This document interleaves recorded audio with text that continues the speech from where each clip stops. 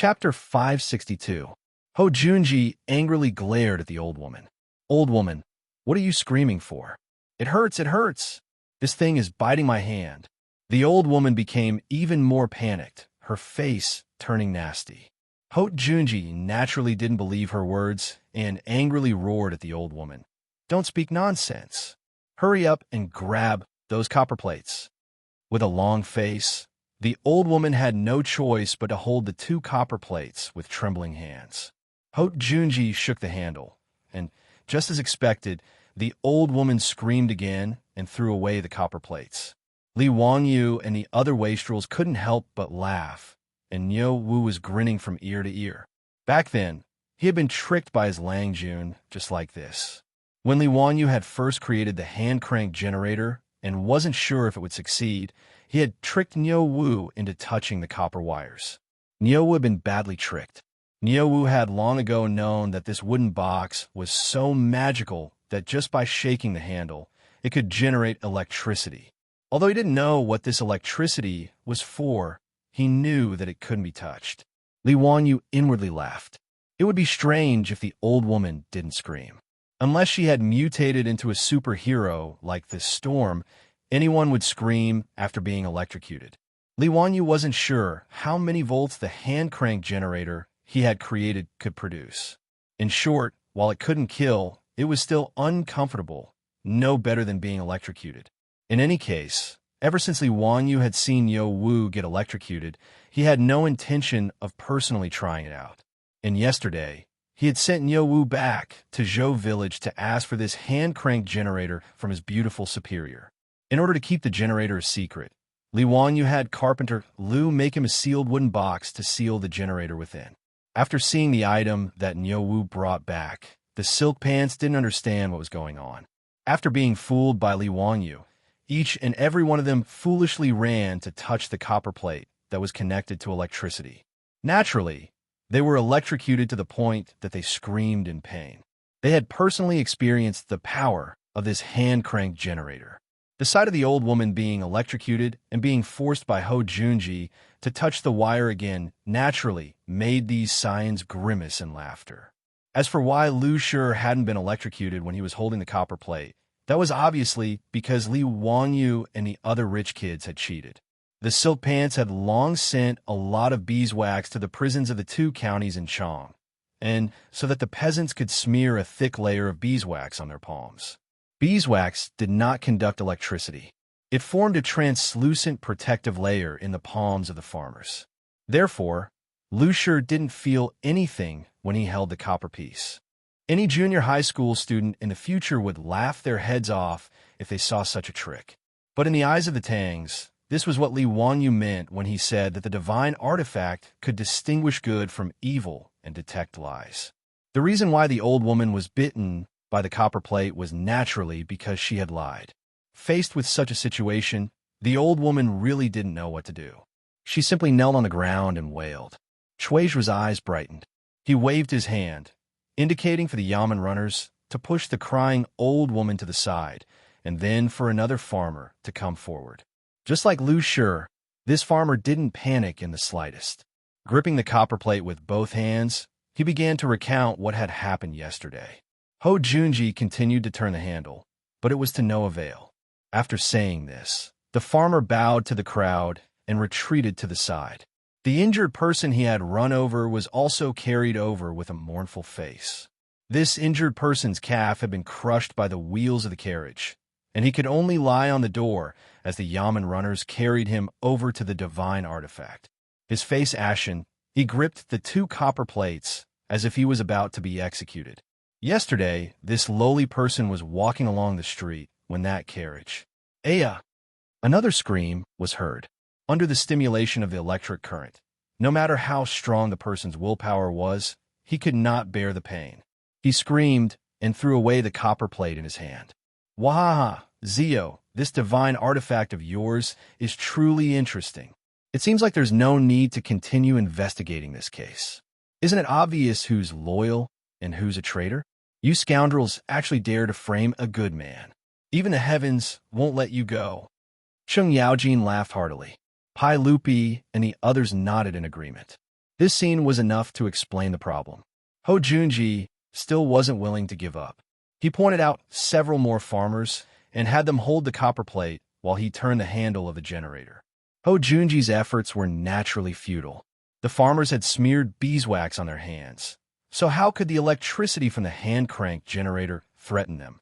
As for the victims, they screamed as they were electrocuted. None of them were able to escape. This ironclad fact was placed in front of everyone's eyes. The group of victims, who were still clamoring before no longer made a sound. One by one, they knelt on the ground and kowtowed repeatedly. At this point, there was nothing more to be said. Ho Junji was so angry that he threw down the generator and returned to stand among the officials in a daze. He had no idea how things had come to this. Cui Zhuo and Lu Deheng glanced at each other and then slapped down the gavel. What else do you have to say? Hurry up and confess the truth. Must you force this district to punish you? Finally, someone couldn't resist the pressure and confessed. This commoner will confess. We intentionally ran into those carriages. It has nothing to do with the drivers. We only have ourselves to blame. With this precedent, the others naturally couldn't continue to deny it. With sullen faces, they obediently confessed everything. Speak. Who ordered you to do this? Cui Zhuo asked once more. It's Luo Hui who ordered us to do this.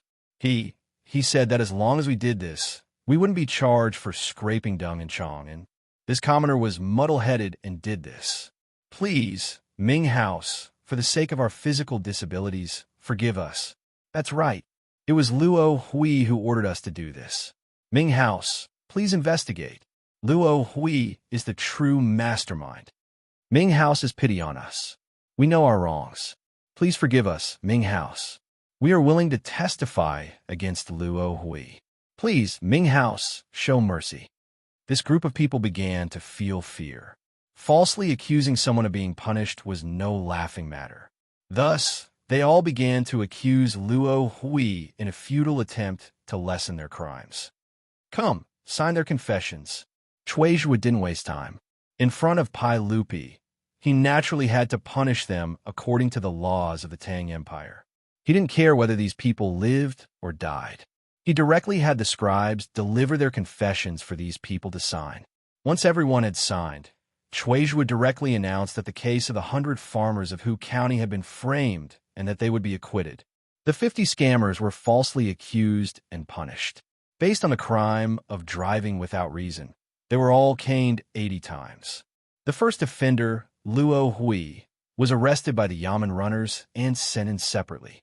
Pai Lupi and the other officials naturally had no objections to Cui Zhuo's punishment. Meanwhile, in the main hall of Chong An's county government, the 100 farmers burst into thunderous cheers. The sound waves almost tore off the roof of the county government. Ming House is wise. This lowly commoner kowtows to Ming House. The farmers all knelt down and thanked Cui Zhuo and Lu Deheng. Then they turned their heads and kowtowed to the rich playboys and Li Wanyu. Pai Lupi nodded in satisfaction. He got up and prepared to return to the palace. However, he waved at Li Wanyu and whispered, Zio, can you give me that precious magical item of yours? Li Wanyu looked around, then moved closer to Pai Lupi's ear and whispered, Uncle, that thing is fake. It doesn't have the ability to detect lies. When Pai Lupi heard this, he became a Spartan. Damn, I was tricked by this bastard again. Chapter 563. Pai Lupi angrily glared at Li Wanyu. He knew that this wasn't the place to talk, so he indicated for Li Wanyu to follow him back to Taiji Palace. As for the hand-cranked generator, Pai Lupi had me to bring it back.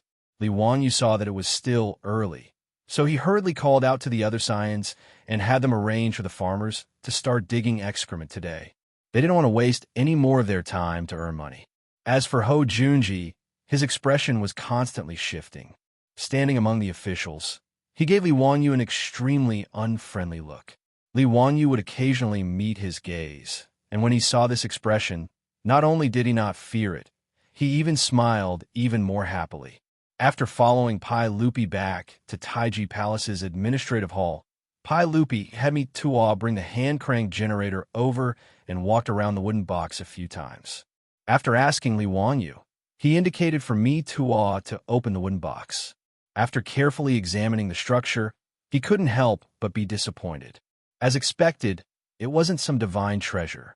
It was just some copper wire wrapped around a magnet, and it didn't have any mysterious energy. In truth, this was the second hand-crank generator that Li Wanyu had built. The one made of silver wire was still in his residence, and it was powered by water to charge his mobile phone. This was just a backup, so it didn't matter if Pai Lupi took it apart. Pai Lupi couldn't figure out what it was, so he turned to Li Wanyu and asked, "Zio, what's the use of this thing?" Li Wanyu spread out his hands. "Uncle, you've also seen it. This little nephew named this thing a hand-cranked generator. As for its use, it's naturally capable of producing electricity." "What use does this electricity have? Can it distinguish between good and evil and detect lies?" Pai Lupi was still unwilling to give up. If there really was something that could do this, it would be far too useful to him. Li Wanyu couldn't help but sweat. This superstitious person who didn't understand science was too stubborn. "Uncle, this thing can only produce electricity. It can't distinguish between good and evil." Pai Lupi did not believe him and asked, "Then what happened in the Hall of Chang and County just now? Why aren't those farmers afraid of this electricity?" "Uncle, those farmers have smeared beeswax on their hands to block out the lightning." "Oh, beeswax had such an effect. Isn't that person afraid of being struck by lightning?" Li Wanyu was speechless. He didn't expect Pai Lupi to be so imaginative. Imagine a person covered in beeswax going out to be struck by lightning on a stormy day. That scene was simply too beautiful. He hurriedly shook his head. "Uncle, the electric light produced by this hand-crank generator is just a drop in the ocean compared to thunder and lightning. The power is completely different. Applying beeswax on my hands can isolate the electricity from the hand-crank generator, but can't isolate the lightning." Li Wanyu gave Pai Lupi a general knowledge of electricity. Pai Lupi listened with great interest. Pai Lupi even let Mi Tuo and a few of his servants have a taste of being electrocuted. Mi Tuo kept looking at Li Wanyu with resentful eyes. "Zio, what other use does this electricity have other than electrocuting people?" Nothing." Li Wanyu also had a headache. He really couldn't think of any use for electricity in the Tang dynasty, other than the unique mobile phone and speaker in the hands of his beautiful boss. There were no other electrical appliances. As for light bulbs and the like, that was not something he could make, let alone other electrical appliances. These things really had no use for the Tang dynasty. Hearing Li Wanyu's reply, Pai Lupi couldn't help but be greatly disappointed. After fiddling with the hand-cranked generator for a while, Pai Lupi lost interest and turned to Li Wanyu. "Zio, what's going on with Na Luo Wei? A lowly person dares to oppose you, the county earl who founded the country?" "Uncle, Na Luo Wei is naturally a minor character not worth mentioning. But Uncle should also be able to see that there's someone supporting him to oppose me." "Who is it?" Li Wanyu grinned. "Isn't it obvious? Uncle, today, in the hall and in the Chang and County Yamen, only Duke Lu has been unwilling to let this nephew off." Pai Lupi nodded slightly at these words. He could naturally see through Ho Junji's actions. He just wanted to verify it with Li Wanyu. "Zio, enough. We will find an opportunity to resolve the conflict between you and Junji. Junji suffered a great loss in the gambling match, so it's normal for him to harbor some resentment." Pai Lupi naturally did not wish for Ho Junji and Li Wanyu to go too far. Ho Junji had always been trusted by Pai Lupi and was one of his trusted generals, and Li Wanyu's status in his heart went without saying. For Pai Lupi, the relationship between the two of them was like palm to palm. If they went too far, it would not look good on his face. Pai Lupi still believed that Ho Junji was opposing Li Wanyu only because he had lost the gambling match. Upon hearing Pai Lupi's words, Li Wanyu immediately began to consider whether or not he should give Ho Junji a bad look. Pai Lupi's trust in Ho Junji was unquestionable. 2 years later, Li Jing, the war god of the Tang dynasty, had been forced to abdicate and give the post of Minister of War to Ho Junji. Li Wanyu truly did not wish to see Ho Junji's authority grow. This was not a good thing for him. After making up his mind, Li Wanyu whispered to Pai Lupi. Uncle, I'm afraid that you're wrong. Duke Lu is making things difficult for this nephew, not because of that gambling match, but because of profit. Oh, what do you mean? Uncle, you also know that those 300 toilets make no less than 200,000 strings of coins a year from the excrement sales. This nephew has already reported this to Aunt, and we plan to use it all to help the orphans and widows. Pai Lupi nodded and praised. Not bad. Mei Guanyin has already informed us of this matter. Zio, for you to be so righteous, us have a whole new level of respect for you. Caring for the young, supporting the old, helping the poor, and alleviating the sick are all acts of benevolence that benefit the country and the people. Brat, this time, you didn't mess around with those profligates.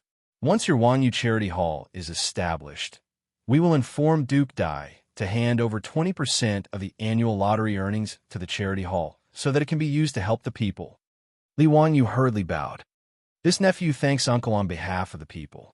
However, Uncle, this nephew doesn't care about the 200,000 strings of coins, but there are people who care about wealth. Pai Lupi couldn't help but glare at him. You're saying that Junji is eyeing your excrement sales? How is that possible? He's a mighty Duke Lu. So how could he do such a thing for some money? Hee, Uncle, this nephew isn't speaking nonsense. Uncle, do you know why that Luo Hui is acquainted with Duke Lu? Why would he listen to Duke Lu's orders and do such an absurd thing? Why? Horse dung. Horse dung? What does that mean? Pai Lupi didn't understand. In a few words, Li Wanyu explained how the Tang dynasty's army sold horse dung for public use. Pai Lupi had also heard of this matter, but he didn't think much of it. Zio, are you accusing Junji of embezzling horse dung money? Li Wanyu shook his head. Uncle, this nephew only feels that this is most likely the case. Whether it's true or not, Uncle will know once he investigates. This nephew has asked Chung Chumo and the others.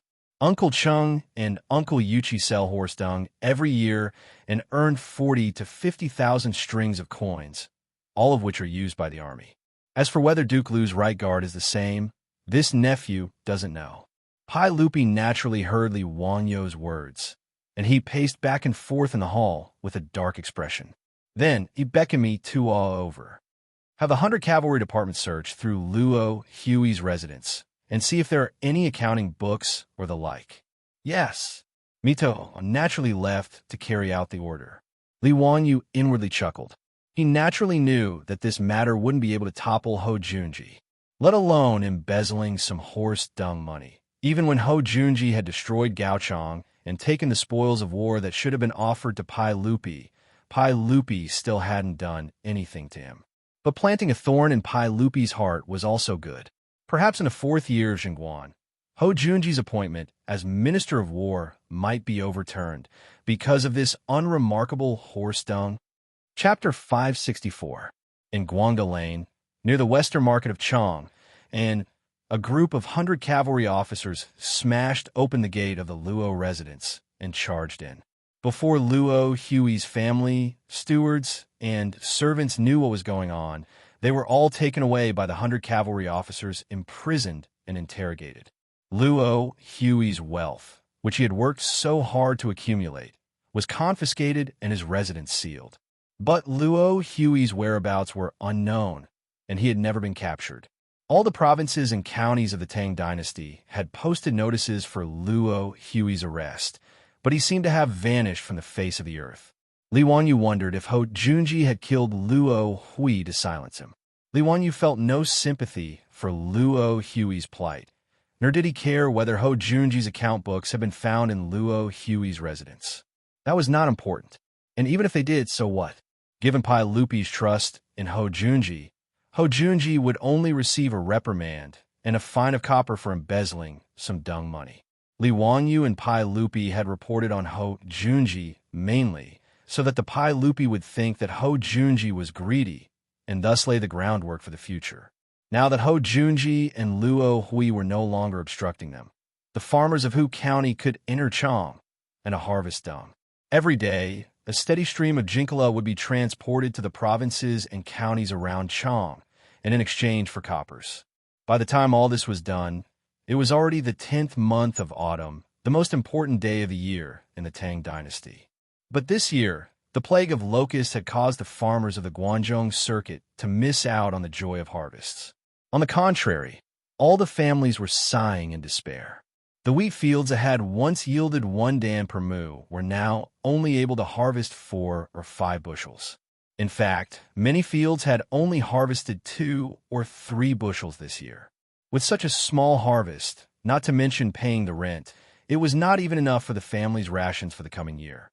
Ma Zhou submitted a memorial to the Pai Lupi requesting that the land rent for this year's Guangzhou circuit be reduced.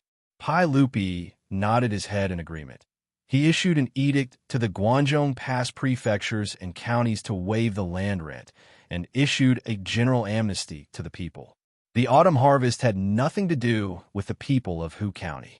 With Yangquan's full cooperation, the 100,000 people of Hu County all switched to winter rice. Originally, the commoners were uneasy and felt that this matter was not reliable. After farming for his entire life, this was the first time he sowed rice seedlings in September. Many farmers were sobbing as they sowed the seeds. They felt that the seedlings would not survive at all. However, to everyone's surprise, the rice seedlings that were sown in the fields all survived. Now, the rice sprouts in the field were green, giving the people of Hu County a glimmer of hope. Of the hundreds of villages in Hu County, the only one that hadn't switched to planting rice and was now entering the autumn harvest season was Dingzhou village. The ducks that Li Wanyu had fed back then had made great contributions on the battlefield. In the surrounding villages, the wheat fields in Dingzhou village were basically preserved. At most, the wheat fields in Dingzhou village were reduced by 20 to 20%. Therefore, when the government of Hu County ordered people to burn the wheat fields and switch to rice, they only bypassed Dingzhou village's fields. Since ancient times, China had placed great importance on agriculture. Even though the farmers of Dingzhou village no longer relied on the crops in the fields to make a living, when the autumn harvest came, everyone still went to the fields to harvest the year's worth of hard work.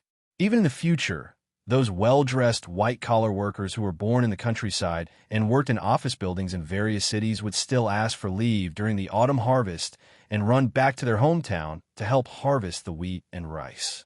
This was already a deep-rooted belief in the hearts of the Chinese. Li Wanyu was naturally aware of this as well. Now that he had many people in his residence, he naturally had to help the village. Early in the morning of the autumn harvest, Li Wanyu led Niu Wu and Niu Yong, as well as a group of servants to the fields in the village to help harvest the wheat. Even his beautiful superior led the old steward, Perrin, Aphrodite, and a group of maidservants to help. Some delivered water, while others followed to pick up the wheat. It was very lively. Li Wanyu symbolically harvested a few clumps of wheat before he was so tired that he was sweating profusely. He felt like he couldn't even straighten his back. The old village chief hurriedly advised him to rest at the side. His beautiful superior waved at him from under the shade of a tree. Hee, didn't someone boast to me that he was a village boy? Why can't you do it after just a few times? Your body is really weak. Li Wanyu was so angry that he almost wanted to drag her back to his residence to prove his ability after being teased by his beautiful superior for being weak. However, this was clearly just a thought. Li Wanyu rolled his eyes at her. Nonsense. When I was young, my family harvested by hand, but it wasn't my turn to work at that time. By the time I grew up, the village was already harvesting mechanically. Every year, during the autumn harvest, there would be an army of harvesters that would come to work with harvesters. They would only harvest 100 pieces of wheat per mu. Who would be so full as to put in the effort to harvest? Sophistry. In the end, you are too weak. With your small body, I don't know where you got the courage to kill 3 Japanese in a row. The beautiful superior changed the topic and brought up this matter again, making Li Wanyu very embarrassed. He could only touch his nose and not say anything. That day in the prison, he drew his sword and killed 3 Japanese. Naturally, the beautiful superior knew about it immediately.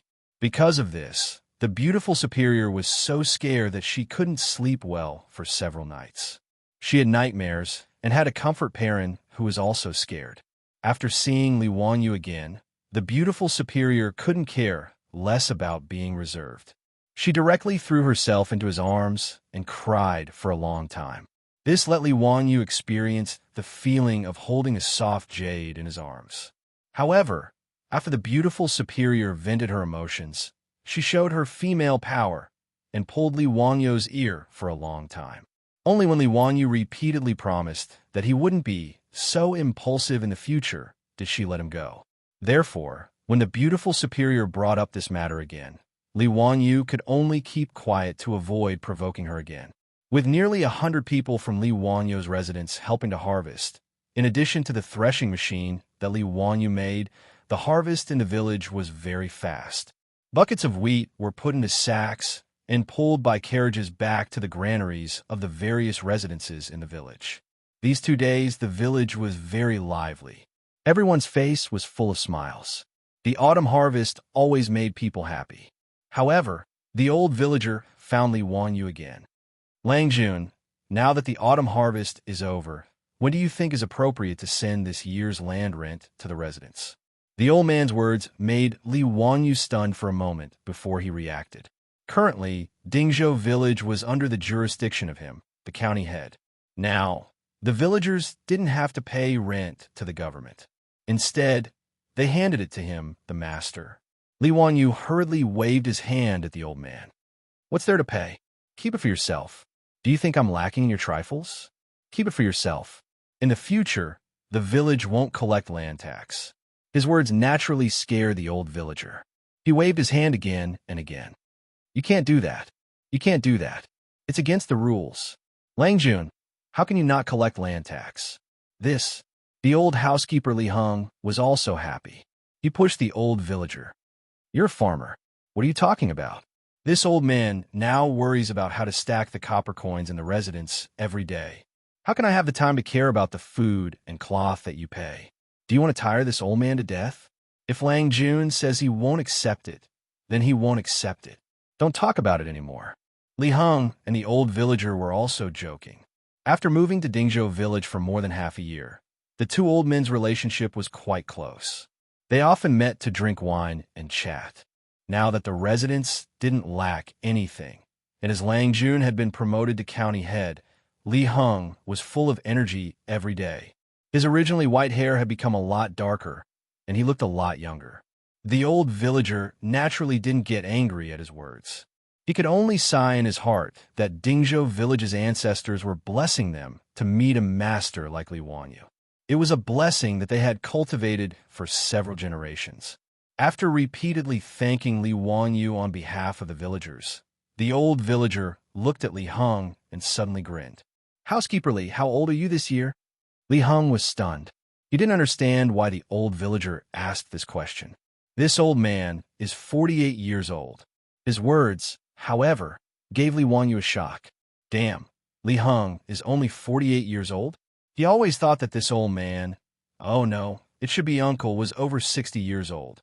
Chapter 565. The Tang people were different from the later generations. Due to the good medical conditions and adequate nutrition, 48-year-old people were considered middle-aged at most. The World Health Organization of the later generations even classified people under 44 as youths and 45 to 59 as middle-aged people. Li Heng was 48 years old, which meant that he had just entered middle age. Li Wanyu also remembered that historians had studied the average lifespan of the ancient people. During the Sui and Tang dynasties, the average lifespan was only 40 years old.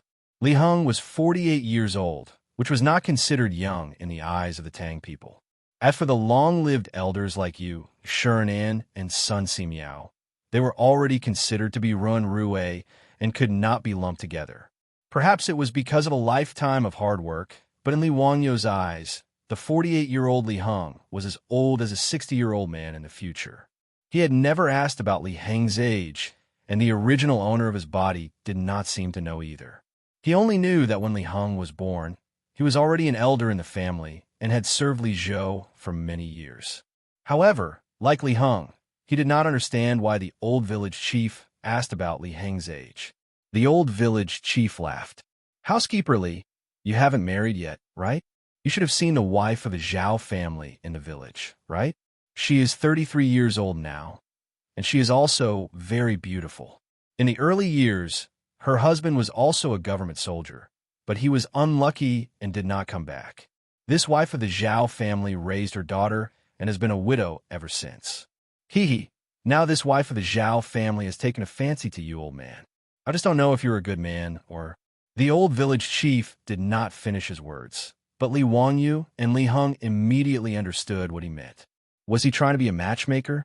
As for whether Li Heng was a good man or a slave, this was naturally a prerequisite for the wife of the Zhao family to be willing to remarry. If Li Heng was a slave, then this wife of the Zhao family, no matter how much she secretly admired Li Heng, would not choose to marry him. After all, if she married a slave, she and her descendants would all become slaves.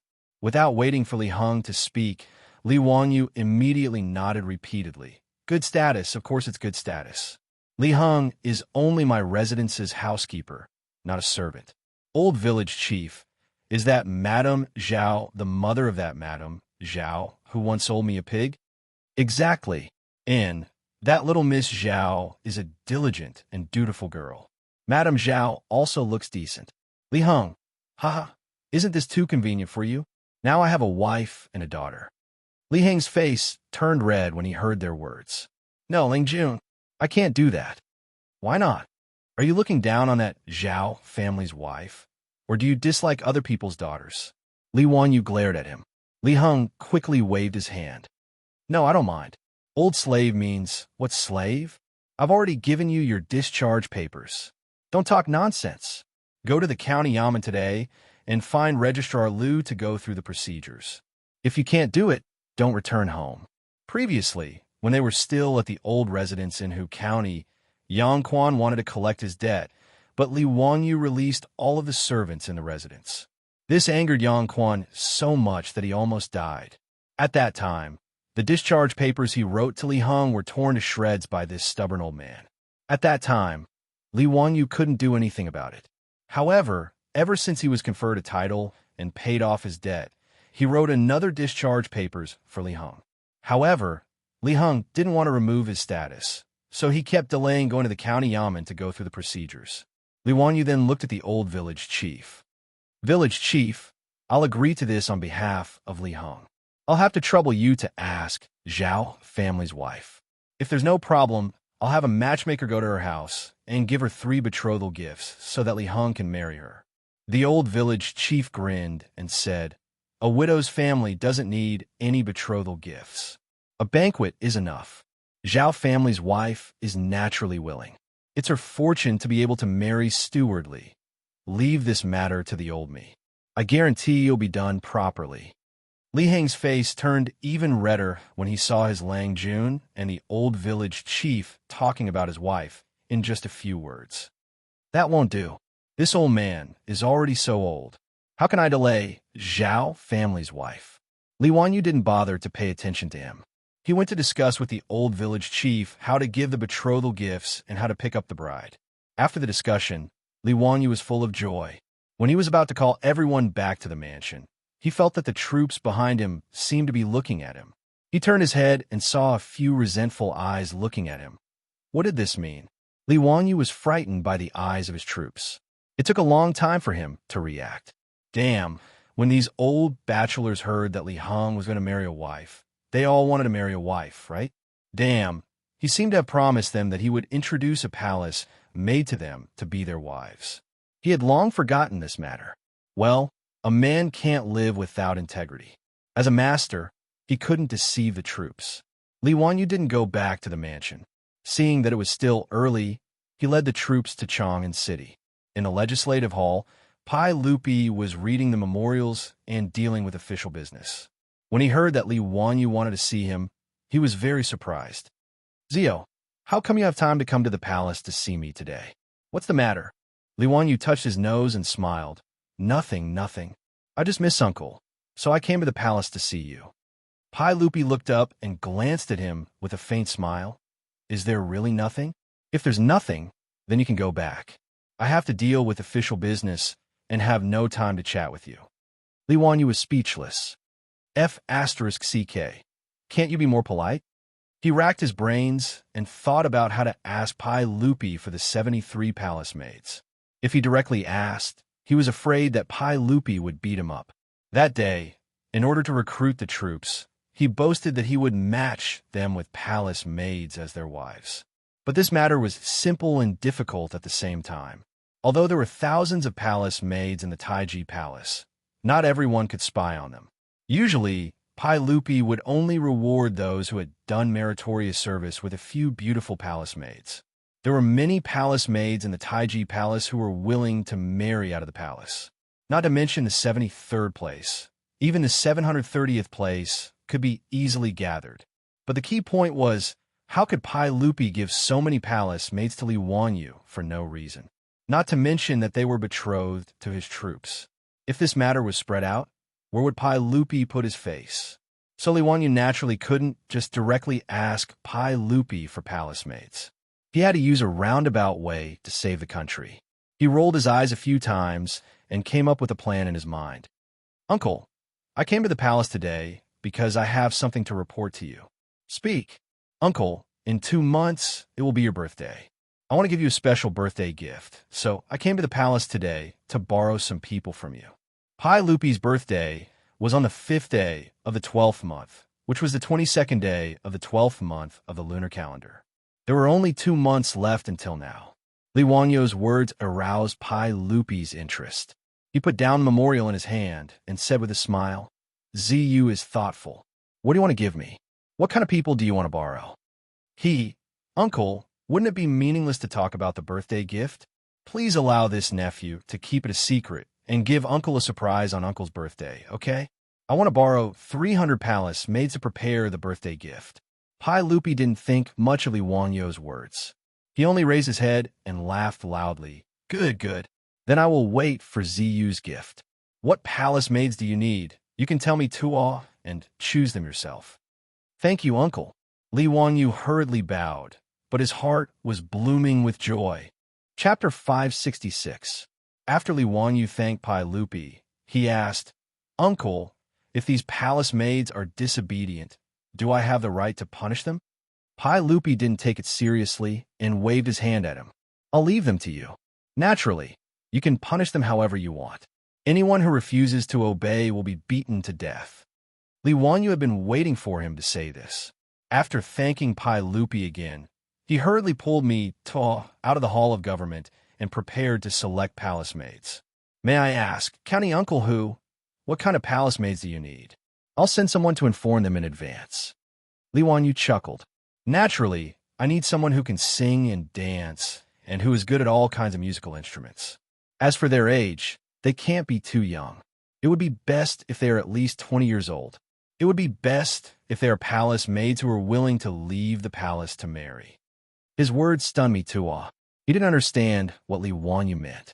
It was easy to understand that he needed someone who could sing and dance and know how to play musical instruments. However, he needed someone who was old and willing to leave the palace to marry. What was this for? What did this have to do with giving Pai Lupi a birthday gift? County Uncle how come I don't understand what you're saying? Don't ask. This is a secret. A secret, you know? I didn't even tell the saint when he asked. If I told him, there would be no surprise. Li Wanyu wasn't willing to tell me Tuo the truth. Naturally, he vaguely sent him away. Me Tuo had no choice but to follow Li Wanyu's instructions and take him to Taichung Temple. He picked out 300 palace maids who were good at singing and dancing and were willing to marry and handed them to Li Wanyu to take out of the palace. Seeing Li Wanyu enter Taiji Palace and come out with hundreds of beautiful women following behind him, Niu Wu and his troops, who were waiting for Li Wanyu outside the palace gate, widened their eyes. Li Wanyu kicked Niu Wu angrily. It's fine if they look, but you have a wife. What are you looking at? Be careful. I'll talk to your grandmother when we get back. Lang Jin, don't. I'm just taking a look for my brothers. Niu Wu hurriedly smiled and begged for mercy. Li Wanyu angrily glared at him. Quickly go to the East Market and ask the villagers to bring the carriages here. Otherwise, we won't be able to return to Dangzhou village today. Lang Jun, are you letting the young ladies sit in that four-wheeled carriage? Those are carts for transporting goods. Niu Wu mumbled. Nonsense. If we don't take those four-wheeled carriages, are you going to carry them back? There are 300 palace maids here. Where am I going to find so many horses? Why don't you ask the farmers to prepare some benches and other things and put them in the carriage? That's right. Someone should go back first and inform Lady Su and Li Heng to make preparations. These 300 palace maids will be staying in the residence for 2 to 3 months. Niu naturally could only follow Li Wanyo's instructions. He arranged for a troop to go back to Dingzhou village to report, and then hurried to the Shun Phone Carriage Company in the East Market. While waiting for the carriage to arrive, Li Wanyu suddenly thought, should I make four-wheeled carriages for customers? Previously, he had asked Carpenter Liu to make many luxurious versions of the four-wheeled carriages and gave them to the dukes, including Emperor Zhang's son, and received the appreciation and gratitude of everyone. Now in Chang and city, there were more and more people who commissioned craftsmen to make these four-wheeled carriages. However, the customers were all nobles and rich businessmen. In Chang and city, ordinary people still relied on the number 11 bus to travel and relied on walking. After all, there were only a few people who could afford to raise mules and horses. In such a big city like Chang, and even if one went out of the city to buy something in the East Market and West Market, it would take half a day to walk. Li Wanyu thought that the reason why the East Market and West Market opened at noon was that the customers left early in the morning. By the time they reached the East Market and West Market, it would be noon. The public transportation system seemed to be a money-making business. Now that there were more and more carriages in the Shun Phone Carriage Company, there were not enough for the villagers of Dingzhou Village. The beautiful boss had also recruited coachmen several times. The coachmen who came to apply came in an endless stream. After all, the income of the coachmen of the carriage company was very enviable. The business of the carriage company was getting bigger and bigger. The range of transportation was as far as Yinzhou. The beautiful boss was going to continue to expand a range of transportation. The farther the transportation distance, the more money they could make, but the less time the villagers of Dingzhou Village could go home. Li Wanyu recently felt that he often did not see young and strong people in the village. This was not what he wanted to see. Therefore, he had been thinking about how to help the villagers find a job that could make money and did not have to travel far. Today, he had to transport 300 palace maids back to the village, which gave him an idea. This bus was also a profitable business. Thinking of this, Li Wanyu told the troops and turned back to the Taiji Palace. In the legislative hall, Pai Lupi was surprised to see Li Wanyu return. Zio, is there anything else? Uncle, I just thought of something and came to report it to you. What is it? Uncle, the population of Chang and city is close to 1 million. However, there are only a few people who can raise mules and horses. In notice Chang and city, it is inconvenient for the people to travel. It is very distressing. Pai Lupi heard this and was slightly stunned. Then he slowly nodded. Zio, you are right. I have heard that many people are complaining about this. However, I have no choice. Chang'an City is so big. I can't send a horse and a mule to each of them. Li Wanyu rubbed his hands and laughed. Uncle, I have a way to solve the problem of the people of Chang'an City. Are you interested? Pai Lupi asked curiously. What is it? Tell me quickly. Public carriage. What is a public carriage? Pai Lupi did not understand. He understood the word public. The records of the grand historian explained it as, the law belongs to the emperor and the world is public, which means publicly owned, public. But how did the carriages become public? Uncle, I plan to build a batch of carriages with built-in benches for people to sit in. They will follow a fixed route in Chang'an City. When the people need it, they can raise their hands and call for a stop. When they reach their destination, they can get off at any time. The fare is also very cheap. I think 2 coins per person will be enough. In this way, the problem of the people of Chang and city being difficult to travel can be solved. Pai Lupi carefully thought about Li Wangyo's words.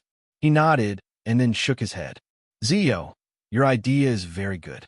With this public carriage, the problem of the people of Chang and city being difficult to travel can be solved.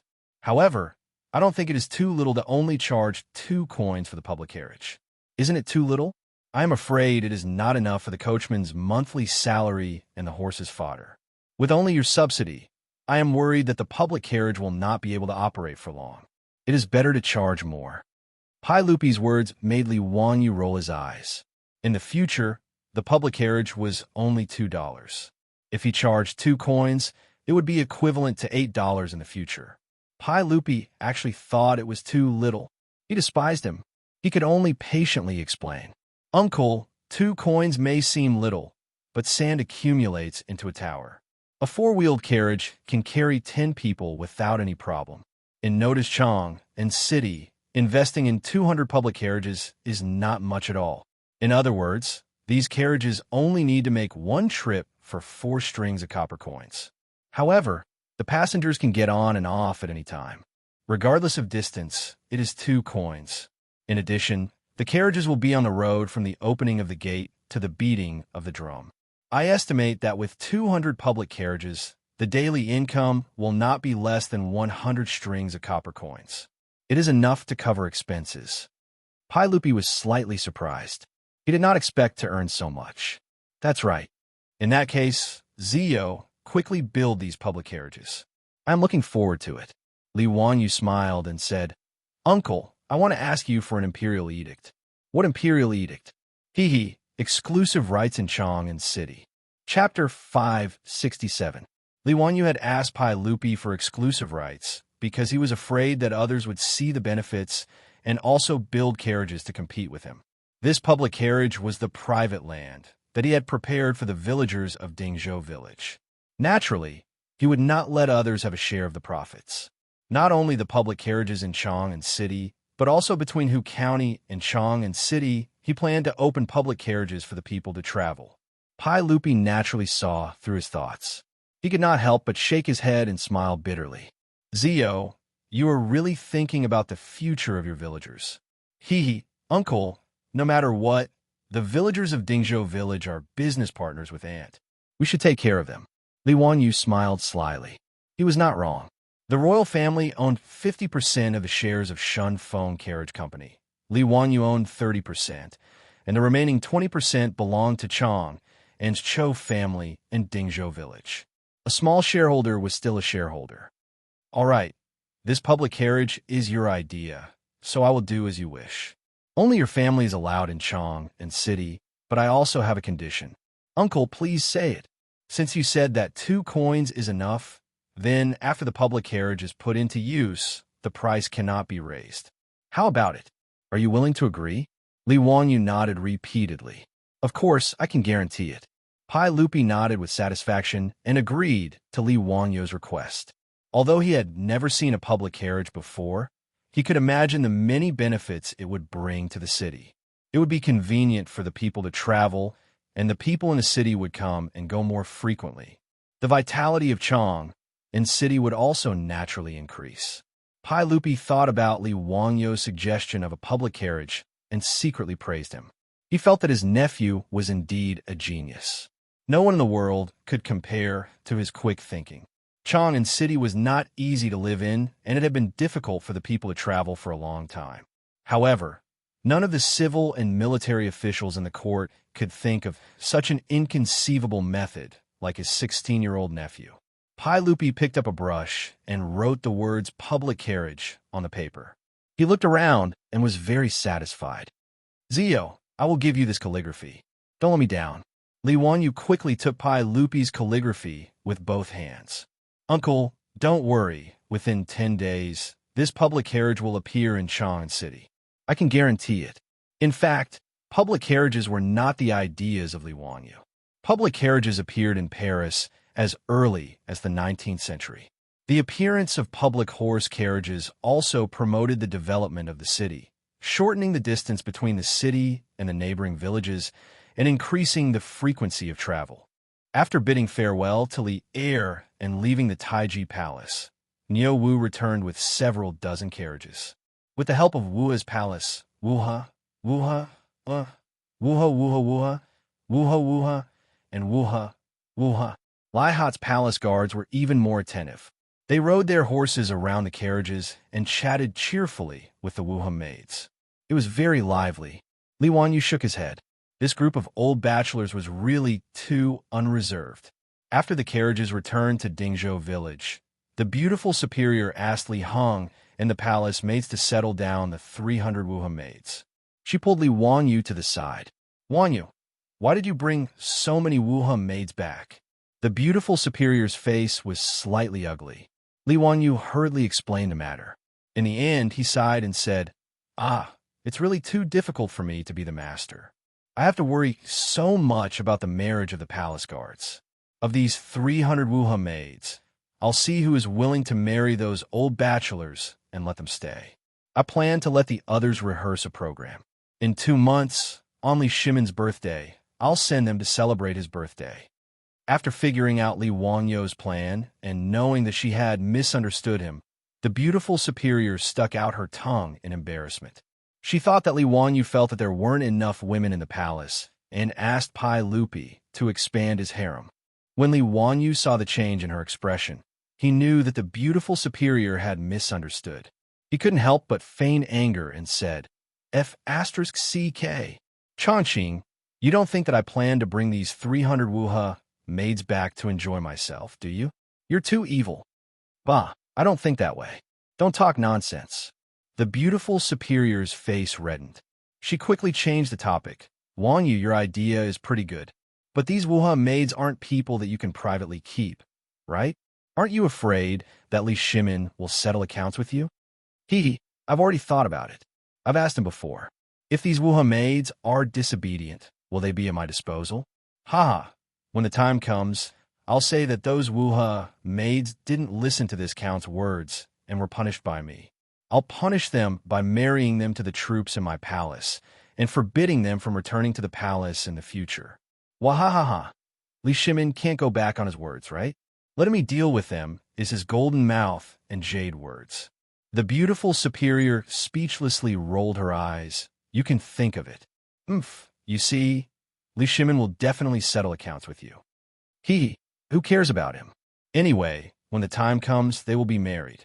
Can he still take them back? Li Wanyu said indifferently. Then what program are you going to let these Wuha maids rehearse? I haven't thought about it yet.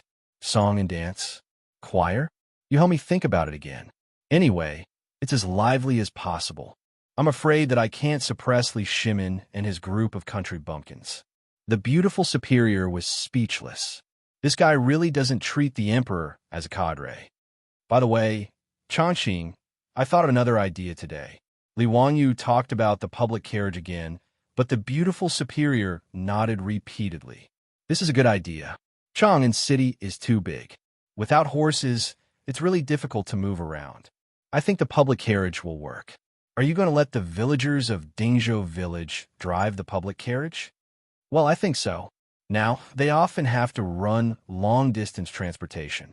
Once they go out, they can't go home for a few days. It's very hard. It's far better to drive the public carriage in Chang'an City. It's close to Dingzhou village and can go back and forth every day. Li Wanyu said. The beautiful superior nodded.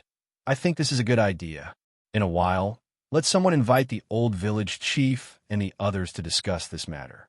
Since you promised Li Shimin to start operating within 10 days, then hurry up. Li Wanyu naturally had no objection. He immediately asked someone to invite the old village chief and the others. Not long after, the old village chief, Carpenter Liu, and several respected old people in the village came to his mansion.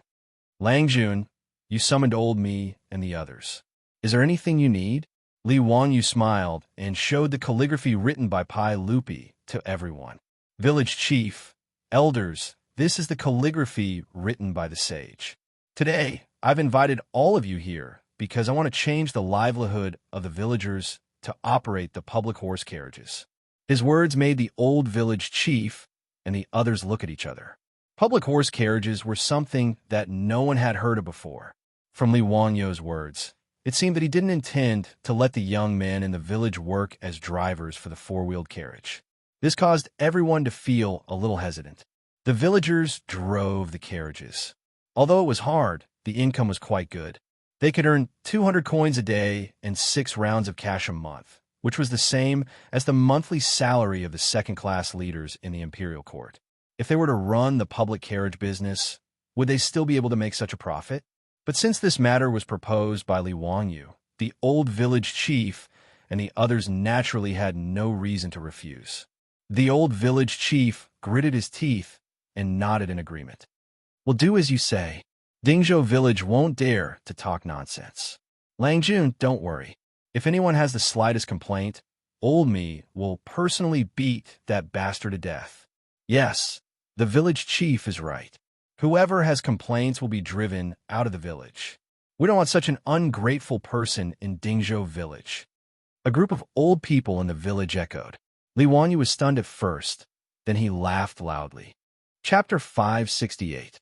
Li Wanyu's laughter made the old villager and the others confused. They didn't understand what was so funny about what they said. Their beautiful boss also covered her mouth and chuckled. "Old men, you don't think that operating this public carriage is not profitable, do you?"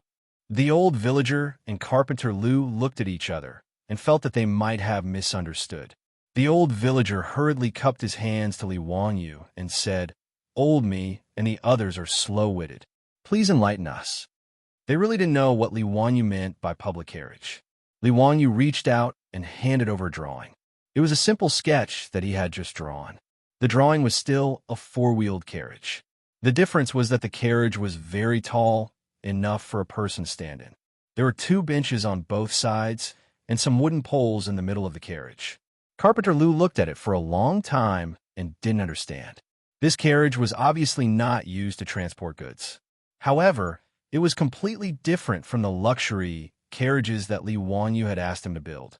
Not only was it very simple, but he also didn't understand what the wooden poles in the middle were for. "Langjun, what is this public carriage for?" "Olmi is slow-witted. I don't understand," the old villager asked. Li Wanyu smiled and said, "It's for transporting people. The seats on both sides are for passengers to sit and rest. The wooden pole in the middle is for people to stand in the carriage and hold on to it to avoid falling." Carpenter Lu finally understood after Li Wanyu's explanation, but he still asked doubtfully, "Langjun, this public carriage is used to transport people? What is it used for?" Li Wanyu smiled and explained the concept of the public carriage to the old villager and the others. They finally understood and couldn't help but applaud. "Good, this idea is really good. Olmi has been to Chang and city several times. It is really too big. It takes a few hours to walk from the city to the East City. Langjun's idea is really good. This public carriage will definitely be popular." "Yes, that's right. Langjun is indeed a literary star that descended from the heavens. You can even think of such a method. TSK. This public carriage is really something." The old villager was a little confused. "Langjun, isn't it too cheap to only charge 2 copper coins each time?" Li Wanyu was speechless. Why was this old man the same as Pai Lupi? They all felt that 2 copper coins was too little. He could only calculate the expected income of the public carriage for the old villager and the others. Only then did these old men become happy. As long as this public carriage could make money, they believed that Li Wanyu would definitely not mistreat the farmers. In the end, Li Wanyu said, "The public carriage in Chang and city. I intend to cooperate with the village in this business. What do you think of it?" "Langjun, you are flattering us. How can we refuse? Old me and the other 127 villagers thank you for your kindness, Langjun." The old villager hurriedly bowed to express his gratitude. He naturally knew that Li Wanyu was giving money to their village again. "That's good. In that case, the cost of building the carriage and buying the horses will be paid by me. As for the income, let's split it 50-50. My mansion and the village will each take half. As for how much the villagers who drive the carriage will take, I'll leave it to you to discuss." Li Wanyu's words shocked the old villager. He hurriedly stood up and waved his hands to refuse. "Langjun, we can't do that. We can't do that. The village can take 10%. How can we share it 50-50 with you? It doesn't make sense." "Yes, Langjun, it's too much. We can't do that."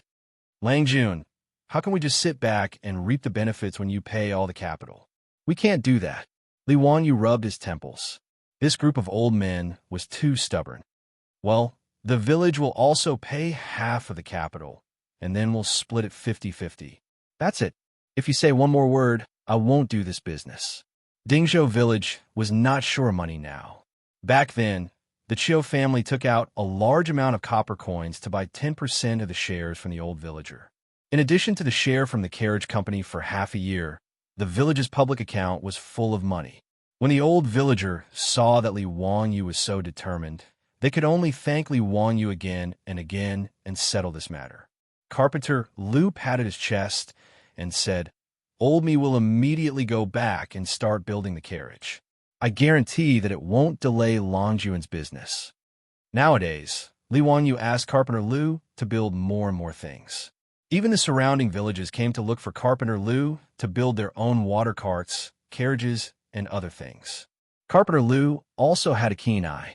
He simply recruited many apprentices from the village and the surrounding villages and set up the first carpentry workshop in Dingzhou village.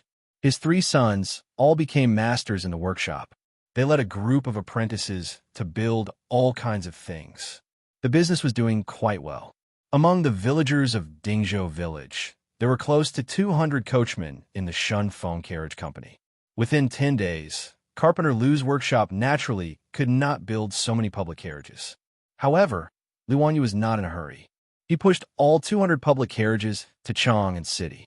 After 10 days, there would be about 50 public carriages on the road to meet the initial demand.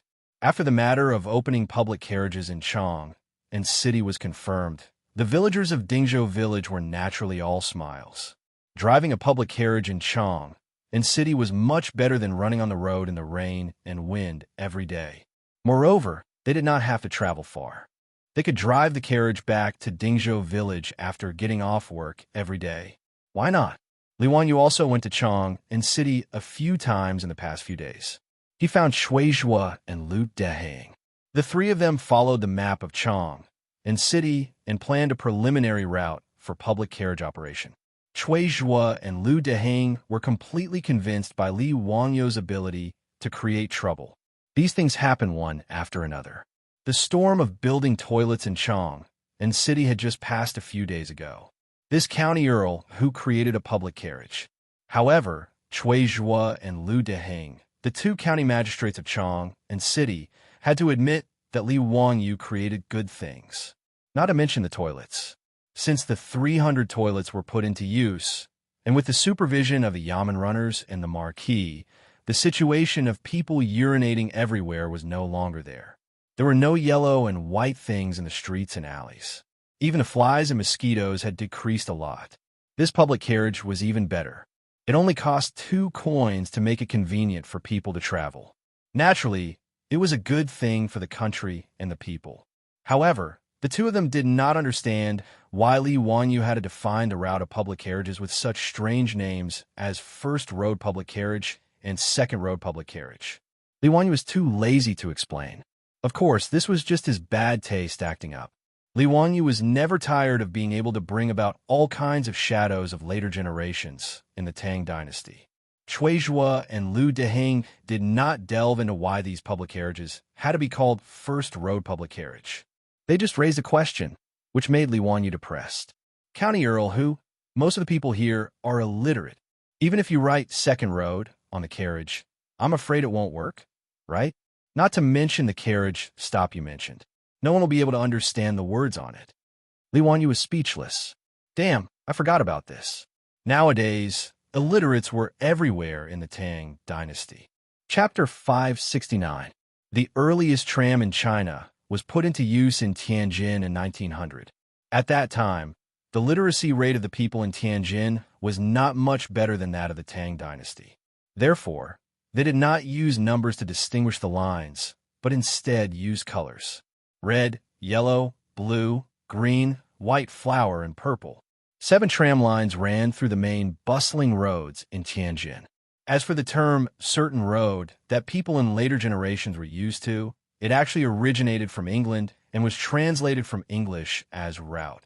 In the face of Shuizhua and Lu Dehang's questions, Li Wangyu could only shake his head and suggest using colors to distinguish the public carriage lines. This made Shuizhua and Lu Dehang applaud. The people were illiterate, so colors were the most convenient way to distinguish. After the 3 of them discussed, They arranged 3 horizontal and 3 vertical routes in Notice Chong and City, and a circular route between West City and East City. There were a total of 7 public carriage lines, which corresponded to the 7 colors of red, yellow, blue, green, white, black, and purple. After the discussion, Cui Zhua and Liu Deheng were responsible for arranging the bailiffs to post notices in each lane, informing the people that the public carriage was about to be put into operation and the route map of the 7 routes. This immediately became the hottest topic in Chong and City. Everyone talked about the public carriage when they met. Delang, have you heard? County Count who came up with something new again. I know. You're talking about the public carriage, right? This is something new. The county magistrate said that you can ride a horse carriage for 2 copper coins. Is there such a good thing? Won't County Count who suffer a loss? Who knows? Anyway, County Count who doesn't lack money. He can afford it. If this is true, I have to thank County Count who.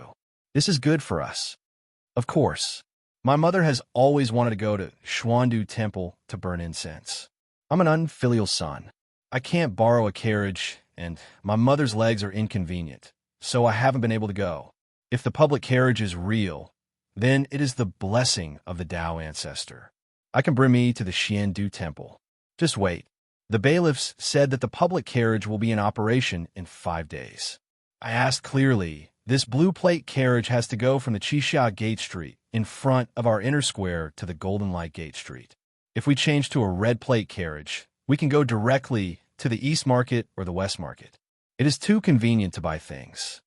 In fact, compared to the original 100 copper coins price for an ox cart that could carry a load of 100 caddies and travel 50 kilometers in the Tang dynasty, the 2 copper coins public carriage fare was not cheap.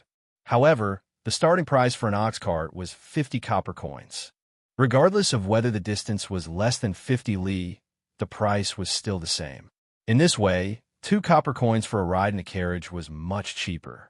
The average monthly income of the people in Chong and was consistent. 2 coins was not a low cost, but the enthusiasm and expectation of the public carriage did not diminish. Li Wangyu, on the other hand, was busy letting the villagers of Dingzhou village familiarize themselves with the route, giving them pre-job training, arranging for the purchase of horses, adjusting the public carriages. 10 days passed in the blink of an eye after a series of tasks were completed. Early in the morning drum of Chong and City had just been beaten and the gate was opened. The old soldier guarding the gate saw many people pouring out of the gate and standing on the street outside the gate, looking around. Have they come? Have they come? Have you seen them? It can't be that early, right? The gate has just opened. Let's wait a little longer. Did the announcement say today? Yes, today is the day. The old soldier was puzzled. He went forward and asked, Everyone, what are you waiting for? Waiting for the public carriage. May I ask what a public carriage is? The old soldier did not understand and continued to ask. His words made the people around him laugh. This soldier, have you not been in Chong and City these days? The old soldier nodded. A few days ago, I asked for leave to go back to my hometown to attend a funeral. I only returned to Chong and City yesterday. No wonder you don't know about this. This public carriage is a new thing made by the county count. It is the carriage that carries passengers. It travels along 7 fixed routes in Chong and City. Anyone who needs to take a carriage can wait for the carriage to stop. When they arrive at their destination, they can get off at any time. The fare is only 2 copper coins each time. The people in the square immediately explained enthusiastically. The old soldier was surprised. There's such a good thing? Does the county count have so much gold in his manor that he has nowhere to spend it? When I go off duty later, I'll give it a try. Haha, that's what everyone is thinking. Look, aren't we all waiting for the public carriage to arrive? Everyone raised their heads in anticipation. Suddenly, someone shouted, It's here, it's here. The green carriage is the public carriage passing by our square. I see the sign on the carriage. Everyone looked in the direction he was pointing. It was a 4-wheeled carriage that was slowly approaching. The carriage was taller than a normal carriage. There was a green sign on top of it. On the sign, there were 4 large words written in white, public carriage. Naturally, this was Pai Lupi's handwriting. Li Wangyu had shamelessly printed the sign on the public carriage. Everyone hurriedly waved their arms, indicating that they wanted to get on the carriage. However, the carriage did not stop. As it slowly drove past the crowd, the driver helplessly said, "I'm sorry, everyone. The carriage is full. Please wait for the next one." His words naturally caused an uproar among the crowd. Then, those who reacted quickly turned around and ran in the direction of the carriage. This public carriage could only seat about 10 people. Just in front of their square, there were no less than 100 people waiting to try it. How long would they have to wait? Moreover, there were other squares in front of their square. They might as well run a few steps and stop the carriage in front of them. The people who managed to stop the public carriage with great difficulty excitedly raised 2 copper coins and asked the driver, "Is this 2 copper coins? I'm going to Shi City." The farmer of Dingzhou village smiled and nodded. "Yes, 2 copper coins. Just throw in this box." At the entrance of every public carriage, there was a large locked box. There was a hole in the top for inserting coins. This was the money box that Li Wanyu had created. It was directly in place. No one is selling tickets. The people curiously threw in 2 Kaiyuan Tongbao coins and boarded the carriage. Even if there were no more seats, and they could only stand in the middle of the carriage, they still enjoyed it. Regardless of whether they knew each other or not, they excitedly chatted about the novelty of this public carriage. The public carriage became popular on the first day of operation in Chang'an City. Carpenter Liu, his 3 sons, and a group of apprentices worked overtime for 10 days, but they only managed to build 50 carriages. There were a total of 7 routes in Chang'an City. On average, each route could only allocate 7 to 8 carriages. Even if all the carriages were filled, they could only transport 500 to 600 people at a time. There were millions of people in Chang'an City. Even if 1% of the people needed to travel, it would still be 10,000 people. These 50 carriages were just a drop in the bucket. The 50 farmers of Dingzhou village had not rested from morning till night. It was only when the evening drum sounded and the carriages stopped operating that they realized that they had not even eaten for the entire day. Everyone was so hungry that their chests were sticking to their backs. However, they were unusually excited. After everyone drove the carriages back to Dingzhou village, they opened the money box and counted. Everyone was shocked. In almost every carriage's money box, there was no less than 1 copper coin. The final tally of the 50 or so carriages was about 60 strings of coins. Even Li Wanyu did not expect such a profit. It was more than double what he had expected. Chapter 570. His beautiful boss solved the problem for Li Wanyu when there were not enough public carriages. She transferred more than 100 freight carriages from SF Express and sent them to Carpenter Liu's workshop to reinstall the carriages on the chassis of the freight carriages. As a result, there were more and more public carriages running on the streets of Chang'an City in a few days. After the people who wanted to try the new things experienced the novelty of the public carriages, they did not rush to take the carriages. Gradually, the operation of the public carriages returned to normal. But even so, after a month, the 200 public carriages actually earned a total of more than 4,000 strings of copper coins. This frightened the old village chief and the others. According to the agreement between Li Wanyu and the village, half of the copper coins, more than 2,000 strings of copper coins, would belong to the village. In a year, the village would get more than 20,000 strings of copper coins. Even if the 127 families in Dingzhou village shared the income, each family would get more than 180 strings of copper coins, which was more than 10 strings of copper coins per month. The old villager suddenly felt that the money was too hot. If he counted the dividends from the Shunfeng Express Carriage Company, wouldn't every family in Dingzhou village be able to get about 300 strings of copper coins in a year? Were they still villagers? Even the merchants in Chang'an City who opened shops could not earn more than 300 strings of copper coins a year. The old villager looked at the account book in his hand with a headache. He simply turned his head and asked to see Li Wanyu. After hearing the old villager's worries, Li Wanyu could not help but laugh. "Villager, just keep the money. You should distribute it. Why are you hiding it? I want to make Dingzhou village the richest village in the Tang dynasty and make those people jealous." "Lang Jun, this money is too much," the old villager said with a bitter face. Li Heng could not help but say, "You old man, don't be long-winded. This money is not for you alone. It's for the 127 families in the village. Did I bite your hand when I had too much money? Or what? You talk too much. Hurry up and leave. Don't disturb Lang Jun. Lang Jun doesn't have time to care about such a small matter like you. I'm still busy thinking about the birthday celebration for the saint." After being scolded by Li Heng, the old villager naturally couldn't say anything more. He could only thank Li Wanyu again and leave. As for the villagers, they were all dumbstruck when they found out about the prophets. Who would have thought that more than half a year ago, Dingzhou village, which was still like mud, was now not only living in brightly lit, tile-roofed houses, but also earning more than 20 strings of copper coins every month. This kind of thing was something that he didn't even dare to dream about back then. None of the villagers dared to disturb Li Wanyu. They simply ran silently to the front door of Li Wanyu's mansion and kowtowed to it. When Li Wanyu found out about this, he didn't know whether to laugh or cry, but he could only follow the villagers. Just as Li Heng said, he was busy. The 300 palace maids that he had tricked from Pai Lupi were actually taken by the group of thirsty old bachelors in his mansion in just 10 days. When Li Wanyu saw his 73 troops, each leading a shy palace made to kneel in front of him and beg for his help, he couldn't help but feel his temples throbbing a few times. This group of old hooligans, damn, they really acted too quickly.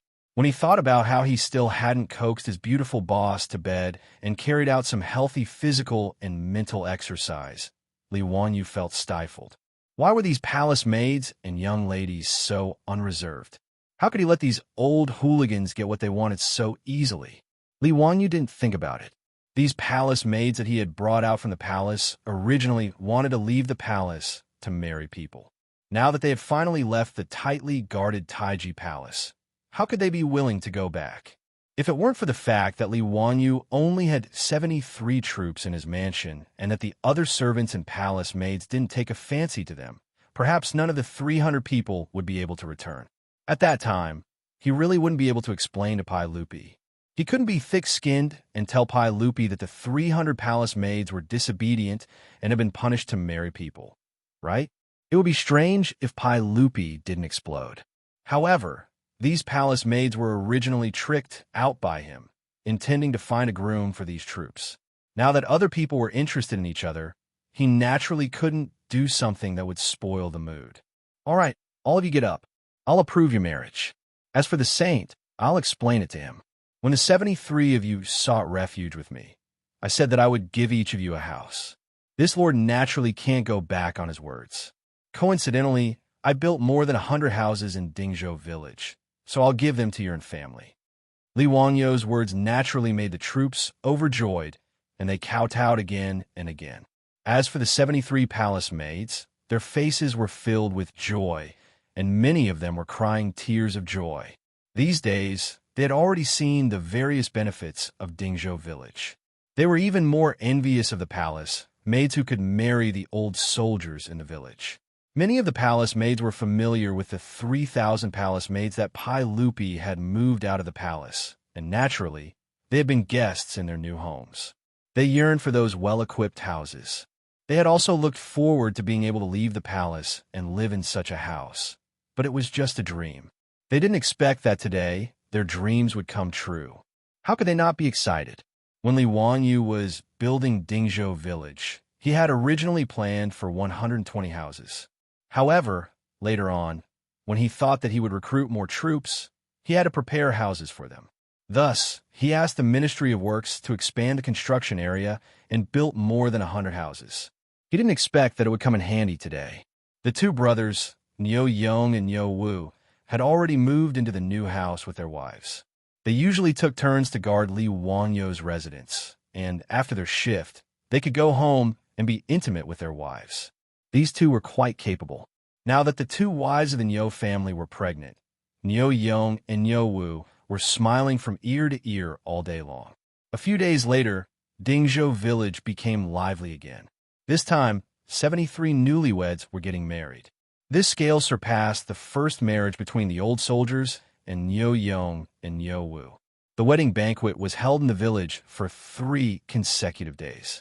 The main character was naturally the pig-slaughtering feast that everyone ate 100 times.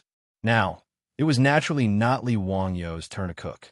Naturally, the kitchen maids in the residence would do it for him. If he, the county earl who founded the country, personally cooked, it was likely that everyone in the village would dare to eat. In fact, there were 74 newlyweds getting married. The marriage between Li Heng and Lady Zhao had also been settled. However, Lady Zhao refused to wear a green wedding dress with the palace maids and put on a gold foil flower ornament. In her words, she was a widow, and it was her second marriage. If she did this, people would laugh at her. Li Heng was even more thin-skinned. He was afraid that people would laugh at him for being old and shameless, so he was unwilling to organize the wedding. Li Wangyou couldn't persuade the two of them, so he could only give up. During the collective wedding, he toasted the two newlyweds a few more cups, and it was considered a banquet. However, that night, Lady Zhao moved into Li Heng's room, which made Li Wangyou laugh secretly. As for Lady Zhao's daughter, Lady Zhao, she was already married. Moreover, she was married to a man from Dingzhou village. Li Wangyou couldn't help but ridicule him for being a beast. Such a young girl actually got married to another man. After dealing with these trivial matters, Li Wangyou began to ponder about what kind of program he should let the remaining 227 palace maids rehearse so that they could open the eyes of these country bumpkins of the Tang dynasty during Pai Lupi's birthday. Chapter 571. Li Wangyou racked his brains for several days and finally figured out what to let the 227 palace maids perform. However, when he brought his idea to his beautiful superior to discuss it, he received a big roll of her eyes. "Wanyu, are you sure you want to perform this for Li Shimin? Can I accept it?" Li Wanyu felt strange and asked back, "Why not?" The beautiful superior speechlessly put her hand to her forehead. "Okay, since you say it's okay, then it's okay. Hee, Chongqing, you have to do this. I'll leave the rehearsal to you. I can't teach them, right?" "I can't either." The beautiful superior glared at him angrily. "You only know how to be lazy. No, you've wronged me. Can't I prepare the ultimate weapon? When the time comes, I'll definitely shock these bumpkins." Li Wanyu certainly wouldn't admit that he was being lazy. "Humph, I'd be a fool to believe you." It wasn't strange that the beautiful superior would think this way. Li Wanyu was indeed quite lazy. Although he came up with ideas one after another, this guy was only responsible for starting the fire and didn't care about the aftermath. The many things he created and the subsequent troublesome matters were all thrown to others to handle. The Shunfeng Carriage Company and the lingerie shop were managed by his beautiful superior. The brewery was directly handed over to the palace eunuchs, and he was only responsible for the dividends. The coining workshop and weapon forging workshop were given to Yan Liban. The beverage vending machine in Chong and was given to Cho Kuan. The winter rice planting in Hu County was given to Yangzhou, and many of the troublesome matters were given to Yangzhou. The matters of the charity hall and toilet cleaning were given to the playboys. Even the public carriage was given to the old village chief and the others, and he was too lazy to interfere. The beautiful superior was too lazy to say anything more about his laziness. She wrinkled her delicate nose and made a face at him. Then, she went to find the palace maids. Li Wanyu looked at the beautiful figure of the beautiful superior as she left and laughed. He knew that the beautiful superior would definitely not be tired of this matter. Although the beautiful superior had always shown the image of a strong woman, she was actually very artistic in her bones. Otherwise, she wouldn't have learned belly dancing back then and could dance so well. Besides, if he didn't hand this matter over to his beautiful superior and went to rehearse the program for the 227 beautiful and charming palace maids, he was afraid that he would be hunted down by his beautiful superior. Besides, he was not idle. He planned to make a secret weapon during Pai Lupi's birthday to shock the country bumpkins of the Tang dynasty. This secret weapon was the fireworks. The earliest fireworks in China appeared in the Song dynasty. During the Xuanhe period of the northern Song dynasty, there were already large-scale fireworks. As for the explosive rods used in the Tang dynasty to seal saltpeter into bamboo tubes, they were still a bit far from fireworks. The word fireworks in the Tang poems did not refer to the fireworks of the later generations, but to the beautiful scenery or brothels. For example, Li Bai's poem, My Old Friend Left the Yellow Crane Tower, fireworks went down to Yangzhou in March. The fireworks in the poem were referring to spring. Tang Shi said, there are no fireworks on the plug. Ning Si Chie's color. It was referring to the brothels. Fireworks were actually black gunpowder mixed with different metal powders. When the different metal powders burned and produced a chemical reaction, they would show different colors. Li Wanyu previously thought that the explosive rods were not lively enough. On a whim, he had already made black gunpowder. To make fireworks, as long as different metal powders were added to the black gunpowder, it would show different colors. However, the Tang dynasty did not have as many metal elements as the later generations.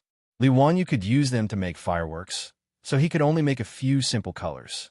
For example, if iron powder was added, it would emit yellow fireworks. If copper powder was added, it would appear green. Even so, Li Wanyu felt that as long as he could make fireworks, it would be enough to shock Pai Lupi and the officials. However, how to make fireworks made Li Wanyu scratch his head.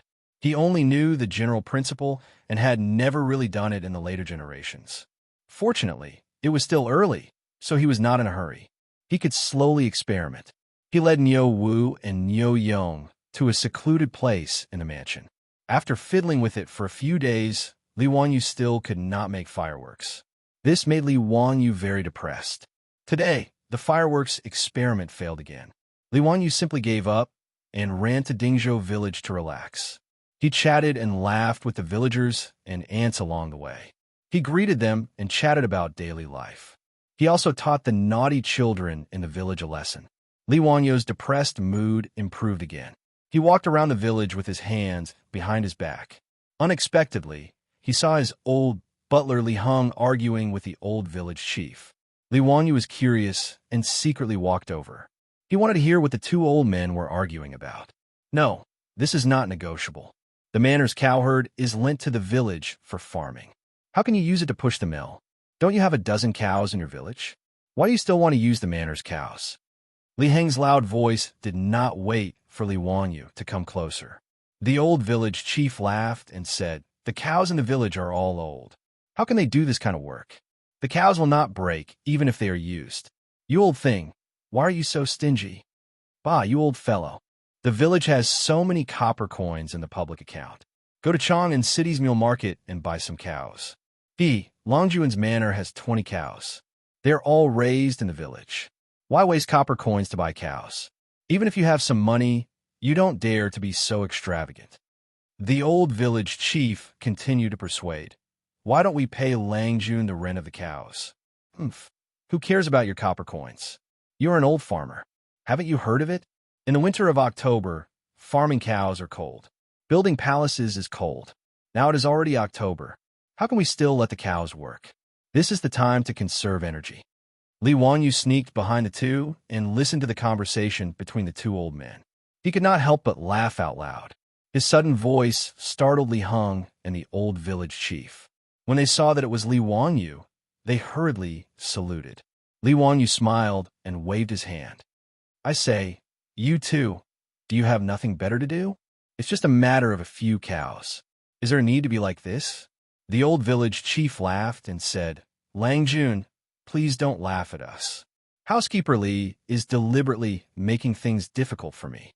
This old man is too petty. Didn't I win some money from him in Mahjong yesterday? Is he deliberately going against me today? Li Heng was exposed by the old village chief in front of Li Wanyu. He could not help but blush. Nonsense, am I such a stingy person? Yesterday I just had bad luck. What's there to be proud of?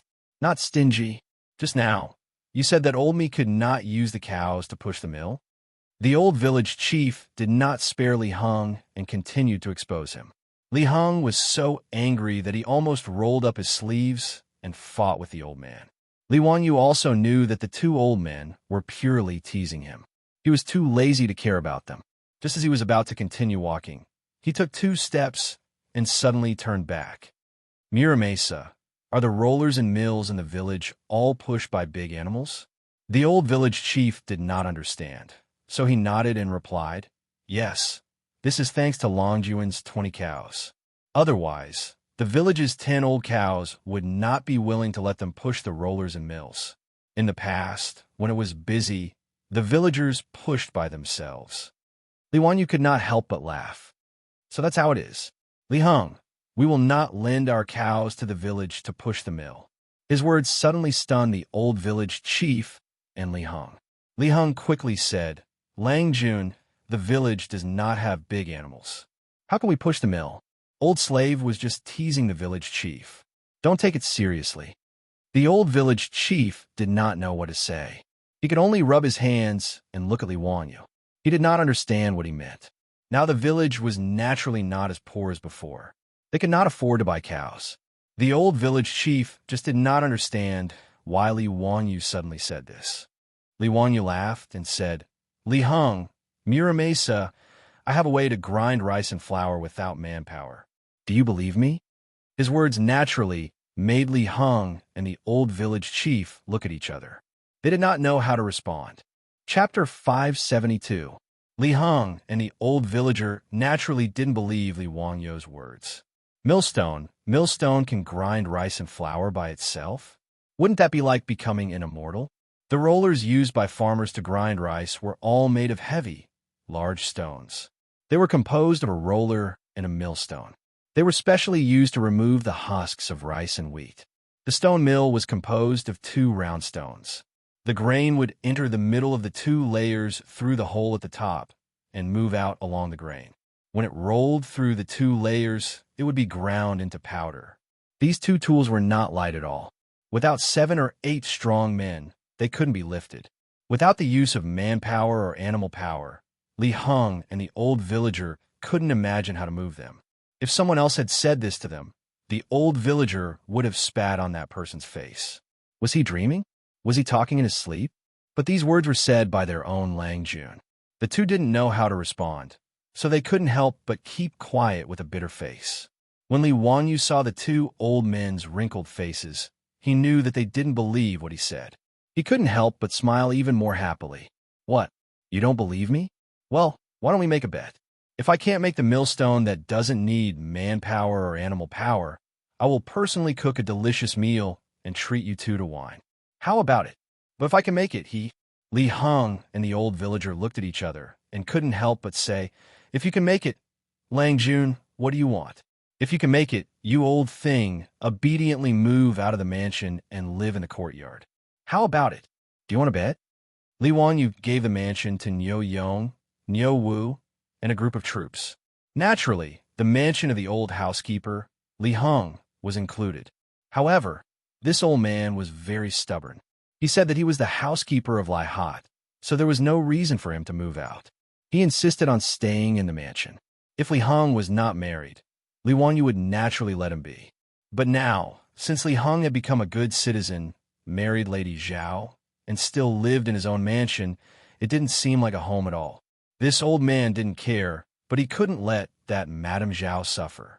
It was precisely because Li Wanyu had thought of this that he deliberately proposed the bet with Li Heng. Seeing that it had nothing to do with him, the old villager quickly nodded in agreement.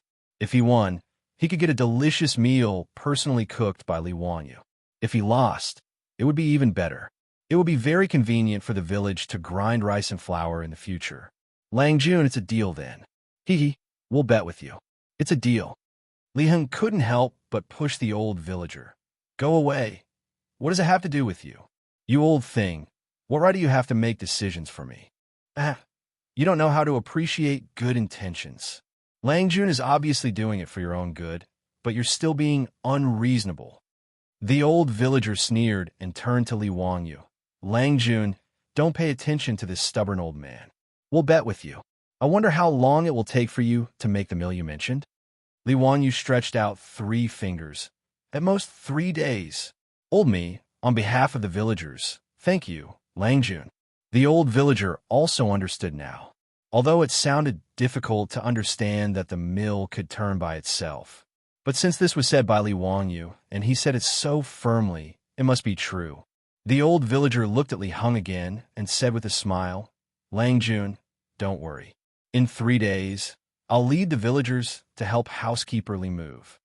Li Heng glared at him, so angry that he couldn't speak. Li Wanya laughed. "That's good. In that case, I'll go to Carpenter Lu's workshop and ask him to start building immediately." After he finished speaking, he didn't wait for Li Heng to speak again. He turned and left, leaving the old housekeeper, Li Heng, in a mess in the wind.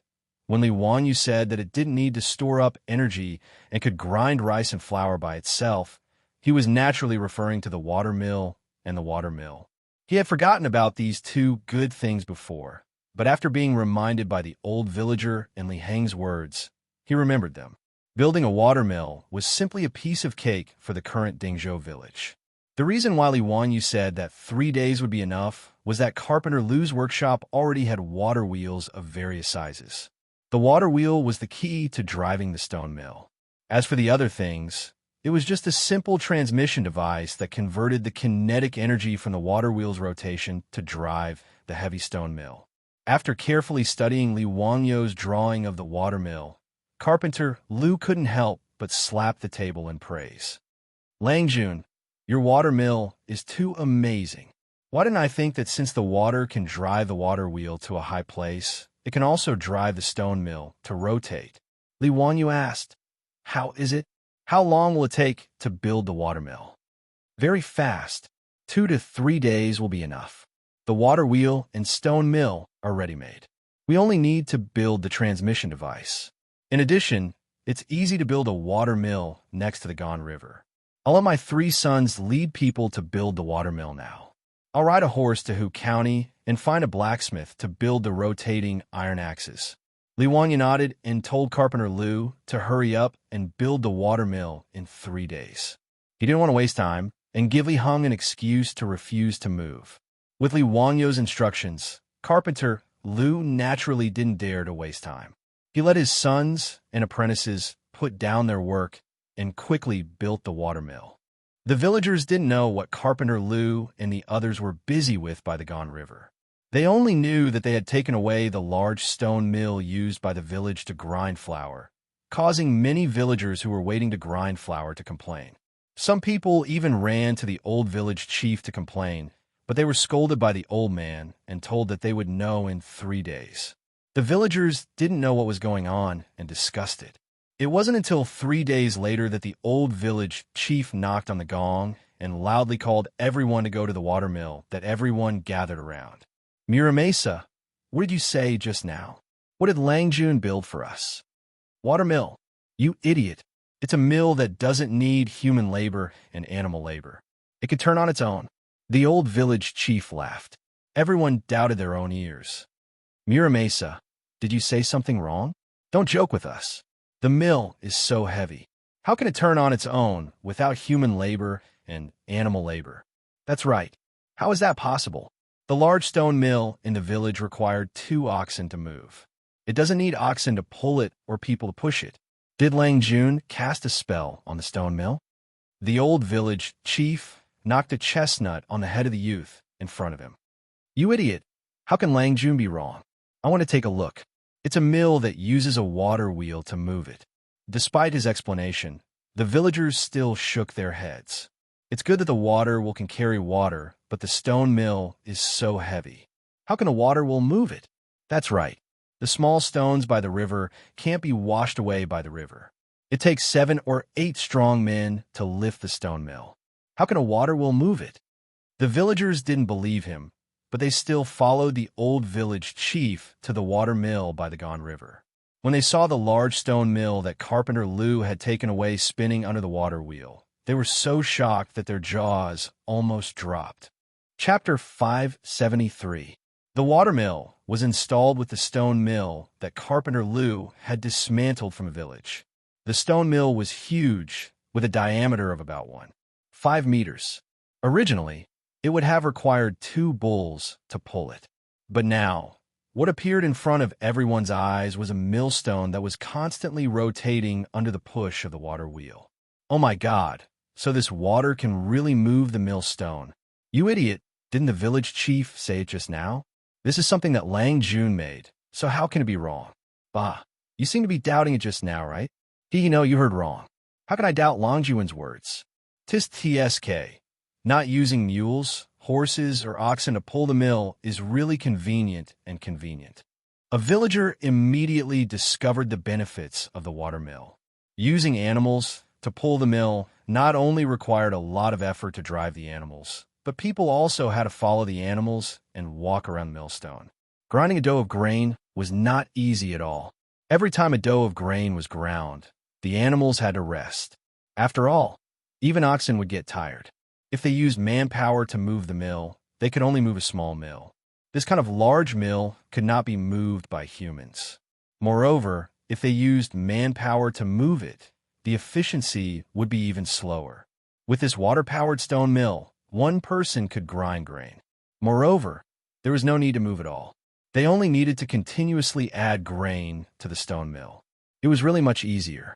Just as the villagers were discussing excitedly around the watermill, someone suddenly rushed out of the watermill. Someone curiously shouted, Xianxia, why are you running? Go back and move the grain. Come and grind the flour. After being reminded by his words, the villagers immediately reacted.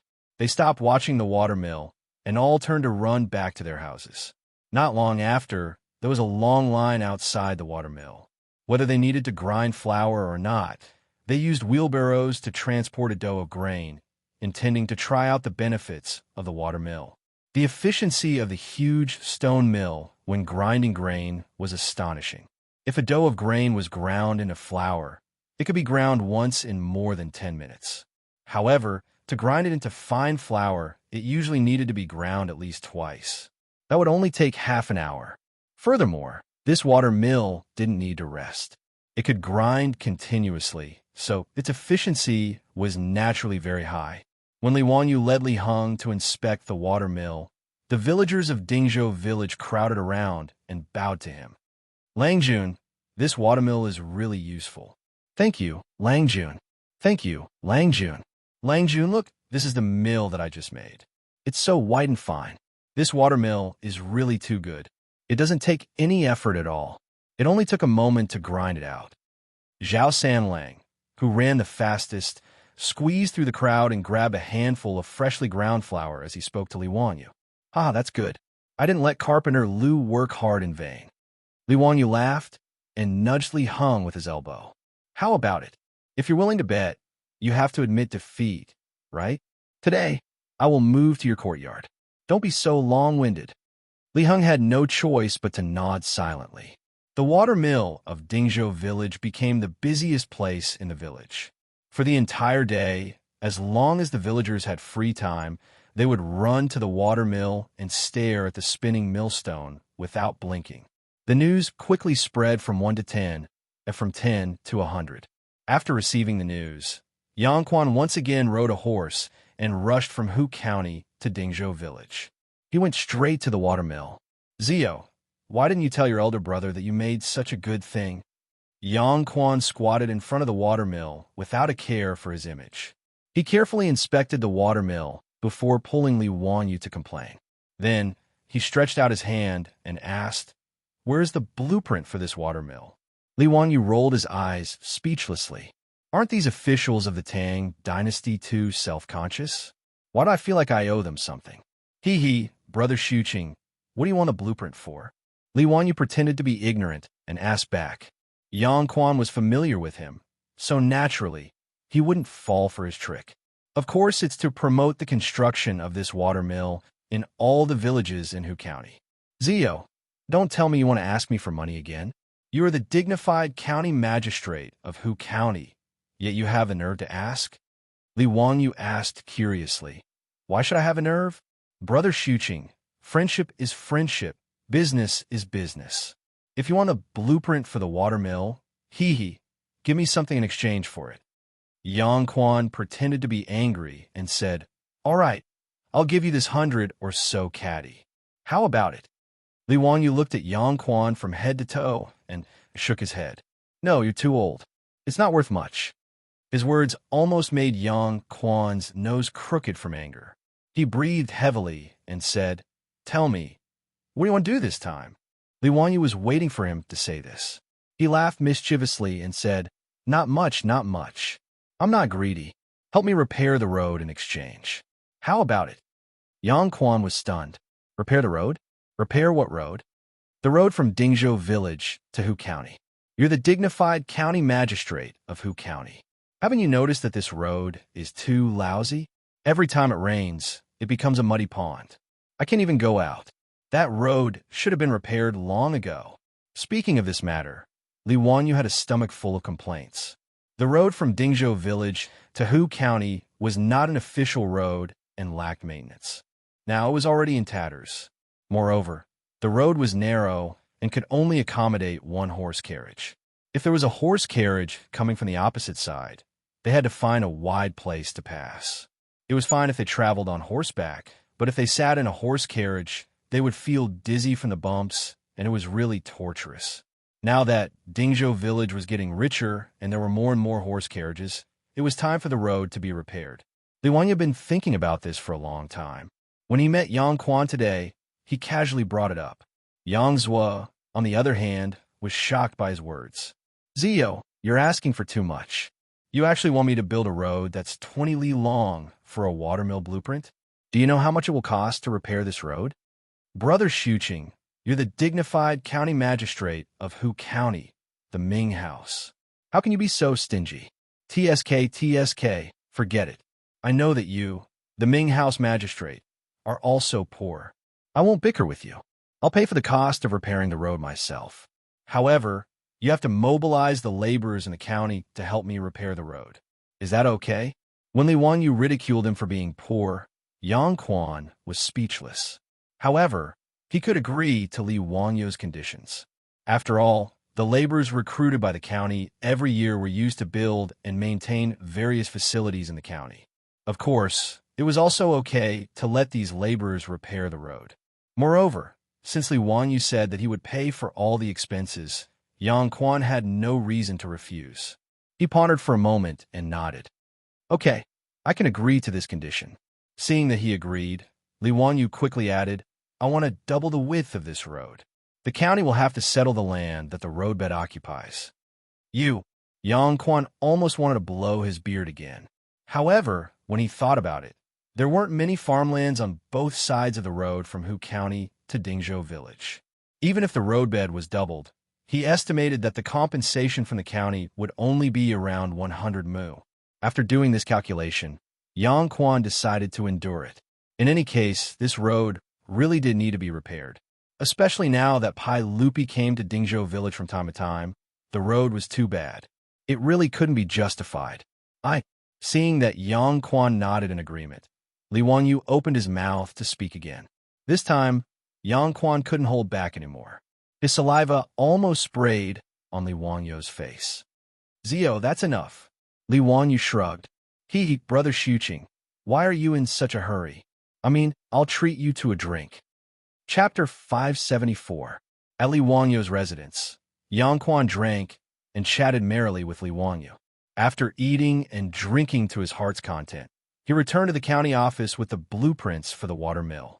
It was currently the slack season, so enlisting laborers wasn't too troublesome. Yang Quan didn't go back on his word. He quickly recruited 5,000 laborers from the county and had the bailiffs and scribes lead them to begin repairing the road from Dingzhou Village to Hu County. Although the laborers didn't need to be paid, Li Wanyu still had to pay for their meals.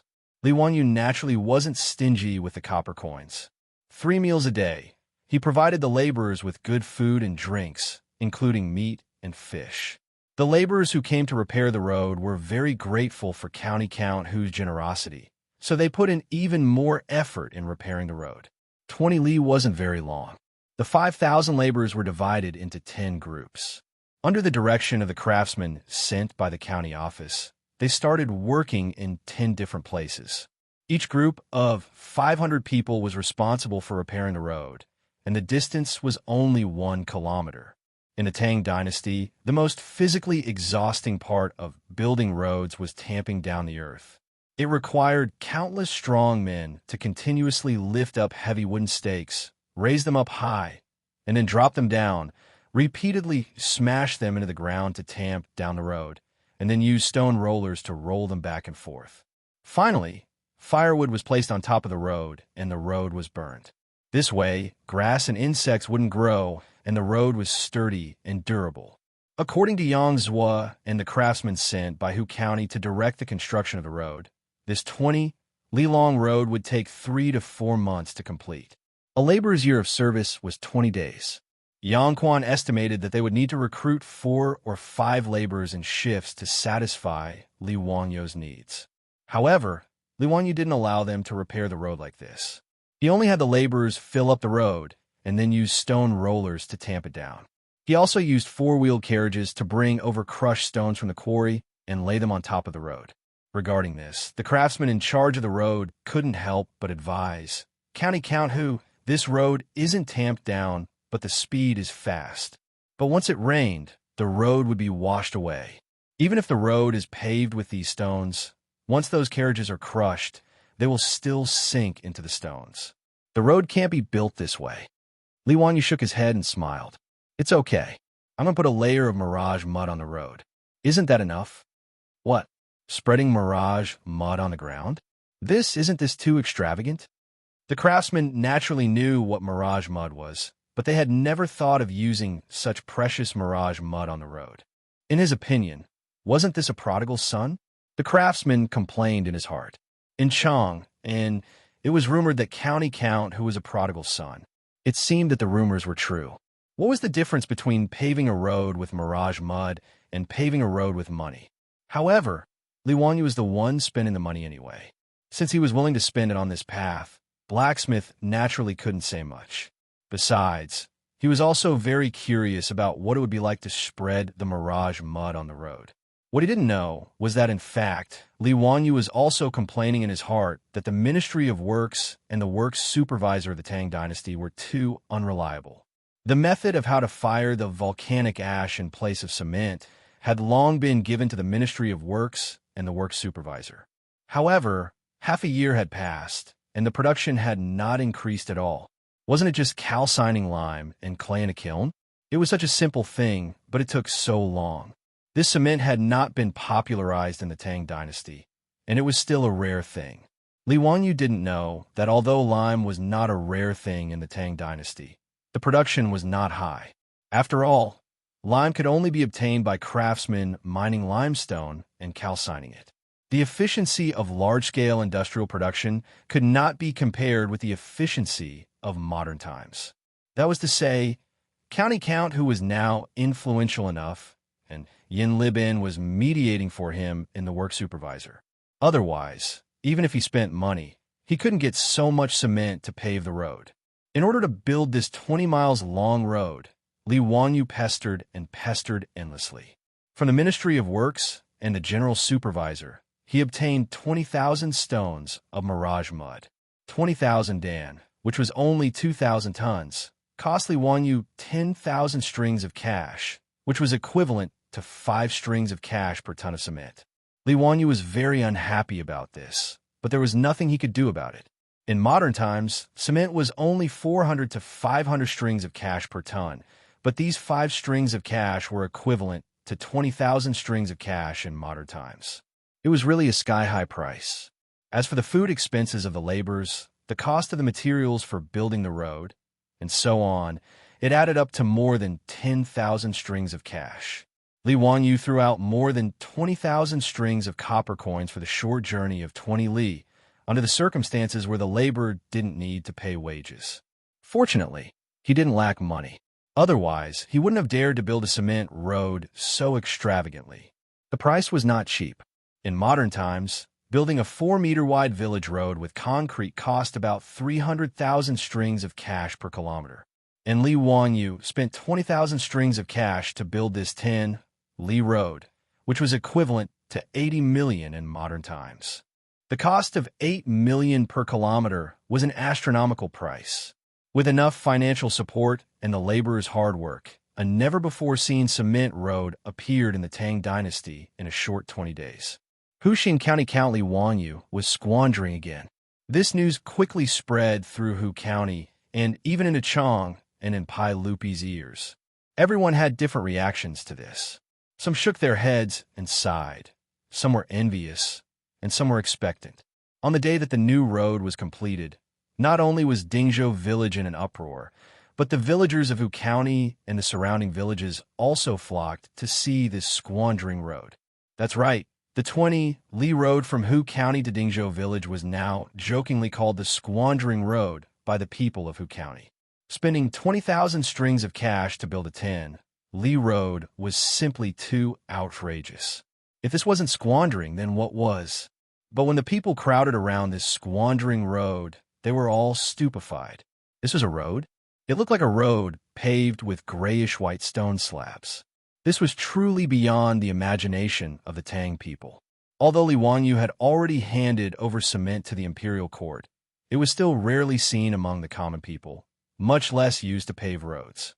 The common people had never seen a road paved with cement, and they had never imagined that it would look like this. An elderly man smashed his crutch on the cement road a few times in disbelief. Not only was there no dent, his hand went numb from the impact. This is an immortal art. This road is clearly paved with stone slabs. Great-grandfather, this is mirage mud. Do you know what mirage mud is? It was made by the Count of Hu County.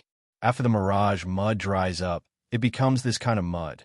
It's incomparably hard and impervious to fire and water.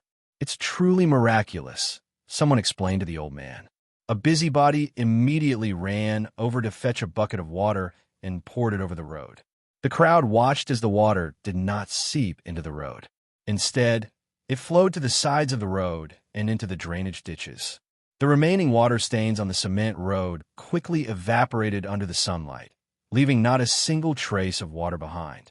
There were also 4 grooves in the cement road with wooden tracks embedded in them. These were tracks designed for carriages, and they were called tracks. Of course, things like tracks were not invented by Li Wangyu. Tracks had already appeared in the Qin dynasty. These wooden tracks would hold the wheels of the carriages. They were smooth, allowing the carriages to move very quickly. These tracks were similar to the tracks of the Tang dynasty, but they were smoother and smoother. While the people of Hu County were marveling at this squandering road, another group of people had set out from Chang, and was heading straight for this road. Chapter 575.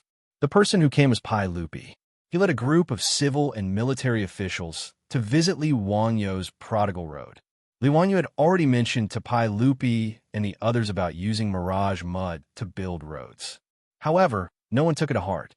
In the eyes of Pai Lupi and the others, such precious mirage mud should be used to build city walls and fortresses.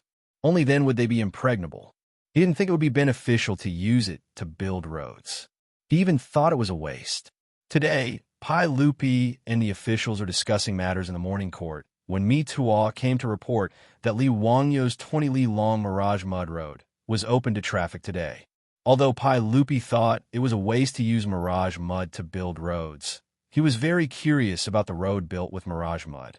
Therefore, under the urging of Cheng Yao, Jin, and the others, he simply stopped the morning court and led the officials directly to Hu County to watch the fun. When they arrived at the cement road outside Hu County, it was already as lively as the Lantern Festival. The cement road was full of people who came to watch the fun. Although Pai Lupi was the emperor of the Tang dynasty, and the officials and nobles were also a group of people with the highest status in the Tang dynasty, when they saw the cement road, their reaction was not much better than the crowd of Hu County people. The group of civil and military officials, when faced with this unprecedented cement road, couldn't help but gasp in surprise. Cheng Yao Jin even jumped down from his horse and stomped on the road a few times with his feet. Son of a bitch, Zio is really generous. This mirage mud is actually used to pave a road? My goodness, this road is really solid. No matter how hard the road is, it's not as good as this mirage mud. Yuqi Jingda, Qin Xiong, and the other generals were also shocked by the road that was as flat as a stone slab. Some people even pulled out the sabers at their waists and slashed the road. Duan Lun, the Minister of Works, carefully inspected the cement road beneath his feet. He then turned his head and called for a carriage. He had the carriage drive up and down the road a few times. After the series of tests were completed, he turned his head to Pai Lupi and praised, "Your Majesty, County Count Huxian's Mirage Mud Road is incredible. The road was flat, and the carriage was even faster than before. This subject has tested it just now. Compared to the official road, the speed of the carriage can be increased by almost 10%, and it is very stable. Not only does it save on horsepower, the carriage can also carry more goods. Amazing. Pai Lupi nodded. When Ziyu said that this mirage mud could be used to pave the road, I didn't think so. But I didn't expect that the road, paved with mirage mud, would be so incredible. It was really beyond my expectations. Duan Qing, the production of the mirage mud needs to be increased as soon as possible. Duan Luan smiled bitterly. Your Majesty, I naturally know the benefits of the mirage mud, but the production of lime is limited. This subject has already ordered people to do their best to mine the limestone and burn it. The main reason is that the limestone mine is remote and inconvenient to transport. Li Wanyu, who had rushed over after receiving the news to welcome Pai Lupi and the others, heard Duan Luan's words and couldn't help but be surprised. In his memories, China was an important source of limestone. Almost every province and city had limestone mines. In particular, Guangzhou Road, which was located in the modern Xianxia province, had the largest limestone reserves in the country, close to 5 billion tons. Duan Luan actually said that the limestone mine was remote and inconvenient to transport. Could it be that the limestone mines haven't been discovered yet? This was interesting. Li Wanyu rubbed his chin and felt that he could make a move. It seemed to be a good business. Not to mention the large mines far away. He didn't have enough manpower or machinery to mine them.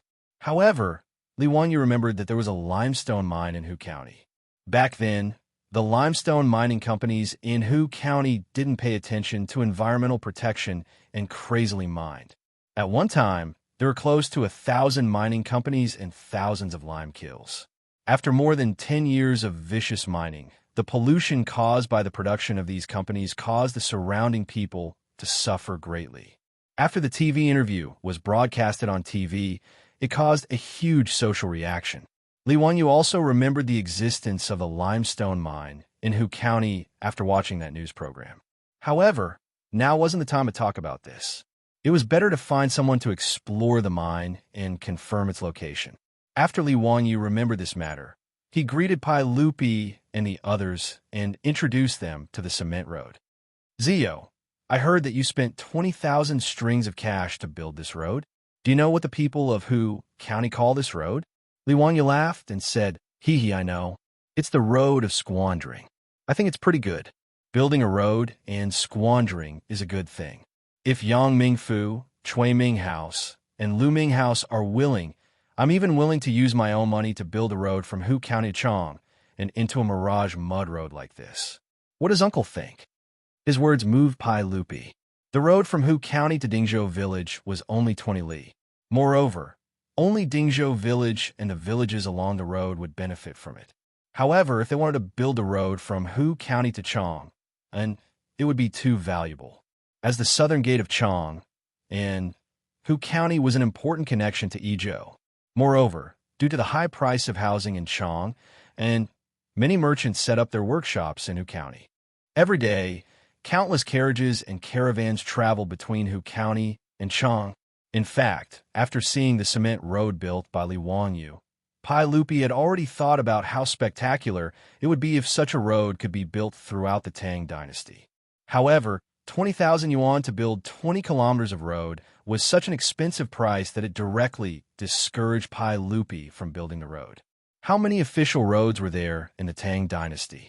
If all the roads were to be built at this price, the Tang dynasty would probably become the first dynasty to go bankrupt because of road construction. Now that Li Wanyu proposed to use his own money to repair the 80 li road from Hu County to Chong, and Pai Lupi was naturally happy to see it happen. If 20 li cost 20,000 strings of cash, wouldn't 80 li cost 80,000 strings of cash? Moreover, the official road from Hu County to Chong and was incomparable to the small road from Dingzhou Village. It was at least twice as wide as the Mirage Mud Road in front of them. Based on this calculation, it would probably cost no less than 100,000 strings of coins to build this 80-mile-long road, or even more. Li Wanyu was willing to pay for this. Whether it was Pai Lupi or the civil and military officials. No one was unwilling. Yang Quan, Cui Zhua, and Liu Deheng looked at each other and immediately stood up. Your Majesty, we naturally agree. If the Count of Hu County is willing to pay for the construction of the official road from Hu County to Chang, we will take care of all the enlistment without any objections. Pai Lupi nodded slightly and looked at Li Wanyu. Zio, have you thought it through? Are you willing to pay for the construction of the official road from Chang into Hu County? Li Wanyu's smile became even brighter. Uncle, I naturally can pay for the construction. However, if I spend a lot of money to build this official road, there should be some benefits, right? Pai Lupi was slightly stunned. What benefits do you want? Not much. I only want 100 copper coins. Chapter 576. Li Wanyu's words stunned Pai Lupi and the officials. They thought that there was something wrong with their ears. Only 100 copper coins? What the hell? What kind of condition was this? Li Wanyu calmly explained, Uncle, if I were to pay for the construction of this official road, the people would naturally be free to use it. However, shouldn't I pay a fee for the carriages of the merchants that come and go? 100 copper coins per carriage shouldn't be too much, right? His words made the officials and Pai Lupi even more confused. Many of them immediately began to silently calculate how much profit Li Wanyu could make by proposing this. At present, there were no less than 1,000 carriages going back and forth between Chang and Hu County every day. 100 copper coins per carriage really wasn't much. When Li Wanyu ate breakfast with Niu Yong, Niu Wu, and the others at Chongren Square, he spent more than 100 copper coins. The officials secretly pondered. Was it a lot to pay 100 copper coins to travel on such a flat mirage mud road? 1,000 carriages could collect 100 copper coins in a day. In a year, they could collect 30,000 strings of copper coins. Even if the road required 100,000 strings of copper coins, it would only take 3 years to recoup the investment. After that, it would be a net profit. The officials silently calculated in their hearts and suddenly realized that Li Wanyu wanted to build this road. The profits were too great. Wang Rinyu, Zheng Yuanshou, and the other influential figures looked at each other and stood up to express their opposition. Your Majesty, you can't do this. How can the official road become a private road and collect fees? County Count, whose words are incorrect. Your Majesty, you can't do this. If the official road becomes a private road, what kind of scandal is this? If you want to collect 100 copper coins per journey for 80 li, Your Majesty, how is this different from highway robbery? Nowadays, there are no fees on the official road. That's right, Your Majesty. How can we let County Count who exploit the people like this? The private road they were talking about was a privately built road. In the Tang dynasty, privately built roads had already been charged for the passage of pedestrians. Pai Lupi was originally somewhat tempted, but after being persuaded by Wang Rinyu and the others, he couldn't help but hesitate. Zio, 100 coins seems a little too much. Li Wanyu had a very reluctant expression on his face. Then what about 50 copper coins? Can I charge you 50 copper coins? Wang Rinyu and the others naturally shook their heads. No, 50 coins is still too much. The common people have worked so hard. It's inappropriate to exploit them like this. In fact, they didn't care how much they charged. In short, they couldn't let Li Wanyu build this road to make money. Even Wang Rinyu, Zheng Yuanshou, and the others were already wondering if the counties where their families were located could use this method to build mirage mud roads and then charge a fee. This seemed to be a good deal. Although the initial investment was huge, they could reap rich returns for many years. Li Wanyu could only shrug his shoulders in response to Wang Rinyu and the other patriarch's objections. If that's the case, then forget it. The money in my residence doesn't grow on trees. I can't just throw it into the water and listen to the sound. In fact, Li Wanyu didn't really want to build the official road between Hu County and Chang'an. Before the production of cement in the Tang dynasty increased substantially and the price of cement lowered, the cost of building cement roads was too high. It was simply a thankless act. The purpose of his words just now was to plant a seed in Pai Lupi's heart. He wanted to let him know that building roads wasn't just a matter of losing money, but also had great potential. As the saying goes, if you want to be rich, you have to build roads first. This saying was absolutely correct. Li Wanyu felt that as long as he found the location of a lime mine in Hu County, the production of lime would naturally gradually increase. As the production of cement increased, wouldn't it be logical to use cement to build roads? He didn't think there was anything wrong with charging for road building. Although free things were good, seeing the profits would make the Tang dynasty pay attention to road building. As for charging 100 copper coins for 80 li of road, it was indeed too expensive. In Li Wangyu's view, charging 10 copper coins for every 200 li of cement highway was quite reasonable. On average, 1 copper coin per kilometer was equivalent to 8 or 9 times the highway charging standard of later generations. Once several cement highways were built in the Tang dynasty, the economy of the Tang dynasty would inevitably become more prosperous and the national power would become more prosperous. This was all foreseeable. However, this matter wasn't urgent. It was better to take it slowly. Pai Lupi didn't mention the road building anymore. He and the other officials were in high spirits.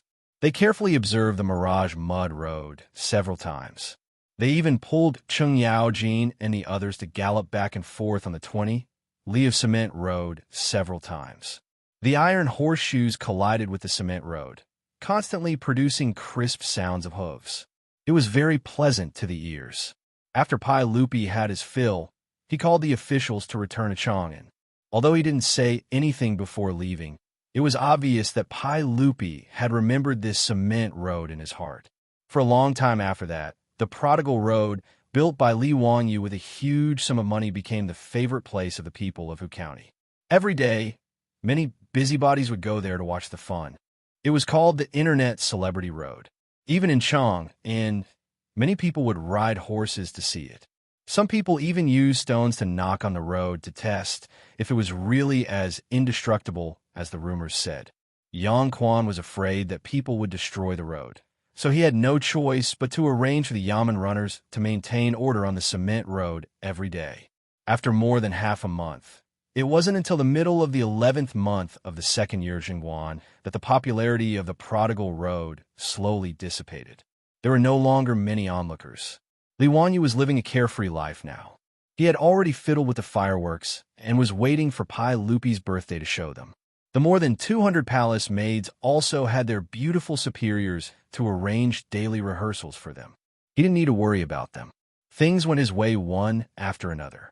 Back then, he had impulsively submitted a memorial to Pai Lupi to have the 100,000 people of Hu County switch to planting rice. Originally, he wasn't sure about this, but now, there seemed to be signs of success. The winter rice that had been sown actually started to sprout in the winter. This made Yang Quan, the county magistrate, overjoyed. Every day, he would ride his horse to each village and personally go down to the fields to check on the rice seedlings.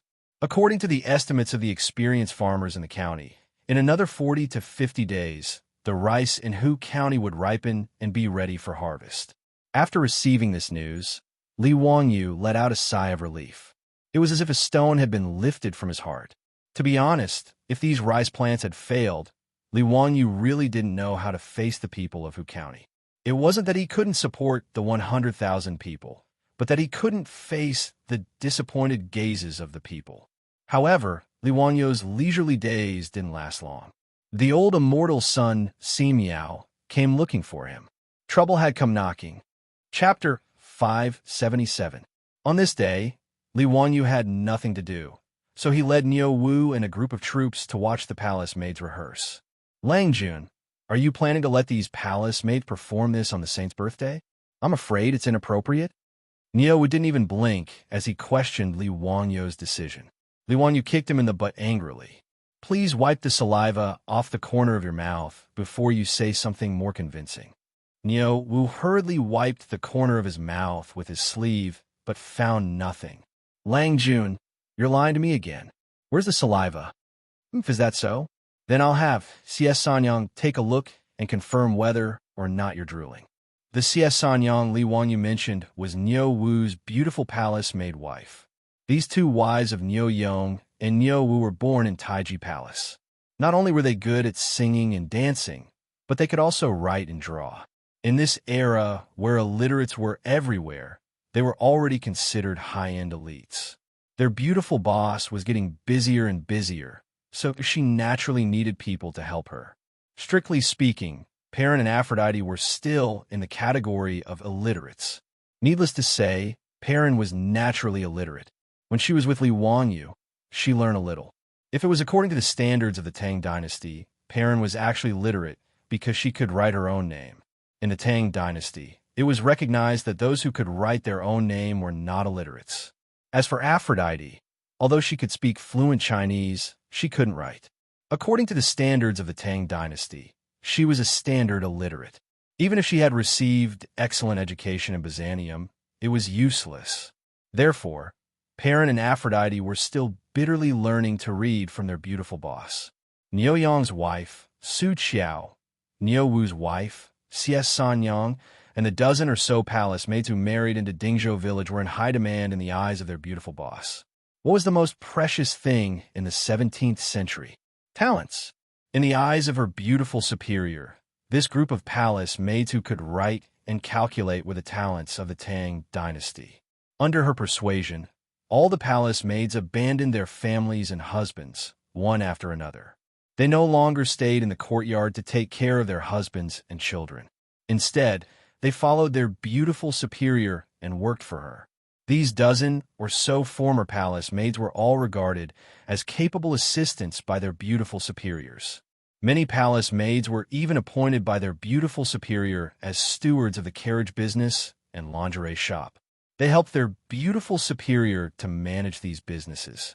Every day, just like their beautiful superior, they took the carriage to and fro between Chang and Dingzhou village every day. In the Tang dynasty, there were women who went out to work, but it was not the norm. How could this group of newly married old soldiers be willing to let their beautiful wives go out every day? Niu Yong, Niu Wu, and the old soldiers in the village complained about this. They even complained to Li Wangyu in private a few times. However, when they found that the monthly salary that their wives brought back was higher than theirs, these old soldiers could only shut up obediently. Moreover, this group of women now had the support of their beautiful superior. Whether it was Niu Yong, Niu Wu, or the old soldiers, they did not dare to offend their beautiful superior. As for their own wives, they had no right to speak. In this regard, Li Wangyu was heartless and laughed very happily. Wahahaha, it's time for you old men to experience the miserable situation of men in the future in advance.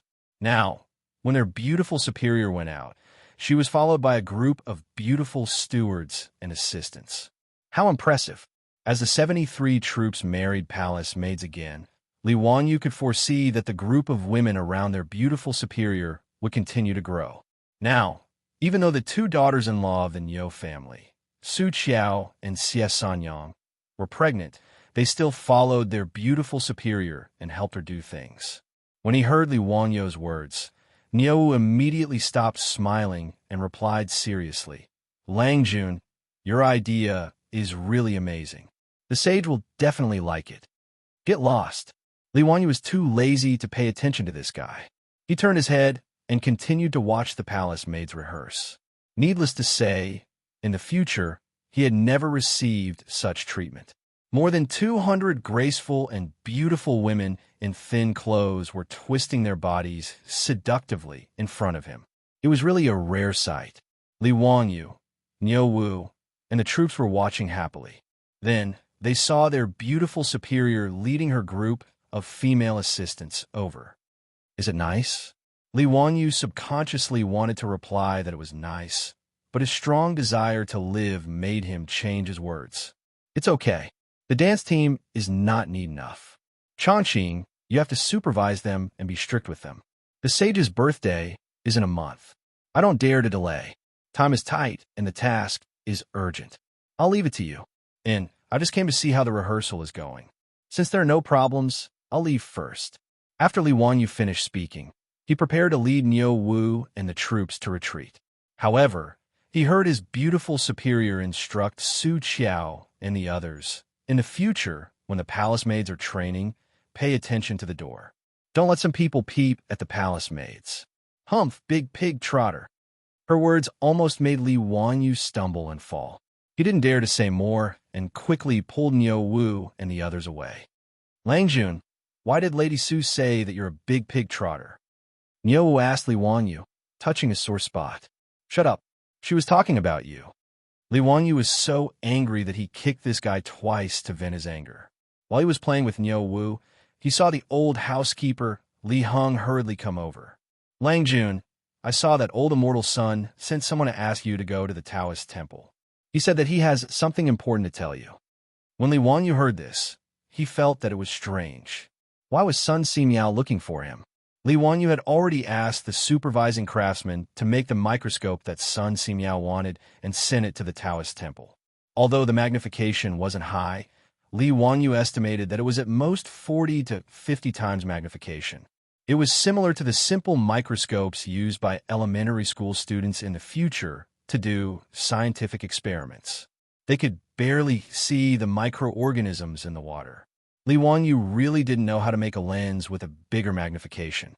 He could only ask the supervising craftsman to continue to study how to increase the magnification of the microscope. Even so, the simple microscope that was sent to the Taoist temple shocked Sun Simiao, and he treated it like a divine weapon. Especially when the old Taoist saw the magnified scenes in his hair, blood, water, and leaves under Li Wanyu's guidance. He became even more obsessed. He hugged the microscope every day and refused to let go. Recently, the old Taoist didn't find trouble with Li Wanyu. He spent every day in the Taoist temple doing his scientific research. Since Sun Simiao was looking for him, Li Wanyu naturally wouldn't delay. He immediately rode to the Taoist temple. When he entered the Taoist temple, Sun Simiao's disciples naturally led him to the old Taoist. Zio, you came at the right time. The penicillin you mentioned before, this poor Taoist has made it. Sun Simiao's words struck Li Wanyu like lightning. What? Penicillin was made? Chapter 578. Sun Simiao's words made Li Wanyu's voice tremble uncontrollably. Old immortal son, what did you say? Penicillin is the miracle drug you mentioned. I made it according to your method, but I don't know how to use it. Zio, please explain it in detail, Sun Simiao said with a smile while twirling his beard. Li Wanyu fell to the floor, his lips trembling. It's really penicillin? Old immortal son, you can't joke about this. Have you tested the efficacy of the drug? The method of making penicillin that he gave to Sun Simiao was just something he learned from the TV series. Whether it was true or not, or if the scriptwriter made it up, he didn't know. The reason why he told Sun Simiao this was that he wanted to keep the old Taoist so that he and his beautiful boss could have a medical insurance. Secondly, he also had the mentality that Sun Simiao, the king of medicine, could really make penicillin. However, Li Wanyu didn't have much hope for this. After all, it was more than 1,000 years in advance. With the current technological strength of the Tang dynasty, it was really incredible to make a miracle drug like penicillin. Therefore, when Sun Simiao said that he made penicillin, Li Wanyu lost his composure. Well, according to what Zio said before, I took out the infected filth from the patients and smeared it on the crystal. Penicillin was also smeared on it. Now that 7 days have passed, there is no penicillin in the areas smeared with penicillin. According to what Zio said before, this should be a success, right? I also looked under the microscope. The areas smeared with penicillin are indeed free of grape-like bacteria. Sun Simiao said and pointed to the microscope, indicating Li Wanyu to look at it himself. Li Wanyu didn't say anything. He rushed in front of the microscope and adjusted the eyepiece. On the crystal that was used as the objective lens, he could clearly see the boundary. The areas smeared with penicillin were clean, but outside were piled up grape-like bacteria. Li Wanyu remembered that this was Staphylococcus, the most common type of Pyogenococcus. There was no doubt that Sun Simiao's penicillin was effective. Li Wanyu's fingers trembled. Penicillin was a miracle drug that could save lives. This was especially true in the Tang dynasty. Son, old immortal son, it's really penicillin. You really made it. Old Immortal, you really are the king of medicine. Li Wanyu was so excited that he even called out Sun Simiao's honorific title. Regarding this, Sun Simiao only twirled his beard and laughed heartily. Zio, you're exaggerating. I'm not some medicine king. Ziyu, please tell us how to use this penicillin. Injections. Li Wanyu answered matter-of-factly. Sun Simiao was puzzled. What is an injection? Li Wanyu was dumbfounded. Injection was to use a syringe to inject medicine into the body. But in the Tang dynasty, where would they find syringes and needles? The syringe was simple, so he could make do with a bamboo tube. Li Wanyu estimated that with Carpenter Lu's skills, it wouldn't be a problem to make some bamboo syringes out of bamboo. Although they wouldn't be as transparent as glass in the future, they could still be used. The troublesome part was the needles. This thing had to be hollow and so small. Li Wanyu wasn't confident that the craftsmen of the Tang dynasty could make such a delicate needle. He could only go to the construction bureau and discuss with the craftsmen to see if they could make the needles. Li Wanyu pondered for a moment and was about to explain to Sun Simiao what a syringe was and what an injection was when he saw one of Sun Simiao's disciples hurriedly walk in. Grandmaster, there's a guest. Sun Simiao frowned unhappily. Didn't I say that there won't be any guests? Can't you see that I'm talking business with County Count, who? The disciple hesitated for a moment before continuing. It's Mr. Treasure. He said that he wants to reason with Grandmaster and seek justice for his disciple. Li Wanyu was confused. What kind of trouble did Sun Simiao get himself into? Why would someone want to seek justice for his disciple? Sun Simiao frowned. When did I bully his disciple? What justice do I want? Mr. Treasure said that Gung Hong, who was beaten to death by the sage, Gung Fengyu, was his disciple. Sun Simiao's disciple's words stunned Li Wanyu. Gung Hong, Gung Fengyu, had been beaten to death by the Pai Lupi because he had colluded with the aristocratic families to force the Pai Lupi to abdicate. What did this have to do with Sun Simiao? Who was this Mr. Treasure? Was he also a doctor? Li Wanyu felt that this name sounded familiar, but he couldn't remember. He asked Sun Simiao, Old Immortal Sun, who is this Mr. Treasure? Sun Simiao shook his head with a bitter smile and explained, Sigh, Mr. Treasure is also a famous doctor. His surname is Zhang, and his name is Treasure. His courtesy name is Tan, and he is from Liang. Mr. Treasure is now 70 years old. He used to be an official in the imperial court, serving as an official of the Honlu Temple. Now, he has resigned and returned home. I don't know why you are looking for me today. What does Gung Hong's death have to do with me? Li Wanyu heard this and remembered that Zhang Treasure was also a famous doctor in the early Tang dynasty. There were records of him in history, but he didn't expect Gung Hong to be his disciple. Old Immortal Sun, there must be some misunderstanding? Maybe so. Zio, sit for a while. I will be back soon. Sun Simiao stood up and prepared to meet Zhang Treasure with his disciple. Li Wanyu thought that Gung Hong's death seemed to have something to do with him, so he stood up as well. Old Immortal Sun, I will go with you. If there is any misunderstanding, I can help you explain. Sun Simiao didn't refuse. He nodded slightly and walked out. Li Wanyu quickly followed. Under the guidance of Sun Simiao's disciple, the two went to the Taoist temple's guest room. In the room sat an old man with white hair and beard. There were a few middle-aged men serving him.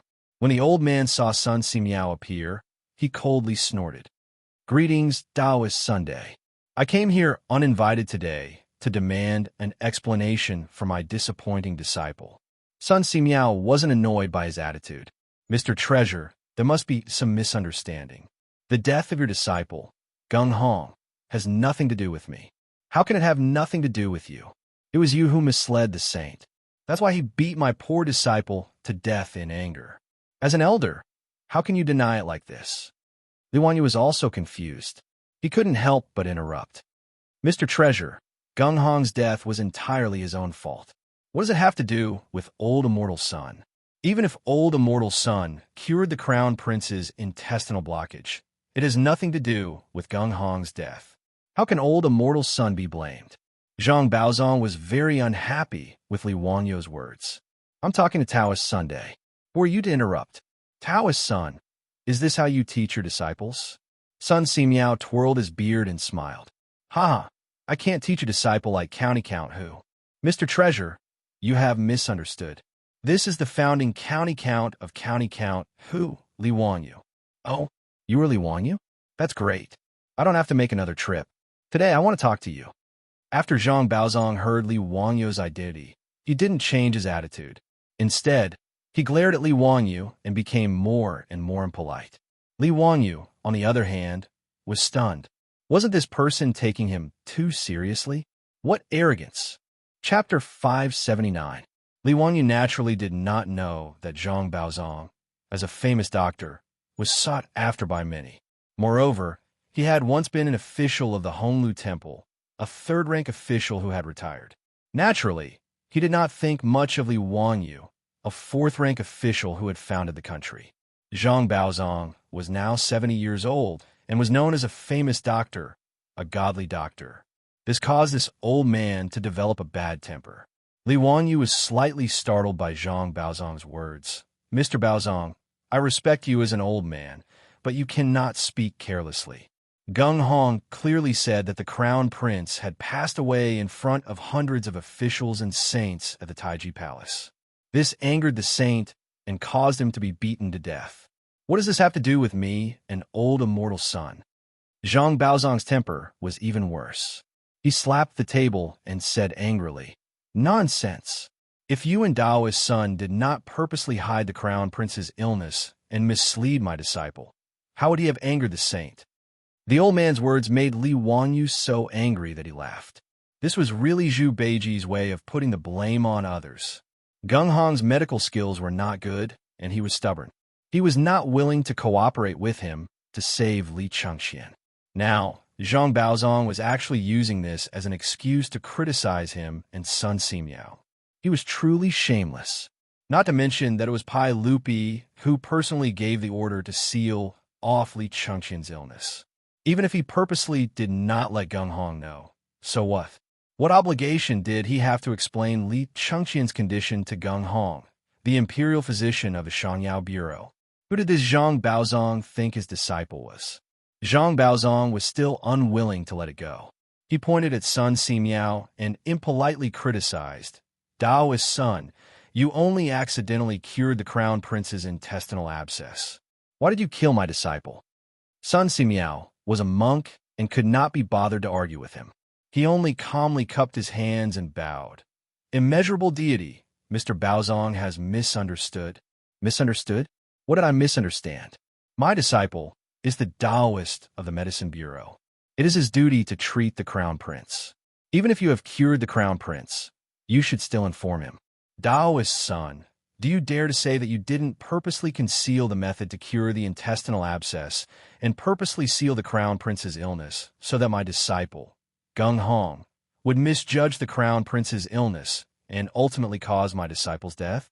Li Wanyu really didn't know what to say. Was this old man crazy? Should everyone in the world follow his wishes? Why didn't he just ascend to heaven? Li Wanyu wasn't going to be polite either.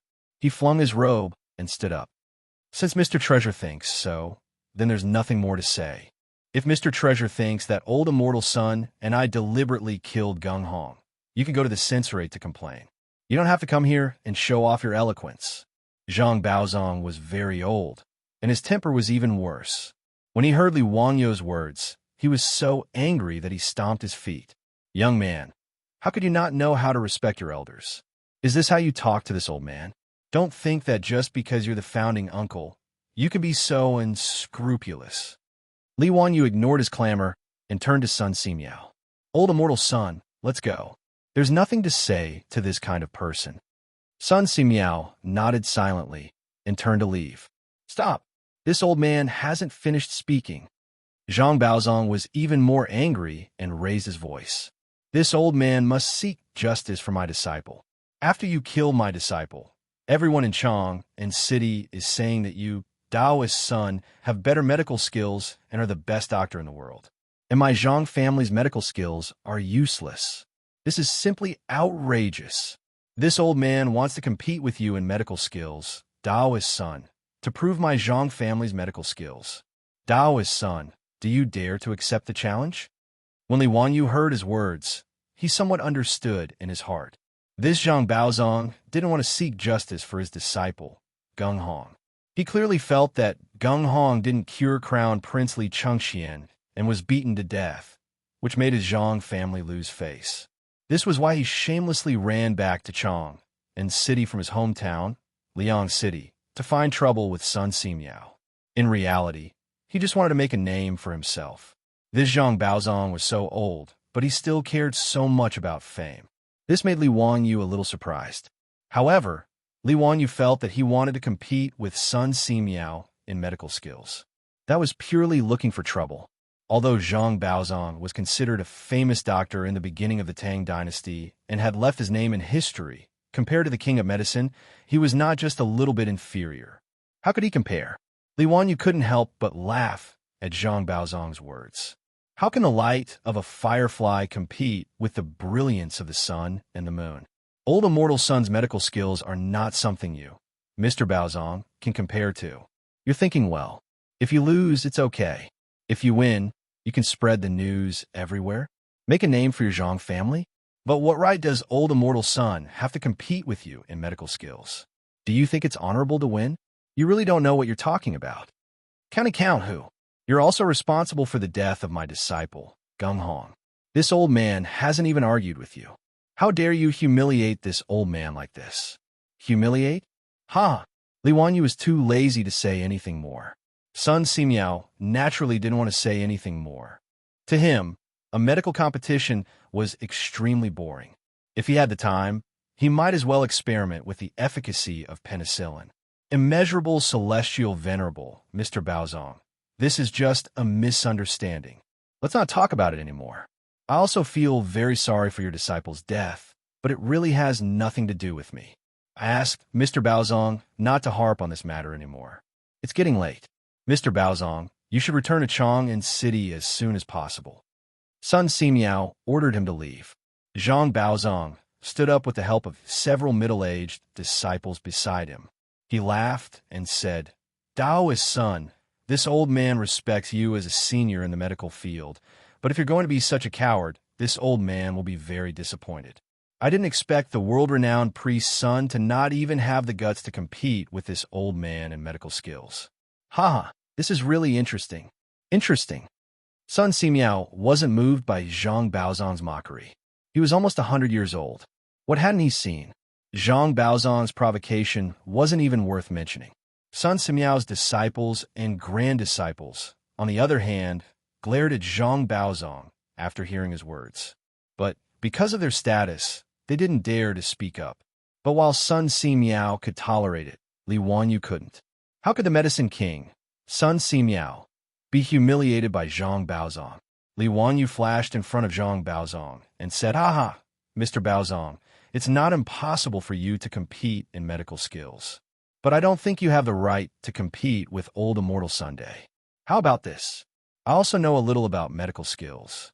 Since you keep saying that I have to take responsibility for Gung Hong's death, then that's great.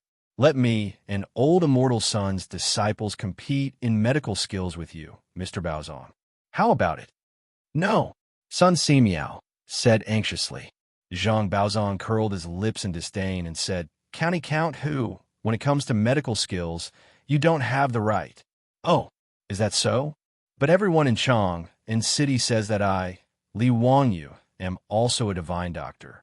Go and ask the people, do they know you, Mr. Baozong? It seems like I'm at a disadvantage if I compete with you in medical skills, Li Wanyu said mockingly. He wasn't wrong. Zhang Baozong's reputation was mostly among the court officials and aristocratic families. The Zhang family had never treated the common people. So how could they have any reputation among the common people? Li Wanyu's words almost angered the old man to death. Zhang Baozong stared at Li Wanyu and panted heavily. Chapter 580. Li Wanyu's words infuriated Zhang Baozong. Good. Since Count Huxian says so, then this old man will compete with you first. I'll send someone to inform the patient. In 3 days, we'll take turns treating patients at the Imperial Physician Bureau. Whoever cures the most patients in 10 days wins. How about it? The Imperial Physician Bureau's Imperial Physician Medallion and Imperial Physician Deputy can bear witness. Li Wanyu naturally didn't object. He nodded with an expression that said, "As long as you're happy." Sun Simiao became anxious and tried to dissuade him. "Zio, why bother? This competition is meaningless. Don't fight with Mr. Baozong." "Mr. Baozong, your disciple's death was a misunderstanding. It has nothing to do with me and Mr. Baozong. Let's just drop the matter of the competition." Zhang Baozong shook his head. "No, since Mr. Baozong wants to compete with me, how can I drop the matter?" Li Wanyu also smiled and comforted Sun Simiao. "Old immortal son, I'll accept this. There's no need to worry." Sun Simiao saw that the two sides were determined to compete and could only sigh. Zhang Baozong turned to Li Wanyu and said, "Since it's a competition of medical skills, there needs to be a prize. If I lose, I'll immediately scram back to Liyang and never treat patients again. I wonder what prize Mr. Baozong will offer if you lose." Li Wanyu looked at him indifferently. "Mr. Baozong, what do you want? Why don't you just say it?" "Mr. Baozong, if you lose, have Lu Shunwei resign from his position as Imperial Physician of the Shangyao Bureau and recommend my disciple for the position. In addition, teach my disciple the method to treat intestinal ulcers." Li Wanyu couldn't help but smile at Zhang Baozong's words. "All right, no problem. However, since you want Brother Shenwei's position, I'll compete with Mr. Baozong with him. I'm sure Mr. Baozong won't mind, right?" As you wish." Zhang Baozong didn't seem to mind. Zhang Baozong naturally knew about Sun Simiao's disciple, Lu Shenwei. Although his medical skills weren't bad, Zhang Baozong believed that he could crush him in the art of medicine.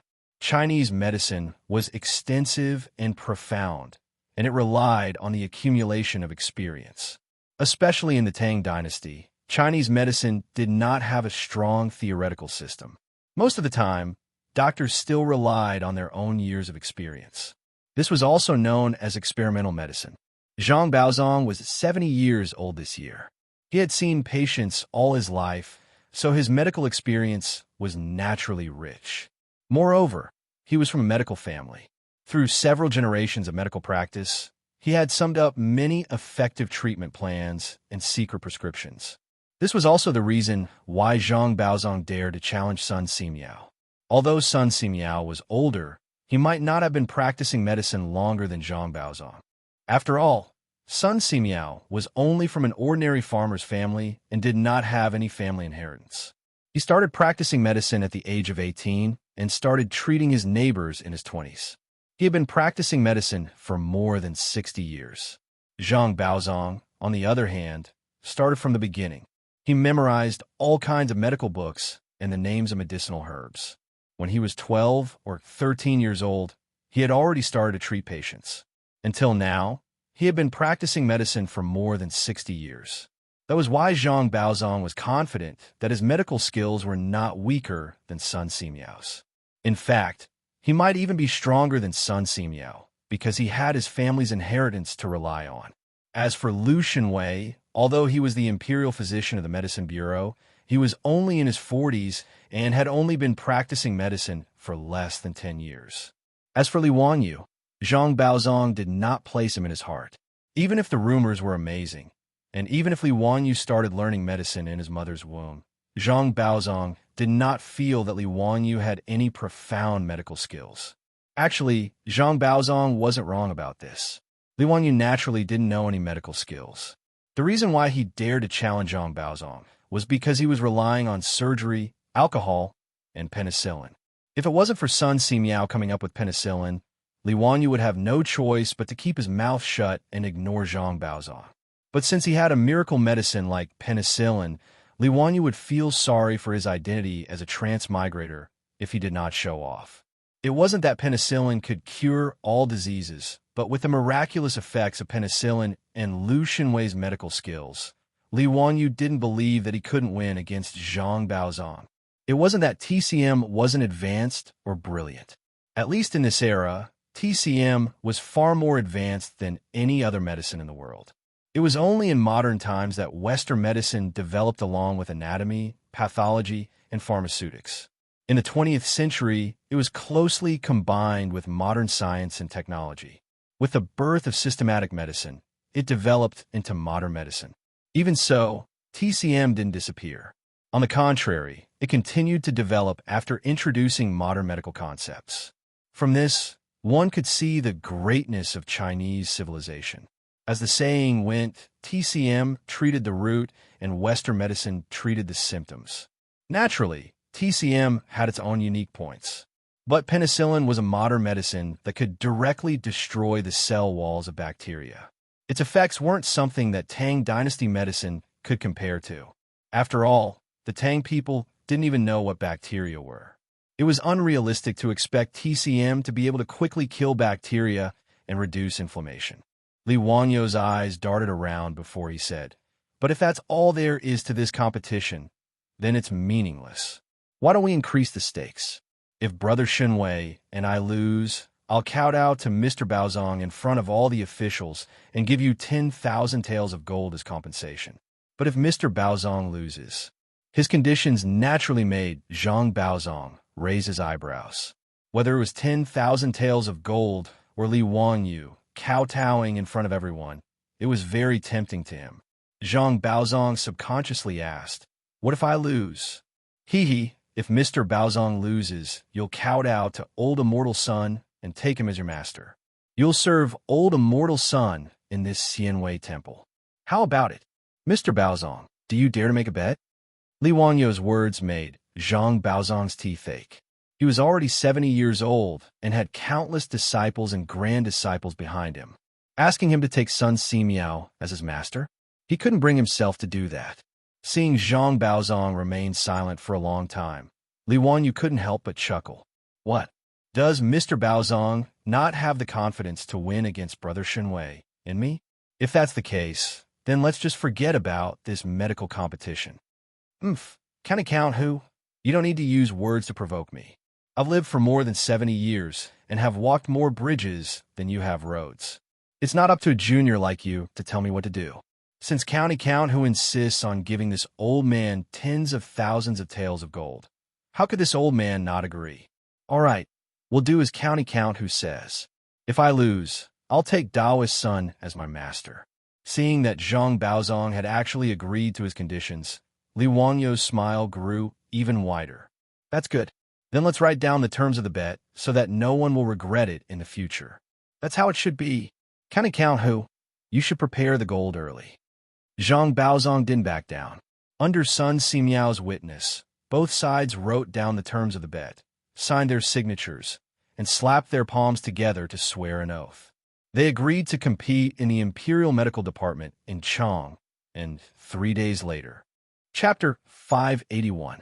After Zhang Baozong left, supported by several disciples, Sun Simiao couldn't help but frown as he looked at Li Wanyu. "Zio, why do you have to do this? Even I might not be able to beat Mr. Baozong with his medical skills, let alone Shun Wei. How did you and Shun Wei beat Mr. Baozong?" Li Wanyu chuckled and said, "Didn't you lend me the courage, Old Immortal Sun?" Sun Simiao was confused. "What does this have to do with me?" If it weren't for you, Old Immortal Sun, how would I dare to make such a bet?"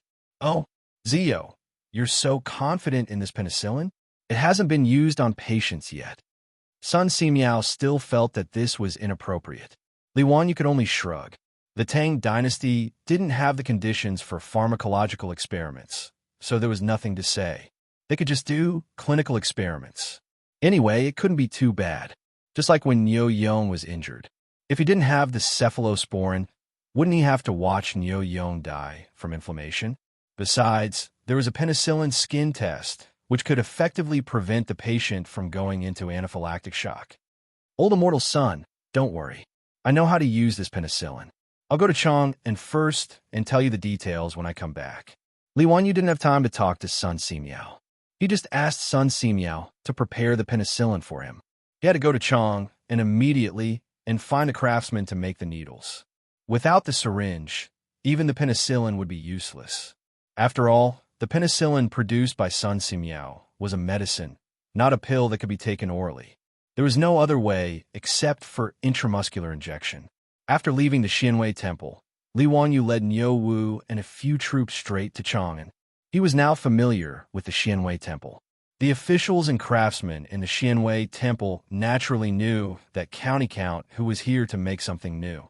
Sure enough, when Li Wanyu found the craftsmen and told them his request, all of them were depressed. Who was confident that they could make such a delicate thing? An old craftsman pondered for a moment and asked, Count who? Can this item be made of gold? Gold? Making needles? Li Wanyu felt a headache coming on. However, as long as he could make a suitable needle, he didn't care too much. If it was gold, then so be it. But, can be made of gold? Yes, I was thinking that gold is on the soft side. I will first beat the gold into gold foil, then wrap it around the copper wire and beat it into the needle-like shape you need, Count who. Finally, I will take out the copper wire and form the hollow needle you need. Li Wanyu pondered for a moment. It was feasible, but he asked doubtfully, won't a needle made of pure gold be very soft? Can it pierce into the human body? I'll add silver to it later to strengthen it. That's good. Then start forging immediately. You must forge it for me within 3 days. This lord will reward you handsomely. With Li Wanyu's words, the craftsmen nodded and patted their chests, promising that they would make it within 3 days. Now, the craftsmen who were about to become supervisors were all willing to work for Li Wanyu. The biggest reason was that he gave them a lot of rewards. These craftsmen were all registered craftsmen and only had a meager salary every month. As for those craftsmen who helped Li Wanyu was never stingy with his money. He gave the craftsman who helped Li Wanyu polish the microscope lens 100 strings of copper coins as a reward. With such a material incentive, these craftsmen were naturally willing to work hard for Li Wanyu. With the craftsman's guarantee, Li Wanyu was relieved. He ran to the Xianxia bureau and found Lu Xinwei, informing him of today's matter. When Lu Xinwei heard Zhang Baozong speak to his master in such a manner, he was so angry that he stomped his feet and scolded Zhang Baozong for being disrespectful. Zio, I would do my best in the competition with that old thief. I won't let my master be humiliated, Lu Xinwei said, and then looked at Li Wanyu with some worry. However, Zio, you're still a bit rash. You shouldn't have made such a bet with that old thief. If you lose, it doesn't matter if I become the imperial physician of the Xianxia Bureau or not. However, you will lose 10,000 taels of gold and even have to kowtow to that old thief. How can you accept that? Hee, Brother Xinwei. That's why you have to win. Li Wanyu smiled. Lu Xinwei couldn't help but be a bit surprised. Zio, although I am confident in my medical skills, that old thief has been practicing medicine his entire life. His medical skills aren't inferior to my master's. I'm afraid. Li Wanyu's smile became even more brilliant. Brother Xinwei, do you remember why old immortal son went to Dingzhou village to build a microscope? Lu Xinwei didn't understand what he meant, but he still nodded. Naturally, it's to study your microscope. Zio, the microscope you made for your master is really good. When will you make one for me? Li Wanyu was speechless. This guy was still thinking about the microscope. He rolled his eyes. Other than the microscope? Then it's penicillin. In order to create the penicillin you mentioned, my master spent a lot of effort. Now, Lu Xinwei suddenly understood. He widened his eyes in disbelief. Zio, you mean my master has developed penicillin? That's right. Li Wanyu pretended to pull out the folding fan at his waist. With a swoosh, he opened it and made it look like a feather fan. Otherwise, how would I go and bet with that Baozong on medical skills? It's not like you don't know my skills. How would I know any medical skills? However, with this penicillin and Brother Xinwei's medical skills, that Baozong will definitely suffer a great loss.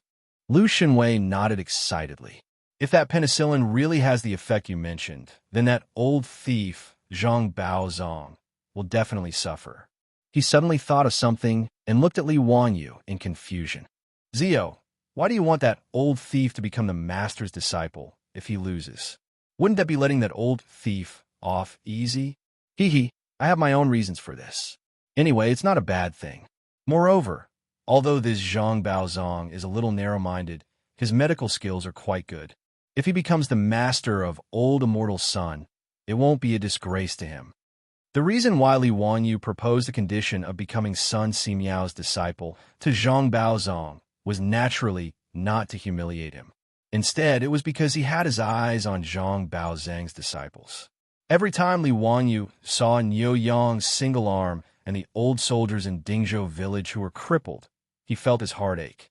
Since ancient times, the so-called military doctors in Wuxia were unreliable existences. More than half of the old soldiers' disabilities were caused by quacks. However, Li Wanyu knew that Pai Lupi would continue to send soldiers to the outside world in the future. He could not stop this, nor could he stop it. Therefore, he wanted to do something for the soldiers who were fighting for the Tang dynasty. Surgery, alcohol, and penicillin were all good medical skills and medicines that could save the lives of countless soldiers. However, no matter how good the medical skills and medicines were, they still needed people to carry them out. The Tang dynasty was not like the modern era where there were enough medical personnel. Therefore, besides thinking about Sun Simiao's disciples, Li Wanyu also thought about Zhang Baozhang's disciples. As long as Zhang Baozhang kowtowed and became his disciple, wouldn't his disciples and grand-disciples all be brought in by Li Wanyu? However, Li Wanyu naturally would not tell Lu Shenwei about this. Lu Shenwei did not think too much about it. After confirming that he would compete with Zhang Baozhang 3 days later, he simply took a leave of absence from the Xianxia bureau and ran back to Dingzhou village with Li Wanyu to consult his master, Sun Simiao, and sharpen his spear before the battle. 3 days passed quickly, and the day of the duel had arrived. Chapter 582. The Imperial Medical Department of the Tang Dynasty was not only a hospital that treated the officials, but it was also the earliest and largest medical school in the history of the world. It had both medical treatment and teaching. During the Tang Dynasty, the Imperial Medical Department had more than 300 teachers and students. The head of the Imperial Medical Department was the Imperial Medical Officer, and the deputy was the Imperial Medical Assistant. Under them were the doctors, teaching assistants, teachers, and workers. The Imperial Medical Department had 2 departments, medicine and pharmacy. Under the medical department, there were 4 departments: medicine, acupuncture, massage, and curses. The medicine department naturally taught medical skills. Needless to say, acupuncture and massage were taught, and massage techniques were taught. What made Li Wanyu the most speechless was the curses department. Only a ghost would know what curses were used for. What was even more unexpected was that even the king of medicine, Sun Simiao, actually thought that the forbidden spell, the body of the forbidden spell, is mysterious, and it is unreasonable to talk about it in detail. Therefore, it cannot be deduced. But if it is executed according to the method, the effect will be shown. Well, who asked the medicine king Sun Simiao to be a Taoist? It was reasonable for him to believe in these supernatural things. However, Li Wanyu swore that if he ever got sick in the future, and anyone tried to cure him with some bullshit curse, he would definitely throw that person out. After the Imperial Medical Department's Imperial Medical Officer received Zhang Baozhang's notice, he was ecstatic and immediately expressed his full cooperation. His only request was to allow the medical department's teachers and students to watch the competition between Zhang Baozhang, Li Wanyu, and Lu Shenwei. Zhang Baozhang naturally nodded in agreement. He originally wanted to come to Chang and city to rebuild the Zhang family's medical reputation and eliminate the negative influence brought by his disciple, Geng Hong. As for Li Wanyu and Lu Shenwei, they naturally did not have any reason to refuse. On the day of the competition, the close to 200 teachers and students of the Imperial Physician Department had already left the Imperial Physician Department early to welcome the arrival of Zhang Baozhang, Li Wanyu, and Lu Shenwei. Li Wanyu and Lu Shenwei led Niu Wu and a group of troops to the Taichung Temple's Imperial Physician Bureau. When they saw this scene, Li Wanyu couldn't help but be stunned. The only thing missing was holding fresh flowers and shouting, "Welcome, welcome, a warm welcome." Weren't these imperial physicians and medical students a little too enthusiastic? How could he know that not to mention a godly doctor like Zhang Baozhang? Even Lu Shenwei, who was now the imperial physician of the Xiangyao Bureau, was considered a great doctor in the eyes of the imperial physician order and the medical students and teachers. To be able to watch such a doctor treat patients for 10 days was an absolutely rare opportunity, so they naturally cherished it. When Zhang Baozhang led a few disciples over, The group of teachers and students of the Imperial Medical Department became even more enthusiastic. They clustered around Zhang Baozong and walked into the Imperial Medical Department. Mr. Treasurer, I have already informed the patients' families to come to the Imperial Medical Department for consultation starting today. How does Mr. Treasurer plan to compete with Count Huxian and Lu Fengyu? The Imperial physician asked politely. Zhang Baozong arrogantly looked at Li Wanyu. Count Hu, you can speak. I don't care. Li Wanyu smiled and said, It's simple. Since it's a competition, then the patients' families will naturally come in. We will examine them one by one and write out a prescription. The patients can choose whose prescription they want to use. In short, whoever cures the most patients in 10 days will win. How about it? Does Mr. Treasurer have any objections? Sure. Li Wangyu's smile became even more brilliant. Since it's like this, then let's begin. Mr. Treasurer is the elder. As the saying goes, the elder goes first and the younger comes later. Mr. Treasurer will examine the patients first, and Brother Shenwei and I will examine them later. Zhang Baozong naturally had no objections. He led the way to the Imperial Medical Department's main hall. In a large main hall, Zhang Baozong, Li Wanyu, and Lu Shenwei sat on the left and right, waiting for the patients to come in for consultation. As for the 200 or so teachers and students of the Imperial Medical Department, they filled the originally spacious main hall to the brim. It was very lively. Imperial physician order, please invite the patients in. Zhang Baozong greeted after sitting down. Immediately, a doctor from the Imperial Medical Department trotted out to invite the patients in for consultation. Li Wanyu found it very interesting that the medical students of the Imperial Medical Department were called doctors. These patients were all notified in advance by the Imperial Medical Department to come for consultation today. Most of them were patients who came to the Imperial Medical Department to seek treatment and medicine, but the Imperial Medical Department was helpless to treat them. The Imperial Medical Department was not open to the citizens of Chang'an City. Those who could come for consultation were the officials of the Imperial Court and their relatives, the generals of the Imperial Army, and the officials of the Yamen. The first patient was invited in by a doctor from the Imperial Medical Department. It was a lieutenant of the Right Imperial Army. The lieutenant's face was ashen. After bowing to Zhang Baozong, he sat in front of few tables. Zhang Baozong extended 2 fingers and placed them on the lieutenant's pulse. However, his brows quickly furrowed. He asked about the lieutenant's condition and shook his head helplessly in the end. "Sai, this is a dirty disease. There's no medicine that can cure this disease. This old man wants to help, but there's nothing I can do." Zhang Baozong's words made the surrounding teachers and students of the Imperial Medical Department shake their heads. Seeking prostitutes was the synonym for visiting prostitutes in ancient times. Sexually transmitted diseases in ancient times were also collectively known as prostitutes. It was rumored that Hua Tuo could cure this disease. It was even rumored that Hua Tuo could revive those who have fallen off. This was impossible, unless Hua Tuo was a doctor from the future and used cloning technology to achieve this. In short, other than the legendary Hua Tuo who could cure prostitutes, there was no medicine that could cure this disease in ancient times. In fact, the lieutenant had already sought out various doctors. Whether it was the Imperial Medical Department or the Luyin medical workers in the streets, he had received the same answer. Today, he had also heard that Zhang Baozong was coming to the Imperial Medical Department to treat patients. Thus, he came to give it a try with a sliver of hope. Hearing Zhang Baozong's words, the lieutenant's face became even more ashen. He stood up silently, bowed to Zhang Baozong, and prepared to leave. "Wait, Lieutenant. Why don't you come to Lu Fengyu for treatment?" When Li Wanyu saw that the lieutenant was about to leave, he hurriedly called out to him. When the lieutenant heard this, he couldn't help but reveal a pleasantly surprised expression. "May I ask if Lu Fengyu can cure this disease?"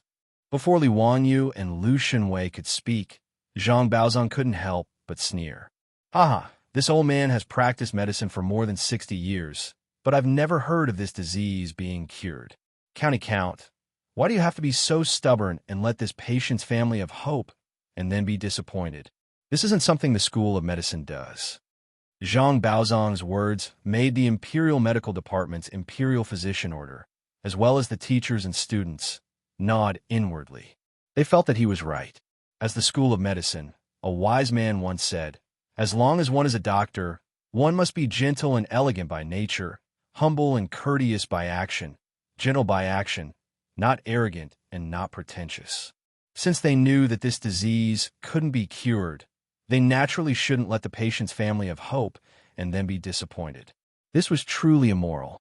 However, Li Wanyu chuckled and said, Sir Baozong, if you can't cure it, how do you know that Lu Fengyu can't? Don't make a fool of yourself because the disease is small, and don't shrink back because the disease is serious. When Sir Baozong heard that it was a disease of the School of Medicine, he shook his head and sighed. This isn't something the School of Medicine does either. His words left Zhang Baozong speechless. He could only coldly snort. Count who? You have a sharp tongue. This old man wants to see how you and Lu Fengyu will cure this disease of the School of Medicine. Chapter 583. In response to Zhang Baozong's words, Li Wanyu was too lazy to even lift his eyelids. He waved his hand at the military officer. The military officer held onto a trace of hope as he walked towards Li Wanyu and Lu Shunwei. He bowed and said, Lu Fengyu, please diagnose me. Lu Shunwei gestured for him to sit down and took his pulse. After a round of diagnosis, he nodded his head and said, There's no mistake. It's indeed a venereal disease. Lu Shunwei's words made the military officer's face turn even uglier. He silently stood up and cupped his hands towards the two of them before preparing to leave. Li Wanyu asked curiously, Where are you going? Are you not going to treat this disease? What? Count who? What did you just say? The military officer, who was just about to leave, was stunned by Li Wanyu's words. He turned his head in disbelief and asked, My disease can still be treated? Yes. Li Wanyu nodded his head with certainty. Wasn't it just venereal disease? There was no syphilis in China in this era. It was probably gonorrhea, and penicillin was the cure. Li Wanyu was even secretly delighted. What a coincidence! He had encountered such a good start. Venereal disease was an incurable disease in ancient times, but an antibiotic like penicillin was the cure for it. Even Lu Shunwei was taken aback by his words. He moved closer to Li Wanyu's ear and whispered, Zio, you're not joking? Can penicillin really cure venereal disease? Brother Shunwei, don't worry. Naturally it can. I guarantee it. When Lu Shunwei heard this, his face also lit up with joy. However, Li Wanyu's words had caused an uproar in the Imperial Physician Department's hall. Over 200 teachers and students of the Imperial Physician Department were all whispering to each other as they discussed spiritedly. Doctor, may I ask if there's any precedent for what Count who said about curing venereal disease? Sigh, apart from the rumors of divine physician Hua Tuo's medical skills, I've never heard of anyone curing venereal disease. Count whose words? The doctor didn't continue speaking, but he kept shaking his head to show his attitude. He clearly didn't believe Li Wanyu. That's right. We've also read many medical books, but have we ever heard of this flower being able to cure anything? I'm afraid that Count whose words aren't true. Even Mr. Treasure said that flower willow could not be cured. Could it be that Lu Fengyu's medical skills are better than Mr. Treasure's? It's hard to say. Could it be that Lu Fengyu has the 15 lost secret prescriptions of Hua Ta? Lu Fengyu's teacher is Sun Simiao, Sun Daoist. But it's not impossible. The words of the Imperial Medical Department's teachers and students naturally entered the ears of the lieutenant, causing the pleasant surprise that had just appeared on his face to suddenly freeze. Zhang Baozong was so agitated by Li Wangyu's words that he stood up abruptly. Ridiculous! It was ridiculous! How could such a disease be cured? Count who? How dare you speak such nonsense? His words caused the lieutenant to lose his soul. He turned around and was about to leave. Li Wanyu completely ignored the questioning voices of the crowd. He pretended that he hadn't heard Zhang Baozong's words. He smiled at the lieutenant, revealing 8 spotlessly white teeth. If this lord says it can be cured, then it can be cured. Do you believe what they say and prepare to go back and wait for death? Or do you prepare to have Lu Fengyu treat you? Choose for yourself. The lieutenant naturally didn't believe Li Wangyu's words. But who would be willing to wait for death? Even if there was only a 1% chance, he still hoped that his illness could be cured. The lieutenant directly knelt down in front of Lu Shenwei and Li Wanyu. I'll treat it. Lu Fengyu, please treat me. Li Wanyu laughed loudly. No need to be so courteous. Get up. Lu Fengyu can treat you right now. Yes. Lu Fengyu, please give me medicine and write a prescription for me. Li Wanyu waved his hand. There's no need to take medicine. A few injections will be enough. The lieutenant and everyone in the Imperial Medical Department were dumbfounded. A few injections? What did that mean? Could it be acupuncture? Could this be used to treat a willow disease? Zhang Baozong's face was filled with disdain. Preposterous. Acupuncture can treat a willow disease? That's nonsense. Imperial Medical Officer, you're also a medical student. Have you heard of this before? The Imperial Medical Officer slowly shook his head. This kind of thing, even in ancient books and legends, had never been heard of. It was rumored that Hua Tuo could treat a willow disease. He had 15 secret prescriptions, but it wasn't something that could be cured with acupuncture. Under everyone's astonished gaze, they saw Lu Shenwei take out a bamboo tube and put a golden needle on it. Come, let's do a skin test first. Let's see if you can get an injection. Li Wanyu indicated for the lieutenant to roll up his sleeves. After that, he let Lu Shenwei use alcohol to disinfect his arm. Then, he inserted the needle into the lieutenant's forearm and injected a small amount of penicillin. Before the appearance of cephalosporin, China's hospitals had to do a skin test before injecting penicillin. The purpose was to prevent the patient from going into anaphylactic shock. The reason why a skin test was required was because China's medical standards weren't high back then. The purity of the penicillin wasn't high, and the quality wasn't pure enough. At that time, the penicillin imported from the West didn't require a skin test. But now, Sun Simiao used a local method to make penicillin, so there was no need to talk about the purity. Who knew how many problems would occur if the lieutenant injected penicillin without a skin test? After Lu Shenwei pulled out the needle, the lieutenant and everyone else were confused. They had never heard of such a treatment method. The Imperial Medical Officer walked over and bowed to Li Wanyu. May I ask what you're doing? I'm giving him a skin test. Oh, what's a skin test?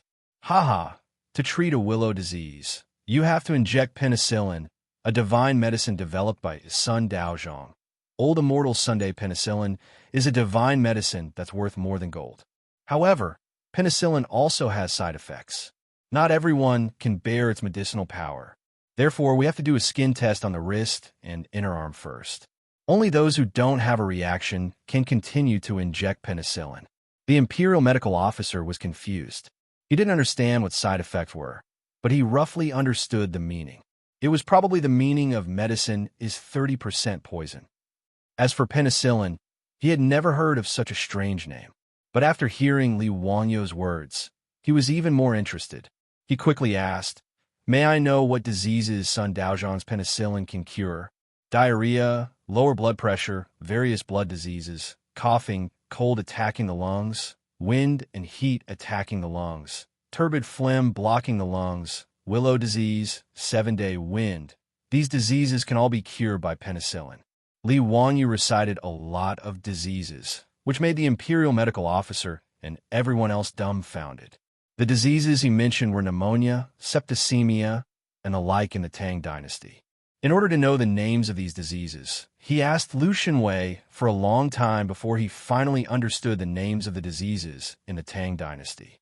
As for why he knew that these diseases could be cured, wasn't it because of the box of cephalosporin that was already eaten by his beautiful superior? Although the cephalosporin was eaten, he didn't throw away the packaging and instructions. The effects of penicillin and cephalosporin were roughly the same. He confirmed the diseases that penicillin could cure according to the instructions of cephalosporin. Li Wanyu's words made more than 200 teachers and students of the Imperial Medical Department look at each other in dismay. They didn't know what to say. If penicillin could cure so many diseases, it was really a divine medicine. It should be worth more than gold. But could such a medicine really exist? Could this be a miraculous elixir bestowed by the gods? Chapter 584. Actually, in the Tang dynasty, giving patients a skin test was also a risky thing to do. Not to mention the crude self-made penicillin. Even in the later generations of Wuxia, there were patients who died from anaphylactic shock when medical conditions were not perfect. And among those patients who died, 25% of them died from shock during the skin test. Of course, compared to the patients saved by penicillin, this side effect was negligible. In the Tang dynasty, many diseases did not have penicillin, and the mortality rate was 100%. This was also the reason why Li Wanyu dared to directly use penicillin to treat patients. Since he would be waiting for death if he did not use penicillin, he might as well take a gamble and have a high chance of survival. After giving the lieutenant the skin test, Li Wanyu was also a bit nervous. This was the first time penicillin was used, and no one knew what would happen. Although anaphylactic shock or even death were rare, it was a small probability event. But if it really happened, there was nothing they could do, and they could only watch the lieutenant die. After all, if the patient in the later generations went into anaphylactic shock, they could be injected with epinephrine for emergency treatment. But in the Tang dynasty, there was no such thing as epinephrine. If something really happened, there was nothing they could do, and they could only watch. Fortunately, after a quarter of an hour, there was no reaction at the inner part of the lieutenant's arm where the skin test was carried out. This meant that the skin test was negative and the injection could be carried out. If there was a bulge, red flush, or lump, it was a positive reaction, and the injection of penicillin could not be carried out. Li Wanyu carefully looked at the lieutenant's arm and nodded to Lu Shenwei. Brother Shenwei, it's negative, and the injection can be carried out. He had already taught Lu Shenwei the common knowledge of injecting penicillin. Lu Shenwei nodded and took out the bamboo syringe again, preparing to inject the drug. Come here, take off your pants, reveal your buttocks, and sit sideways on this stool. Lu Shenwei's words made the lieutenant dumbfounded. Was he really treating a patient? He even thought that there were some homosexual men in the military. Although he was not a homosexual, he had a rough idea. Hearing Lu Shenwei's words, the lieutenant not only did he not untie his pants, he even tightened his grip on his pants and looked at Lu Shenwei with vigilance. Lu Fingyu, I have to take off my pants to treat a patient? Not only the lieutenant, but also the 200 teachers and students of the Imperial Medical Department in the hall were dumbfounded, and Zhang Baozong was also confused. To treat a patient to take off his pants? Who had seen such a thing? But even if Lu Fingyu was gay, he wouldn't go so far as to display in front of these 200 people, right? Lu Shenwei still hadn't realized what the captain and everyone else's gazes meant. Seeing the captain dilly-dallying, he impatiently shouted, "Hurry up! What are you dawdling for? Do you still want to treat the patient?" Lu Shenwei, Lu, Shenwei, to Shenwei, Lu, Shenwei, Lu, Shenwei, Lu Shenwei. Lu Shenwei, Lu, Shenwei, Lu, Shenwei, Lu, Shenwei were Shenwei and Lu, Lu, Shenwei. Although they were all men, the lieutenant's face immediately turned green when he exposed his but to hundreds of people. But as a patient, he did not have any human rights to speak of, so he could only endure and close his eyes, pretending that he did not know anything. Naturally, only Lu Shenwei was responsible for giving injections to the patient. Of course, Li Wanyu was the one who taught Lu Shenwei how to give injections. Actually, how could Li Wanyu know anything about it? At most, he knew that he had to empty the air in the syringe before injecting. He was not a medical student. His so-called injection experience was only the experience of going to the hospital and being injected with needles and seeing how the young nurses operated. Li Wanyu did not care too much. He roughly explained how to inject the medicine into the patient, then asked Niu Wu to catch a pig and let Lu Shenwei experiment on it himself. Lu Shenwei was helpless against Li Wangyu's unreliable teaching method, but he could only follow Li Wangyu's instructions and continuously insert needles into the pigs. But today, Lu Shenwei was like a duck being driven onto a perch. It was his first time using needles on a living person. If the lieutenant knew that Lu Fengyu had only injected a pig's, but before, would he immediately jump up and run away? If it was the future, Li Wanyu and Lu Shenwei's unreliable medical practice method would definitely be arrested and charged with illegal medical practice. But fortunately, it was 1,300 years ago. Not only did no one find trouble with them, but the teachers and students of the Tang dynasty's highest medical school were also watching Lu Shenwei's every move with eyes full of curiosity. Lu Shenwei wiped the lieutenants, but with alcohol, and did not hesitate to insert the syringe into the lieutenant's body. He crudely pressed the syringe and injected the medicine into the lieutenant's body. Even though the lieutenant was a man who had been through a mountain of swords and a sea of blood and didn't even frown when he was stabbed, he still cried out in pain. Beads of sweat immediately dripped down from his forehead. Li Wanyu watched Lu Shenwei's operation from the side and also broke out in cold sweat. If I get sick in the future, I will definitely not let this guy give me injections. It's really too scary. In the future, the nurses were very gentle when giving injections. Even the skilled nurses did not feel anything when giving injections.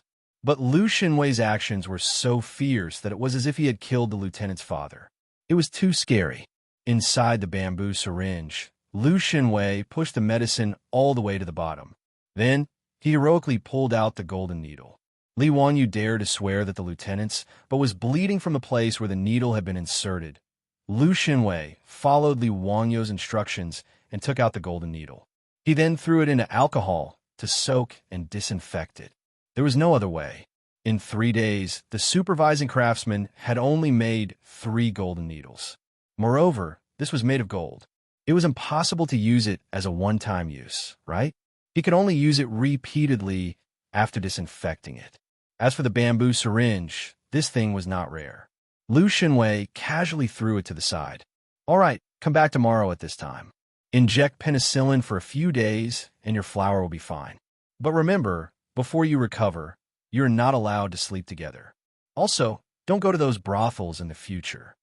Lu Shenwei bluntly lectured him. The lieutenant naturally nodded. After thanking Li Wanyu and Lu Shenwei again and again, he limped out of the door. He had no choice but to limp. His but was really too painful. After the lieutenant left, the group of students from the Imperial Medical Department immediately turned on their curious baby mode and continuously threw out all kinds of questions. Lu Fengyu, that's it? He doesn't need to take medicine anymore? Is this penicillin so magical? It can cure a flower in just a few days? Lu Fengyu, may I ask what this bamboo syringe is? Lu Fengyu. Facing this situation, Zhang Baozong's face was as calm as water. He only coldly snorted. Humph, you don't know what you're talking about. You actually believe such nonsense? This old man doesn't believe that penicillin has such an effect. That injection is even more inexplicable. When did such a treatment method appear in the medical records? Li Wanyu was too lazy to refute. Whether it was useful or not, they would know in a few days. After a long time, Zhang Baozong was finally dissatisfied and ordered the Imperial Medical Department to invite the next patient in for examination. Chapter 585. The next person to enter was an old man. Li Wanyu didn't recognize him, but from his robes, he could tell that he was a 6th-rank official from the Tang dynasty. Zhang Baozong checked the old man's pulse and confirmed that he had a disharmony in his spleen and stomach. It was dysentery. Zhang Baozong twirled his beard and smiled. Your illness is dysentery, but it's not hard to treat. You just need to take the milk decoction and you'll be fine. The old man thanked him again and again, but dysentery was not easy to treat. At the very least, many of the doctors in the Imperial Physician Bureau were unable to treat this illness. That was why he hurried over when he heard that Zhang Baozong and Lu Fengyu were in the Imperial Physician Bureau. Seeing that Zhang Baozong could treat it, he was overjoyed and asked Zhang Baozong to write a prescription for him. Zhang Baozong was not in a hurry. He twirled his beard and smiled. There's no rush. Today, I'm competing with Lu Fengyu and Count Huxian. You should ask Lu Fengyu to treat you again. The old man could only listen to Zhang Baozong and ask Lu Shenwei to treat him again. Dysentery was not something that could be cured by penicillin. However, Lu Xunwei was not a quack. As Sun Simiao's eldest disciple, dysentery was not a problem for him. However, as mentioned before, there was only one patient. It was up to the patient to decide who would treat him. The old man hesitated for a moment before bowing apologetically to Lu Xunwei and Li Wanyu. He still asked Zhang Baozong to write down a prescription for him.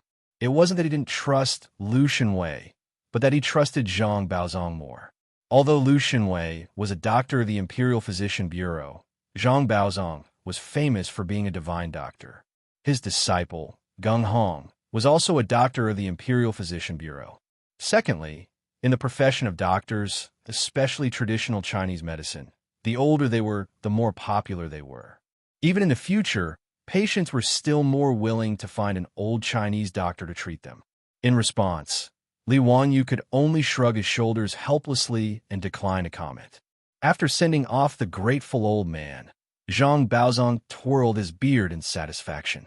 The teachers and students of the Imperial Physician Bureau were all busy writing down Zhang Baozong's prescription. What Li Wanyu didn't expect was that the following day would be the same. All of the patients chose to have Zhang Baozong examine them. This caused Zhang Baozong's expression to become even more complacent, while Lu Xunwei could do nothing about it. Zio, your idea is not reliable. All the patients have gone to that old bastard for treatment. If this goes on, the two of us will definitely lose in 10 days. Li Wanyu was also depressed. He really didn't expect this. He didn't expect that even though he had created a dragon saber like penicillin, it would be useless. Those patients would rather go to that old man Zhang Baozong for treatment than have Lu Xunwei treat them.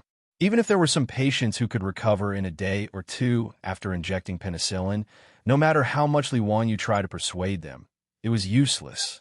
Li Wanyu was overconfident because he had penicillin in his hands.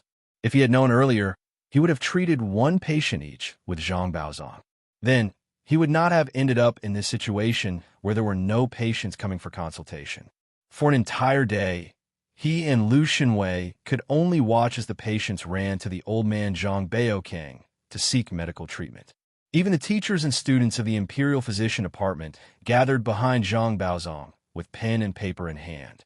They earnestly took notes, afraid that they would miss the opportunity to learn from a famous doctor.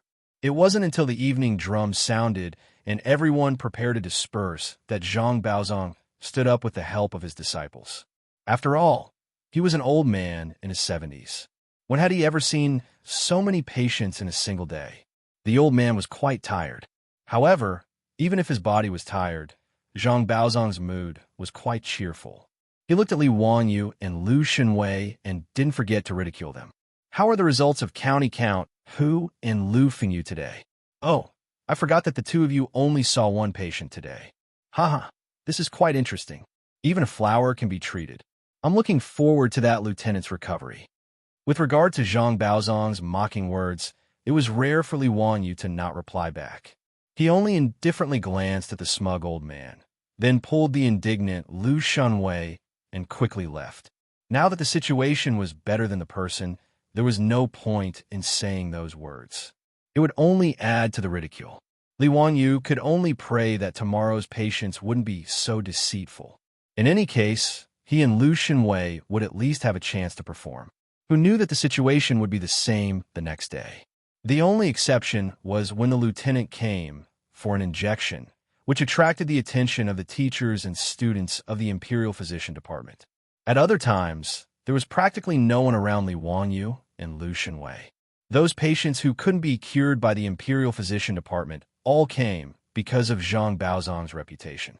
Even if there were illnesses that Zhang Baozong couldn't treat, Lu Xunwei couldn't do anything either. Most of these were chronic diseases of the elderly. Li Wanyu, who had penicillin in his hands, could only sigh in helplessness. After all, penicillin was only an antibiotic. It wasn't a miraculous medicine or an immortal treasure that could cure all diseases. For those chronic diseases of the elderly, penicillin really didn't have any effect. Another day passed, and Lu Xunwei was a bit better than the day before. At least 2 or 3 more patients still believed in Feng Yu's reputation and asked Lu Xunwei to treat them. On Zhang Baozong's side, There were another dozen or so patients seeking medical treatment. Not to mention the number of people who were ultimately cured. Just the number of patients Zhang Baozong had seen was 30 or 40. On the other hand, Li Wanyu and Lu Shenwei's side only had 3 or 4 people. This naturally made Zhang Baozong smile even more proudly. Before leaving, he didn't forget to ridicule Li Wanyu. Count Huxian, don't forget about the 10,000 taels of gold. Although I'm not greedy for money, it would be disrespectful to refuse someone who insisted on giving me 10,000 taels of gold. Count Huxian's family is large, and it's rumored in Chang, and that the Count Huxian's mansion has mountains of gold and silver. Presumably, losing some gold to me is nothing to Count Huxian. Haha. Lu Shenwei was so angry at the old man's words that he almost wanted to roll up his sleeves. But Li Wanyu pulled him back and said indifferently, Mr. Baozong, have you never heard of it? As the saying goes, winning first doesn't count. Winning later is gold. Everything will be clear in 10 days. Li Wanyu appeared very calm, but in his heart, he was extremely anxious. He was already thinking that if the situation was the same tomorrow, he would have to find Cheng Chumo and the others and have them arrange for some patients to come in and treat as medical fraud. Otherwise, if he lost like this, not only would he lose his wife and soldiers, but his original plan would also be ruined. But no one expected that on the 3rd day, when everyone once again gathered in the hall of the Imperial Physician Department to prepare for the day's treatment, a person would suddenly rush in from outside the doors of the Imperial Physician Department. As he ran, he loudly shouted, Godly doctor, you really are a godly doctor in the world. Dao Zhu is in the world, godly doctor, please accept my bow. This commotion not only attracted the attention of the patients waiting to be treated in the Imperial Medical Department, but also the hundreds of teachers and students of the Imperial Medical Department in the main hall who heard the commotion. Chapter 586. The one who shouted, Godly doctor, and ran in was the officer who had been injected with penicillin for 2 days. Li Wanyu and Lu Shenwei were also stunned. What did this guy mean by shouting that? Could it be that his disease had been cured? Under everyone's astonished gazes, the officer ran in front of Li Wanyu and Lu Shenwei and directly knelt down in front of them. Count, Lu Shenwei, the two of you are truly godly doctors. I've recovered. I've really recovered. Who said that there was no cure for this disease? Bah, I'll blind his dog eyes. After the officer finished speaking, he turned his head and glared at Zhang Baozong, his eyes full of disdain. Even Li Wanyu was stunned by his words. Sun Simiao's penicillin was so effective? Gonorrhea was cured after 2 days of injections? How could he know that even in the future, patients who had gonorrhea for the first time would recover after 3 or 4 days of injections of penicillin? And to the people of the Tang dynasty, who had never used antibiotics, the effects of this medicine were immediate. Its effects were completely incomparable to those of the future. When Lu Shenwei heard this, his expression also changed. He quickly pulled the officer over and checked his pulse. He even had the officer untie his belt and take off his pants to check. The teachers and students of the Imperial Medical Department were also shocked by the officer's words. Everyone knew that there was no cure for the disease of promiscuity. When Li Wanyu and Lu Shenwei said that it could be cured, no one actually believed them. Even though they had seen Lu Shenwei inject the officer twice, they still didn't believe that there was such a thing. As for Li Wanyu's penicillin, they were even more skeptical and felt that it was an exaggeration. The teachers and students of the Imperial Medical Department couldn't be blamed for thinking this way. If a doctor in the future claimed that he had a godly medicine that could cure cancer and that he only needed a few injections, no one would believe him either. Not mocking him like Zhang Baozong was already showing respect to Li Wanyu, the founding uncle of the nation, and to Lu Shenwei, the minister of medicine. More than 200 people once again gathered around, surrounding the lieutenant so tightly that not even a drop of water could trickle through. Pairs of burning gazes, as if they were studying a rare treasure, were all directed towards the lieutenant's lower body. This time, the lieutenant didn't feel embarrassed. Instead, he acted like a valiant soldier showing off his meritorious service. He proudly revealed his lower body and twirled it left and right to show off to everyone. Li Wanyu was speechless. He couldn't bear to look anymore and quickly turned his head away. However, everyone, including Lu Shunwei and the group of teachers and students from the Imperial Physician Department, was watching very carefully, afraid that they would miss a single detail. Tisk, there's no swelling, it's eroded. The eroded area has already scabbed off and new flesh has grown out. This flower is really cured. Unbelievable. Unbelievable. Doctor, how do you explain this? Isn't Hua Lu incurable? Perhaps it was a misdiagnosis? This person doesn't have Hua Lu's disease? The doctor from the Imperial Physician Department didn't know how to answer. Impossible. Mr. Bao Zong and Lu Fengyu both confirmed without a doubt that this person's lower body was red and swollen 2 days ago. If it wasn't Hua Lu's disease, then what was it? Could it be that Mr. Bao Zong made a misdiagnosis? Mr. Bao Zong said Hua Lu incurable. This lieutenant only had 2 days, so how did he recover from Hua Lu's disease? Everyone couldn't come up with an answer. They all turned their heads to look at Zhang Baozong. They wanted to see how Zhang Baozong, who had said with certainty that Hua Lu was incurable, would answer. When the lieutenant rushed in, Zhang Baozong naturally heard his words. His heart couldn't help but thump as he felt that things weren't going well. At this moment, he couldn't care less. With the help of his disciples, he stood up, separated the crowd, and squeezed his way to the lieutenant's side. The old man couldn't care about anything else. He pulled the lieutenant's hand over and checked his pulse. After a while, he squatted down and carefully sized up the lieutenant's lower body. How is it, Zhang Baozong? 3 days ago, you kept saying that I was incurable. What else do you have to say now? Bah quack. The lieutenant's saliva was about to spray onto Zhang Baozong's face. However, although his words were unpleasant, Zhang Baozong had no words to refute. 3 days ago, he was indeed the one who said Hua Lu incurable. He even mocked Li Wanyu and Lu Shenwei.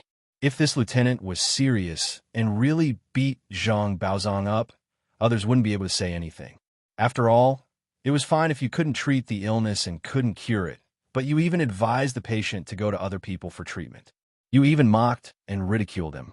This was asking for a beating. If it was an ordinary doctor, this lieutenant might really beat him up. It was only because Zhang Baozong was old and was once a minister of the Honglu Temple, a major third-rank official, that he didn't beat him up. Zhang Baozong had nothing to say in the face of this iron-like fact. He still couldn't understand why Hua Lu's disease could be cured. He didn't say anything about the lieutenant's ridicule. He walked back to his seat with the help of his disciples. The teachers and students of the Imperial Physician Bureau were originally skeptical about penicillin, but now that the facts were in front of them, who wouldn't believe it? The lieutenant who had been sentenced to death by Zhang Baozong had miraculously recovered after just 2 injections. The mental impact of this was no less than an atomic bomb explosion. The lieutenant put on his clothes again and repeatedly thanked Li Wanyu and Lu Shenwei before walking out of the Imperial Physician Bureau's main hall with his head held high. Everyone, don't believe that old swindler Zhang Baozong. Bah, he's a quack. I accidentally contracted Hua Lu, and that old swindler actually said that I was incurable. In the end, Lu Fengyu and the Count of Huxian gave me 2 injections. In just 2 days, I was completely healed. Lu Fengyu is the divine doctor. Everyone, if you want to go in for treatment, you must open your eyes wide. Don't be fooled by those quacks. The lieutenant shouted at the crowd of patients waiting in the Imperial Physician Bureau, causing the patients and their family members to cry out in alarm. Lang Jun, are you serious? Nonsense. Several hundred people in the Imperial Physician Bureau said it with their own eyes. How could it be false? If you don't believe me, you can ask the doctors, workers, and doctors of the Imperial Physician Bureau to see if I'm lying. If I'm lying, let the heavens strike me with 5 bolts of lightning, and I'll die a horrible death. Hearing him swear like this, a patient's family immediately asked the doctors and doctors they were familiar with in the Imperial Physician Bureau. The people in the Imperial Physician Bureau naturally replied truthfully. 3 days ago, when this lieutenant had come for treatment, Zhang Baozong and Lu Shenwei had diagnosed him as Hua Lu. Zhang Baozong's claim that he was incurable was also not wrong. As for his complete recovery today, it was even more true. After receiving the testimonies of the doctors of the Imperial Physician Bureau, the patients waiting for treatment couldn't help but look at each other in dismay. This matter was actually true? Wasn't that Zhang Baozong a famous doctor? Was he also just someone who stole from the world? The lieutenant's words angered Zhang Baozong's disciples to the point that they almost wanted to charge out and fight him to the death. He had repeatedly reprimanded their teacher as an old swindler and a quack. How could they endure this? Zhang Baozong's face was also deathly pale, but he still had a bit of reason left. He firmly held onto his disciples, not allowing them to go out and cause more trouble. This time, he had truly made a mistake. He had never expected that Li Wangyu and Lu Xinwei would be able to cure an illness that no one in the world could. Was that penicillin really a divine medicine? Chapter 587. Due to the disturbance caused by the lieutenant, the patients who came for Zhang Baozong hesitated. Who would want to seek treatment from a quack? Furthermore, there were many teachers and students in the Imperial Physician Bureau as witnesses. Thus, today's consultation was different from the previous 2 days. Although there were still many patients who trusted Zhang Baozong's medical skills, there were more and more patients who turned to Zhang Baozong for consultation under the influence of the lieutenant. They were basically on par with Zhang Baozong. However, these patients were all suffering from ordinary illnesses and didn't need the precious antibiotic penicillin. This made Li Wangyu feel regretful. He couldn't wait to see a few patients on the verge of death so that everyone could witness the miraculous effects of penicillin. However, Li Wangyu could only think about it. How could he choose patients when he was in the consultation room? Naturally, he would treat any patient that came. Even if he was anxious, there was nothing he could do. Just before the drum of dusk sounded, the last patient who came late was carefully helped into the lobby by the doctors of the Imperial Medical Department. When Li Wangyu and the others saw this person, they immediately stood up and greeted him. Even Zhang Baozong, who was in his 70s, quickly stood up and greeted him. The person who came was the honorable physician, Duke Song, Xiaoyu. Xiaoyu was also a legendary figure in the Tang dynasty. He was the 7th son of Xiao Chua, Emperor Liang of the Southern Dynasty, and the younger brother of Empress Xiao of the Sui Dynasty. Xiaoyu was upright and outspoken. After Pai Lupi ascended the throne, he served as the prime minister 6 times and was removed from office 6 times. He was even demoted from his title by the Pai Lupi and exiled from Chang'an City. He was also one of the 24 meritorious officials in the Lingyan Pavilion. Li Wangyu naturally knew such a big shot. When he saw that the old man came to see him, he naturally treated him with respect. At this moment, Xiaoyu was removed from office once again. He had no official position, but everyone still respected him. Speaking of which, Xiaoyu's career was bumpy.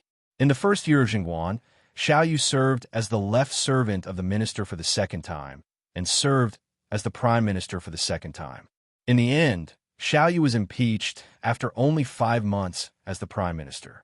The reason was that he asked Tang Jian, who was on a diplomatic mission to the Turkic Empire, to bring a letter to his sister, Empress Xiao, who was taking refuge in the Turkic Empire. In the end, this matter was exposed.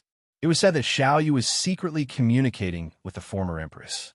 As a result, the strict and upright Xiaoyu, who refused to tolerate the shortcomings of others, was once again removed from his position by Pai Lupi. Li Wangyu knew that Xiaoyu would soon be revived by Pai Lupi and become the prime minister for the 3rd time. Master Xiao, were you feeling unwell today? Zhang Baozong went over to greet him politely. Aha, thank you for your trouble, Duke Zhang. This old man has been coughing for the past few days and has symptoms of fever. When I cough, my lungs hurt. Coughing less sputum with traces of blood in the sputum and sore throat. I've been ill for some time now, and I can't recover from it. The doctors from a medicine bureau and the Imperial Physician Bureau have already taken a look at me. I've drunk a lot of medicine, but I don't see any improvement. I'll have to trouble Mr. Zhang to treat this old man, Xiaoyu said weakly with an ugly expression. As Xiaoyu explained his condition to Zhang Baozong, he coughed violently. Li Wangyu was afraid that he would cough out his lungs. Zhang Baozong invited Xiaoyu to sit down and carefully checked his pulse. After a while, He slowly said, "Master Xiao, this cough of yours is caused by an evil wind entering your body, causing your lungs' qi to go up in reverse. It's an illness caused by wind and heat attacking your lungs. This illness is very troublesome and requires meditation. It's hard to recover in a short period of time. This old man will prescribe a bowl of mulberry apricot soup for you later.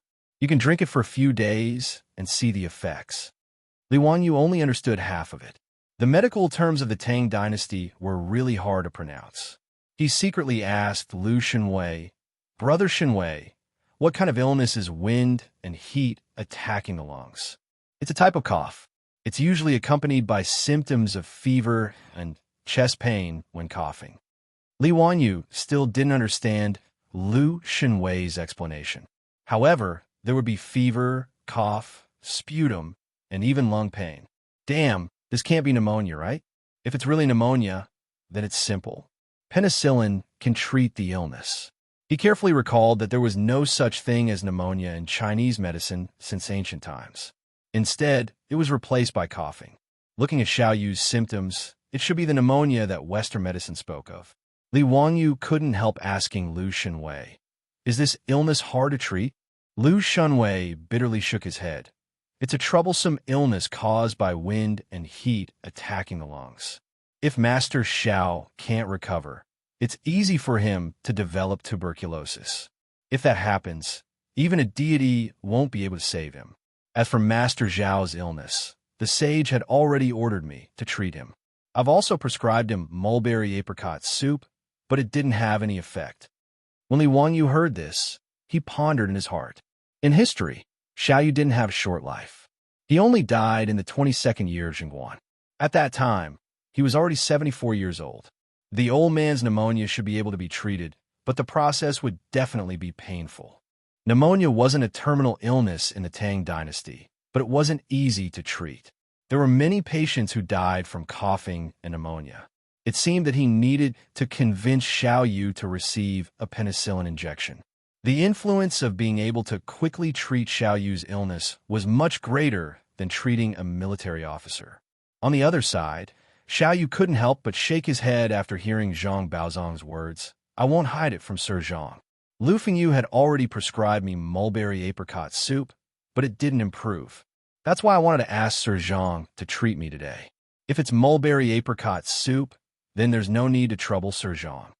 Mulberry apricot soup had the effect of clearing drains and warming dryness, moistening the lungs, and stopping coughing. It was usually used to treat the illness caused by wind and heat attacking the lungs. Hearing Xiao Yu's words, Zhang Baozong's face wrinkled as he racked his brains. Aside from mulberry apricot soup, what other ancient prescriptions were suitable? Li Wanyu suddenly spoke up and cupped his hands toward Xiao Yu. "Master Xiao, Lu Fengyu's teacher, Sun Simiao, has developed a new divine medicine, penicillin. It has a miraculous effect on treating the illness caused by wind and heat attacking the lungs." "Oh, is what county count who said true?" When Lu Fengyu examined me, he didn't mention this matter. Xiao Yu was naturally interested when he heard Li Wangyu's words. This medicine was developed by old Immortal Sun a few days ago." "Oh, that's interesting." Xiao Yu didn't think much of it. Even though he wasn't a doctor, he knew that this medicine had been passed down from his predecessors. After countless attempts and refinements by countless doctors, the prescription had finally been passed down to this day. Although Sun Simiao was known as a divine doctor, Xiao Yu didn't have much confidence in this so-called new medicine that had just been developed. He also didn't want to become a lab rat himself. Seeing Xiao Yu's disinterest, Li Wanyu hurriedly continued. "Does Master Xiao not believe in the medicine's effects? 3 days ago, there was a military officer who was infected with a venereal disease. This was an incurable disease. There is no cure, but he only had to inject penicillin for 2 days to recover. This is the miraculous effect of penicillin. If Master Xiao doesn't believe me, you can ask the Imperial Physician Medallion and the various doctors to see if I, Li Wanyu, am lying." His words moved Xiao Yu somewhat. He had naturally heard of the incurable disease and knew that it couldn't be cured. If penicillin could even cure an incurable disease, then it wouldn't be impossible for it to cure his lung disease. Thinking of this, Xiao Yu wanted to nod and try the new medicine. However, Zhang Baozong suddenly said, "Wait." Chapter 588. Wait, can I count who? Old Master Zhao's status is different. How many people have you used this penicillin on? How dare you use it on Old Master Xiao? If something goes wrong, can you bear the responsibility? Can I count who? Lu Fengyu, let me ask you, are there any precedents for the illnesses that County Count who says can be cured by penicillin? How many patients have you cured? Zhang Baozong's question was not wrong. Although Xiao Yu had been removed from his position as prime minister by Pai Lupi, he was not an ordinary person. Given his status, he could not be treated lightly. Zhang Baozong's words made Lu Xinwei's face turn red. He opened his mouth, but no words came out. Although he was not happy with Zhang Baozong, he was a kind and honest person, so he could not lie. For Lu Xinwei to go against his conscience and say that penicillin had saved countless lives, he couldn't say such nonsense. Zhang Baozong was old and experienced. When he saw Lu Xinwei's stammering appearance, how could he not understand? Perhaps this penicillin had never been used on a patient before. Even if it was used to cure that military officer, it might be the first time it was used. His guess was right. It was the first time that penicillin had been used on a patient to treat the lieutenant. Although the effects were surprisingly good, how could he say that penicillin could cure the illnesses that Li Wanyu claimed it could? Li Wanyu felt a bit of a headache when he heard Zhang Baozong's question. If it was a normal patient, he would have dared to pat his chest and say that he could cure them. However, Xiao Yu's status was honorable. How could he make such a promise? There was no proof. However, this was not a problem for Li Wanyu. He was determined to use penicillin to treat Xiao Yu's illness. Haha, Mr. Baozong is indeed experienced and prudent. Your words are not wrong. However, just as Mr. Baozong said, this penicillin has not been used on patients with wind heat disease. However, Li Wanyu purposely paused here. His words caused Xiao Yu, who was full of anticipation, to turn cold. Naturally, he wouldn't be willing to test this new medicine and become a guinea pig. However, when he heard Li Wanyu say but, a glimmer of hope appeared in his heart. He hurriedly asked, "Can he count who but what?" But it's not hard to prove. Li Wanyu smiled and said, "In Chang, and there are naturally many patients who suffer from wind heat disease. As long as we find some patients who are willing to be treated by Lu Fengyu and inject penicillin, Master Xiao will be able to see the effect in a few days. At that time, won't Master Xiao be at ease and allow Lu Fengyu to boldly drug him?" Li Wanyu's words made Xiao Yu's eyes light up. He nodded repeatedly. "Can he count who? If that's the case, I'm naturally willing." Zhang Baozong's face darkened. That was not what he meant. If he followed Li Wanyu's plan and found those patients to be cured by penicillin, wouldn't he be looking for trouble? He and Li Wanyu were betting on who could cure more patients in 10 days. Now, most of the patients came to him for treatment. How could he be willing to give Li Wanyu such an opportunity to add more battle results? However, before Zhang Baozong could think of a reason to stop him, he heard the imperial physician clap his hands and cheer. "Good, this is good. Let's leave this matter to the imperial physician department. Everyone, please wait for a moment. I'll have the doctors go to those houses to find patients with wind heat disease and bring them to Lu Fengyu for treatment." In the imperial physician department, there were more than 100 doctors in the medical department. In the Tang dynasty, it was not easy to become a doctor recognized by the imperial court. After the basic courses, such as Su 1 and Shin Nong's Herbal Classic, they had to study specialized courses. According to the Tang dynasty's 6 classics, it took 7 years for physical treatment, 5 years for minor ailments, and 2 years for ear, eye, mouth, and teeth diseases. In other words, these doctors had to study in the imperial physician department for 2 to 7 years according to the subject. Moreover, the imperial physician department had strict requirements. There were examinations every month, every quarter, and every year. According to the Tang dynasty's 6 classics, it was recorded that there was a monthly examination for the doctor, a quarterly examination for the imperial physician, and a year-end examination for the Grand Minister. If one's skills were too good, he would be replaced by an official. If one did not succeed after 9 years of study, he would be forced to retire. If one did not succeed after 9 years, he would be expelled. This was much stricter than the university in the future. Studying medicine was not just about studying. One had to have enough clinical experience. However, what kind of place was the Imperial Physician Department? It was for treating the families of officials. How could they let these doctors who were still studying treat the patients' families? Therefore, the doctors of the Imperial Physician Department were arranged to treat patients in the various medicine shops in Chang City. Although the doctors of the Imperial Physician Department were medical students, they had received formal medical education and training.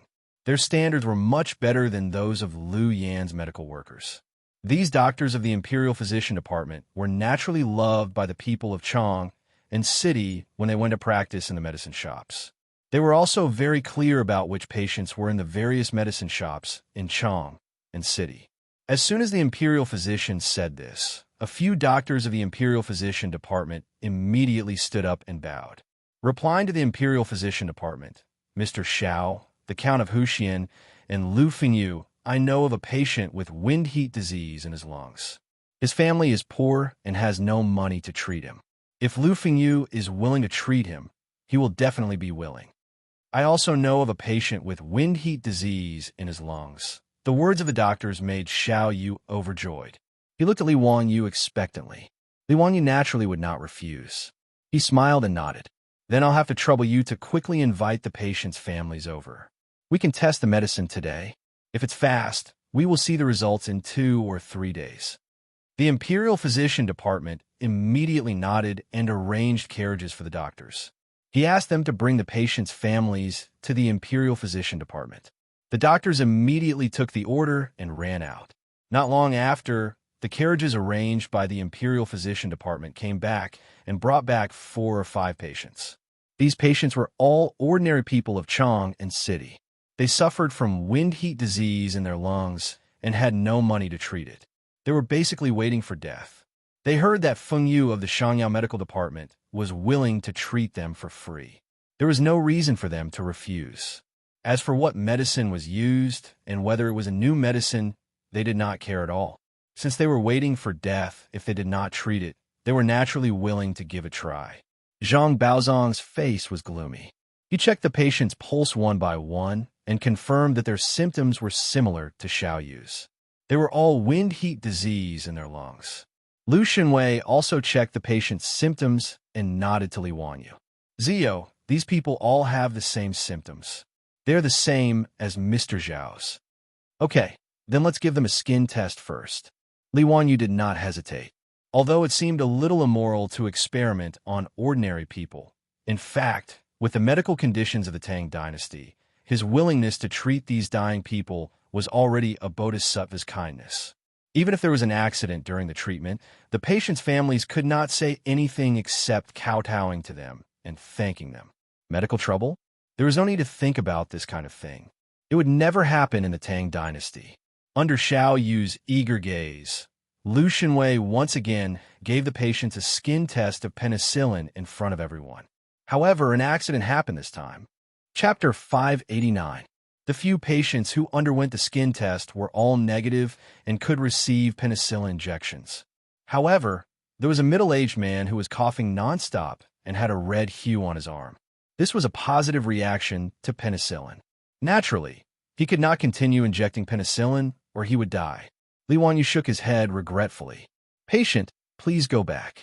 This penicillin is not suitable for your treatment. Hearing that he could not receive Li Wanyu's treatment, the middle-aged man fell to his knees in front of Li Wanyu. He coughed nonstop and kowtowed repeatedly. Please have mercy. Please have mercy. Please save me. Cough, cough. I'm willing to take the medicine regardless of the consequences. Please don't let me go back and wait for death. Cough, cough, cough. I'd rather take the medicine. Even if I die because of it, I won't say a word. Li Wanyu continued to shake his head.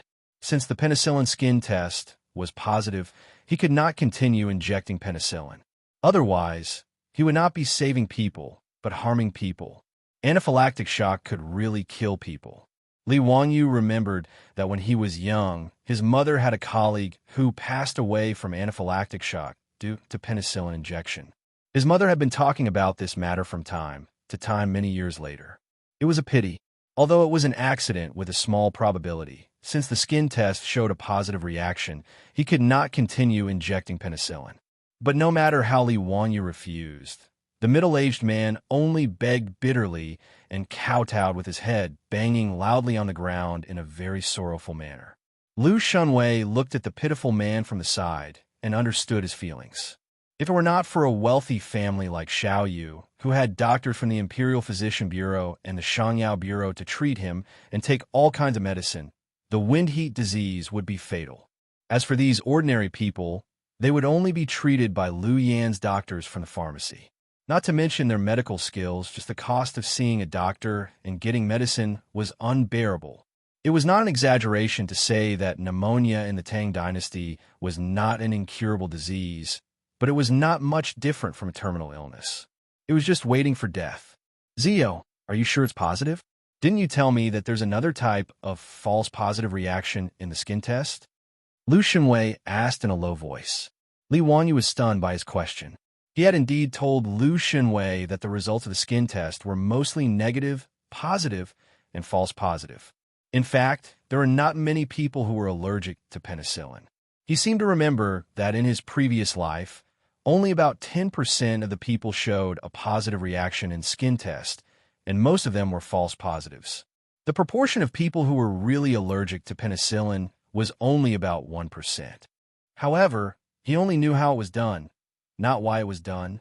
Other than knowing that no reaction was negative and could be injected, how could he know what kind of reaction was a false positive? What was positive? To be on the safe side, Li Wanyu naturally categorized all those who had a reaction to the skin test as positive and did not inject them. This was the safest method. Li Wanyu was at a loss for words, not knowing how to answer. He took a closer look at the middle-aged man's arm. There was only a redness, and there didn't seem to be any other symptoms. Li Wanyu hesitated for a moment, not knowing what to do. The middle-aged man begged bitterly, and even Xiao Yu couldn't bear it. Count Huxian, can this person really not be treated with medicine? I feel that he's quite pitiful. If you send him back, he won't live for long. How about you write a life and death contract and have him sign it? Then, Lu Fengyu can treat him as he pleases. If something happens, you can't blame Count Huxian and Lu Fengyu. When the middle-aged man heard Xiao Yu's words, he quickly replied, "This lowly one is willing. Cough, cough, willing. Cough, cough, cough. As long as esteemed one is willing to treat me, even if I can't be cured and something happens, I won't complain." At this point, Li Wanyu simply made up his mind, gritted his teeth, and nodded in agreement. That's good. Go and find your family members and tell them about the risks of the treatment. If something happens, you can't blame us. Of course, of course. Many thanks, esteemed one. When the middle-aged man heard that Li Wanyu had relented, he quickly got up from the ground and ran to the Imperial Physician Department's main hall to call for his family. Soon, a woman followed the middle-aged man into the main hall. She hadn't even wiped away the tears on her face when she knelt in front of Li Wanyu and the others. Esteemed one, please treat my husband. Regardless of life or death, if anything happens, this lowly woman will not complain. This was clearly the middle-aged man's wife. In response to her words, Li Wanyu could only shake his head and sigh. Now that things had come to this, he could only brace himself and try to see if the middle-aged man's life was tough or not. If it was a false positive reaction, then there would be no problem. If it was a positive reaction, then it would be difficult for even a deity to save him. He could only watch as the middle-aged man died. Once again, he told the couple about the possible reactions that might occur after the injection of penicillin. In the end, he asked the doctor from the Imperial Medical Department to help the middle-aged couple write a life and death contract and let them sign it with their fingerprints. After a while, Li Wanyu indicated for the woman to leave. Lu Shunwei began to prepare the medicine for the pneumonia patients. It was still the same procedure. Although the patients were baffled that they had to take off their pants in public, they didn't dare to disobey. However, they didn't dare to disobey. They could only take turns to take off their pants under the watchful eyes of hundreds of people and let Lu Shunwei inject them with injections. Xiao Yu was also watching from the side. It was his first time seeing such an injection method, so he was puzzled. The imperial physician beside him had already seen it twice, so he had a rough understanding of it. He quickly explained to Xiao Yu, "Old Master Xiao, the medicine developed by Old Immortal's son is different from ordinary medicine. The needle is hollow, so the medicine can be injected directly into the patient's body through the bamboo tube. Is this medicine really so miraculous? I'm not sure about other illnesses. However, one of the military officers was infected with the flower willow, and he indeed recovered in 2 days. This lowly official and everyone in the Imperial Medical Department can testify to this." Xiao Yu nodded his head and continued to watch Lu Shunwei inject the patients. It was still the same crude action. Li Wangyu couldn't help sweating in his heart. He couldn't bear to watch. Even Xiao Yu, who was watching from the side, couldn't help knitting his brows when he saw the patient's painful expression. He was clearly shocked by Lu Shunwei's injection method. After the pneumonia patients were done with their injections, it was the middle-aged man's turn. Li Wangyu hesitated for a while before he nodded his head to Lu Shunwei, indicating for him to inject penicillin. At this moment, everyone became nervous. For a moment, no one spoke in the Imperial Physician Department's hall as they nervously stared at Lu Shunwei and the middle-aged man. This made Lu Shunwei a little nervous. He held the syringe on the middle-aged man's, but for a long time, but he didn't manage to inject it. Everyone's gazes followed the syringe in Lu Shunwei's hand. Just when they were nervous, the middle-aged man suddenly opened his mouth and howled. It scared Lu Shunwei so much that his hand trembled and he almost stabbed the needle into the back of his hand. Chapter 590. Lu Shunwei came back to his senses. He hadn't inserted the needle yet, so why was this man screaming? He angrily slapped the middle-aged man's head. "What the hell are you screaming for? I haven't inserted the needle yet." When the middle-aged man heard this, he was stunned for a moment before he muttered, "I saw those people before when they sat down, they all screamed like that. I thought it was a rule." His words caused everyone to be stunned for a moment before they burst into laughter. The tense atmosphere from before dissipated quite a bit. Lu Shunwei was so angry that his face turned red. Without thinking, he directly inserted the needle into the middle-aged man's butt. This time, the middle-aged man screamed again. He finally understood why those people had screamed when they were treating him. It really was F*** painful. Under Lu Shunwei's violent actions, a syringe of penicillin was quickly injected into the middle-aged man's body. Li Wangyu gestured for him to put on his pants. "Go and call your wife in. Let's stay here for a while. If you're fine in an hour, you'll be considered to have passed through the gates of hell. Whether or not you can live will depend on your fate." The middle-aged man had already mentally prepared himself. To him, if he couldn't treat this illness, he would only be waiting for death when he returned. He would also be a burden to his family. It would be better to end it today. If he could live, then he would have a free life. If he couldn't, then his wife would suffer less. He respectfully knelt down and kowtowed to Li Wangyu and Lu Shunwei. Then, he left the main hall to find his wife. Outside the main hall, his wife had been silently crying. When she saw him come out, she hurriedly went forward to support him. "Dalong, how are you? Did the noble person give you medicine? Do you feel unwell?" The middle-aged man nodded. "Wait for an hour. If I can live, then I can probably keep my life. If, Sai, my wife, I've dragged you down.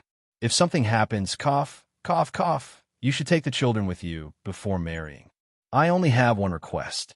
Can you find someone who treats the children well?" "Dalong, what nonsense are you talking about? If you're gone, I'll naturally raise the children. If you go there, wait for me. I'll look for you after I raise the child." The woman cried miserably. Her hands gripped the middle-aged man's sleeves tightly, unwilling to let go. It was as if her husband would leave her if she let go. Just like that, the two of them supported each other and stood outside the lobby of the Imperial Medical Department, crying and talking at the same time. Seeing this, Li Wangyu and the others felt uncomfortable in their hearts. Lu Shunwei even felt that the corners of his eyes were a little wet. He couldn't help but ask, "Zio, what if there's really an allergic reaction like you said? Is there no way to save him?" Li Wangyu slowly shook his head. The Tang dynasty only had such medical facilities. How could they save him? He couldn't bear to look at the couple any longer, so he simply turned his head away and cupped his hands toward Xiaoyu. Master Xiao, I estimate that the patients will recover in 2 to 3 days if they're quick, or 4 to 5 days if they're slow. Master Xiao, you can continue to take the decoction for the next few days. When you see the effect in a few days, you can rest assured and use the medicine. He didn't expect that the old man, Xiaoyu, would suddenly roll up his sleeves. Come, do that skin test for this old man. Master Xiao, what do you mean by this? Li Wanyu didn't react for a moment. Injection of penicillin. This old man doesn't need to wait for those patients to recover. This old man has been open and above board all my life, but I almost made a big mistake today. Since those commoners can use the medicine, why can't this old man use it? It's beneath me to let others test the medicine for this old man. Haha, but this old man doesn't regret it. If it can cure those patients, it'll be a good story. Come, Lu Fengyu, do the skin test for this old man. Xiaoyu's words shocked Zhang Baozong, the imperial medical officer, and the others. They all tried to dissuade him. Master Xiao, you can't. You can wait a few more days. It won't be too late to use the medicine after the effects of the medicine have taken effect. Master Xiao, please reconsider. This penicillin is a new medicine. It's better to wait. Xiaoyu shook his head firmly. This old man is already ashamed to let the commoners test the medicine. Everyone, please don't try to dissuade me. Since this medicine can be used by the commoners, why can't this old man use it? Lu Fengyu, please do the skin test for this old man. Lu Xunwei hesitated. Giving acupuncture to commoners was different from giving acupuncture to a big shot like Xiaoyu. Li Wanyu, on the other hand, solemnly bowed to Xiaoyu. Master Xiao is righteous. This penicillin is a good medicine. If it's promoted, it can save countless lives. Since Master Xiao dares to test the medicine for the common people, how can we not take responsibility? He turned his head to look at Lu Xunwei. Brother Xunwei, please do the skin test for Master Xiao. If there's any accident, I'll go and ask for forgiveness from the saints. Li Wanyu's words made Lu Xunwei's eyes turn red. Zio, what are you saying? I'm the one who used this medicine.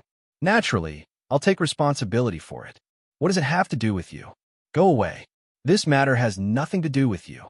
After he finished speaking, he pushed Li Wanyu to the side and picked up a bottle of alcohol to disinfect Xiaoyu's wrist. Xiaoyu twirled his beard and laughed. Ha! What does this have to do with the two of you? I'm the one who let you use this medicine. If there's any problem, I'll take responsibility for it. Everyone, listen carefully. If anything happens after I use this medicine, it has nothing to do with Count Huxian or Lu Fengyu. I ask that you all testify when the time comes. Xiaoyu's words moved the faces of the teachers and students of the Imperial Physician Bureau. They all bowed to him. Master Xiao is righteous. Zhang Baozong and the Imperial Physician Bureau could only look at each other and sigh. They didn't say anything to stop him. Lu Xunwei steadied his mind and, in a rare moment of gentleness, pierced the needle into the skin above Xiaoyu's wrist and injected some penicillin medicine.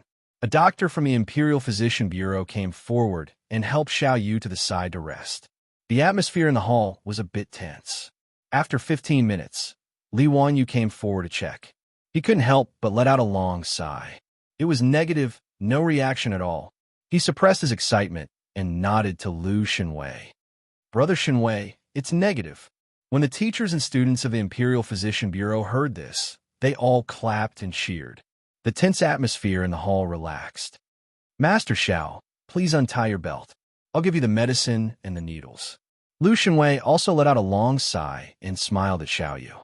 Xiaoyu laughed loudly. I never thought that there would be a time when I would take off my clothes in front of everyone. Why are you all staring at me? I'm not that little girl from P Square. Scram, scram, scram, scram, scram to the side. His joke caused everyone to laugh.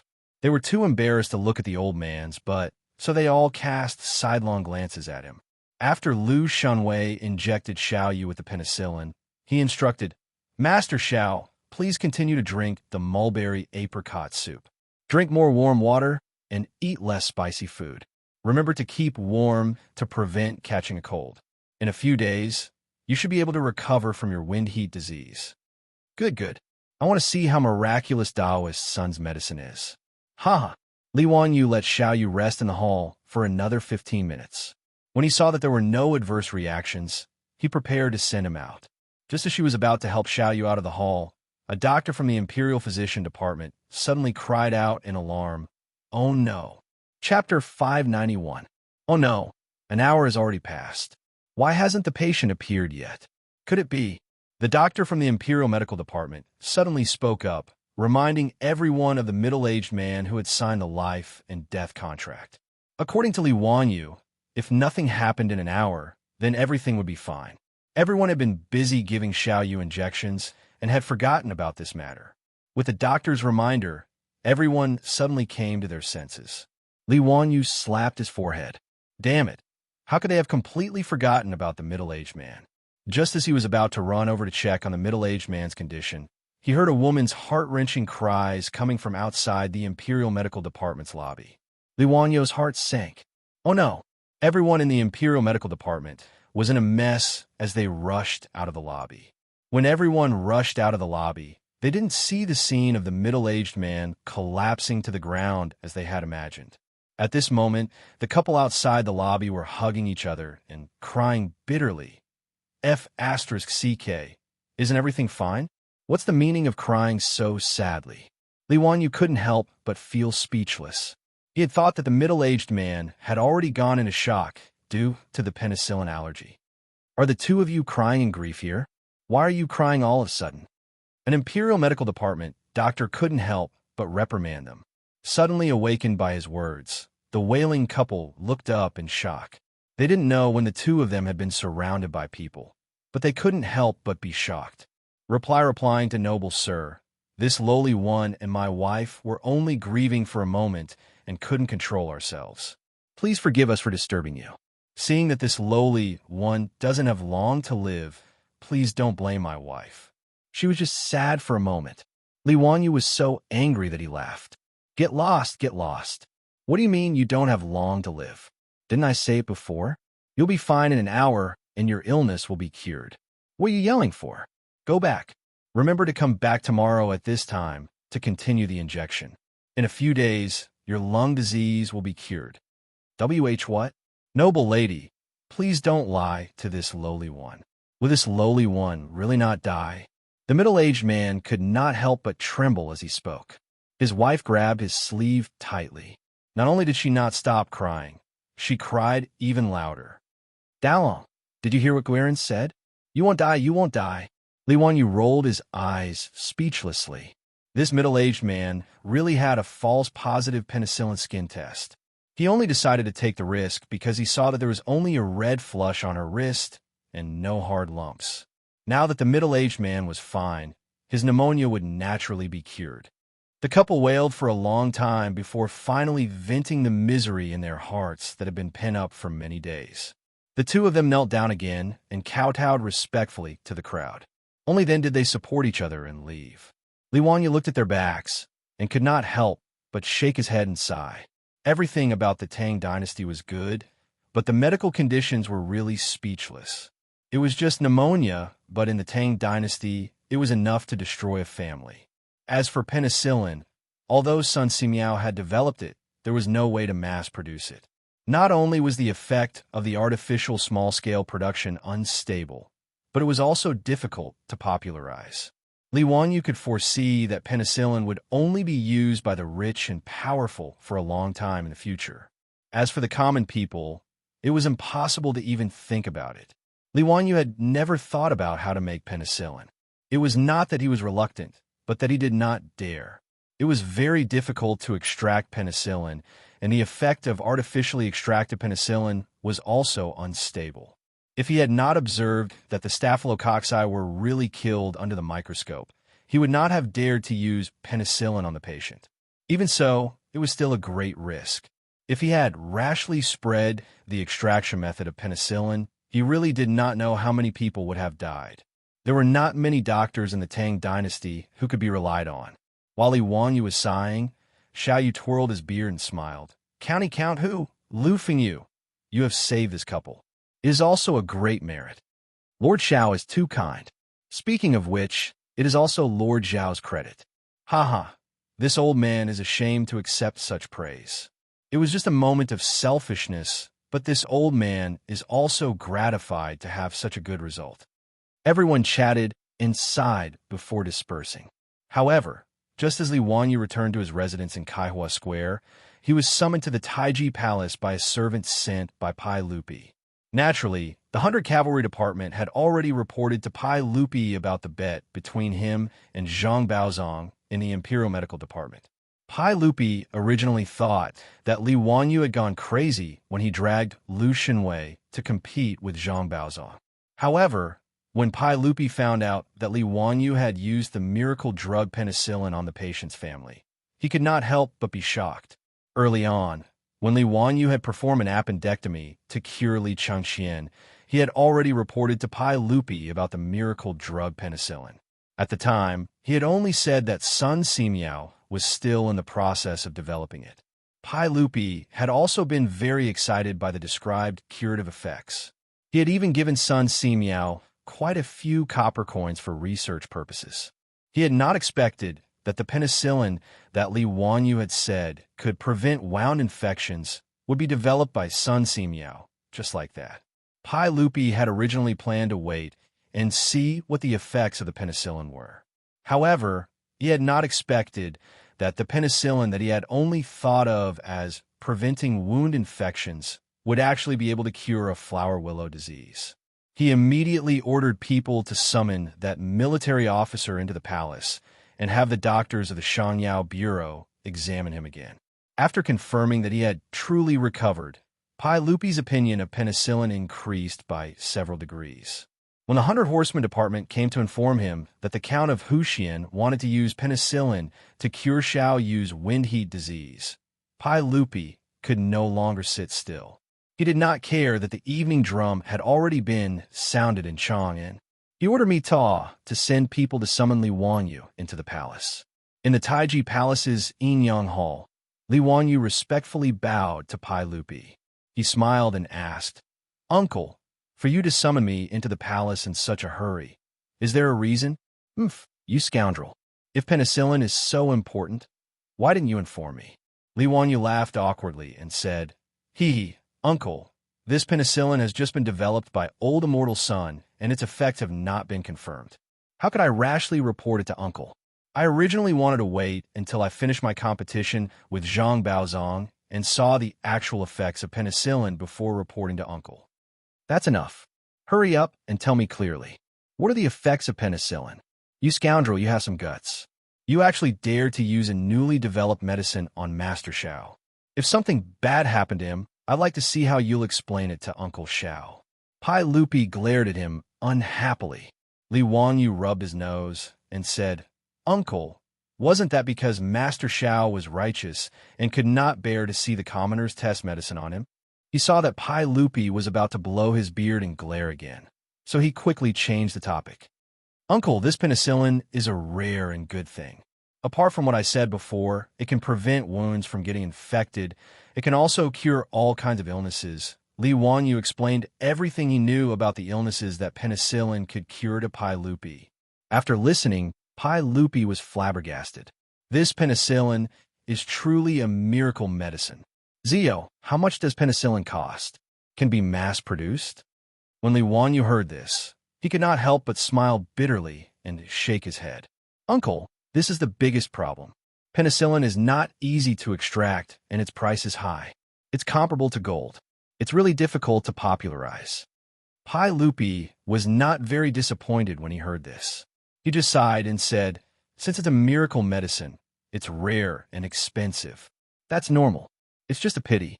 I originally thought that if this medicine could be popularized in the army, the casualties of the Tang dynasty's soldiers would be reduced by 70 to 80%.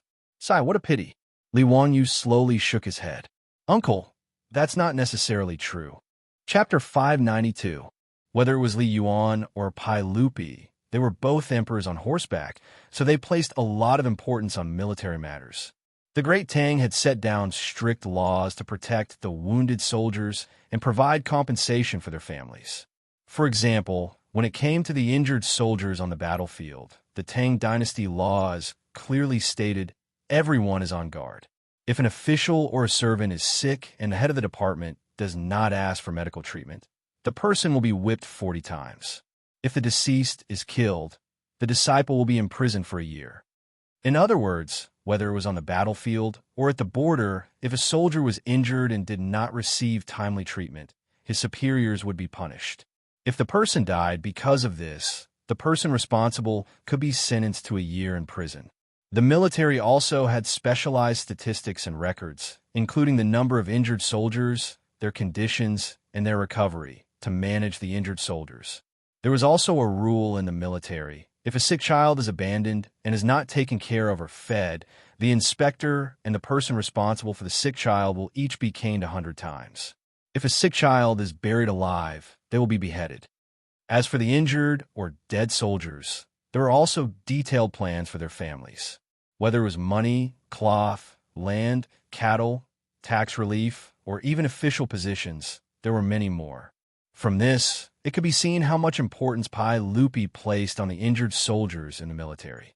Pai Lupi was still regretting that he could not use a miracle drug like penicillin to reduce the casualties in the military. Li Wangyos, not necessarily, made Pai Lupi unconsciously raise his eyebrows. Ziyu, what do you mean? Are there other ways to reduce the casualties in the military? Yes, uncle. As long as there are first aid, disinfection, and bandages on the battlefield, it might not lead to a large number of deaths due to injuries. I estimate that it should be possible to reduce the casualty rate by 50%. Pai Lupi asked, the disinfection that Ziyu mentioned, is it the alcohol you used when you operated on Xianxia last time? Yes, using alcohol to disinfect and bandage first aid on the battlefield can definitely reduce a lot of casualties. However, there were too few doctors in the army, and their medical skills were worrisome. Little nephew earnestly requests uncle to establish a military medical system and set up a military medical department to train military doctors and paramedics to learn first aid on the battlefield, suturing surgery, disinfection, and other medical skills to save the lives of our Tang dynasty soldiers. Uncle, don't let the soldiers bleed and cry. Li Wangyo's words were sincere. What he said about the poor medical system in the Tang dynasty was also true. The Tang system was installed. Military doctors were sent by the Taichung Temple, but the number was pitifully small. For every 500 men and above in the marching army and military service area, one physician is usually assigned. If there are more than 5,000 people, they would be given to 2 people. Henceforth, he led 5,000 men plus 1 man. Every doctor will be given 2, to reduce the number of injured doctors. An army of 5,000 with only 2 physicians. What use would they be in a war? Not to mention the extremely crude medical skills and treatment conditions. It was estimated that if they just sprinkled a handful of the so-called golden sore ointment on the wound, it would be considered a cure. Whether or not the soldiers could survive after being injured would depend on the heavens. Pai Lupi frowned. Zio, I can understand the military doctors you mentioned. Are you referring to the doctors assigned to the army? What do you mean by paramedics? Uncle, paramedics are also soldiers. In addition to carrying weapons and attacking with the army, they also need to carry medicine packs with them, including bandages, alcohol, golden sore ointment, and other first aid medicines. These paramedics need to learn first aid on the battlefield. When someone is injured, the paramedics can immediately stop the bleeding and send the injured to the rear for military doctors to treat. In my opinion, every 100 men in a brigade can be assigned 2 paramedics. In this way, the casualties on the battlefield will be greatly reduced. After hearing his words, Pai Lupi couldn't help but stand up and pace back and forth. After a long time, Pai Lupi slowly shook his head. Zio, your idea is very good. I think the paramedics you mentioned are very good, but it will be difficult to realize. Uncle, why is that? My Tang dynasty has hundreds of thousands of government soldiers. According to your idea, how many paramedics do we need? At least tens of thousands, right? With so many soldiers who can save the injured, do you think I can copy Han Xin and conjure up soldiers out of beans? Even if we recruit soldiers who are slightly literate and train them, Where will we find so many medical doctors to teach them first aid? Pai Lupi's words were also true. The literacy rate in the Tang dynasty was very low, and there were even fewer scholars who were willing to study medicine. Even the imperial medical department only had a few hundred students. Among them, there were no more than 100 medical students, and these people still had to study for 7 years before they could graduate. Teaching medicine to a few hundred people was completely different from teaching medicine to tens of thousands. Even if Pai Lupi wanted tens of thousands of paramedics, he couldn't find enough people to train them. Li Wanyu laughed and suddenly changed the topic. Uncle, do you know why I made a bet with Mr. Treasure? Oh? Why? Pai Lupi didn't understand why he suddenly brought it up. Li Wanyu laughed mischievously. Hey, Uncle, I heard that Mr. Treasure has taken in countless disciples. In the Zhang clan, there are hundreds of disciples and grand disciples. Does Uncle know about this? Pai Lupi nodded, and then his eyes lit up. He seemed to understand Li Wanyu's meaning. Uncle, old immortal son, has also taught more than a dozen disciples and grand disciples. Aren't these doctors ready-made teachers? As long as I win the competition, Mr. Treasure will have to worship old immortal son as his teacher. When that time comes, all the disciples and grand disciples of the Zhang clan will have to listen to old immortal son's instructions. I intend to let these people learn the art of surgery from old immortal son and then become medical doctors. They will be specially trained to be military doctors and paramedics. In the future, the military doctors will no longer be sent by Taichung Temple.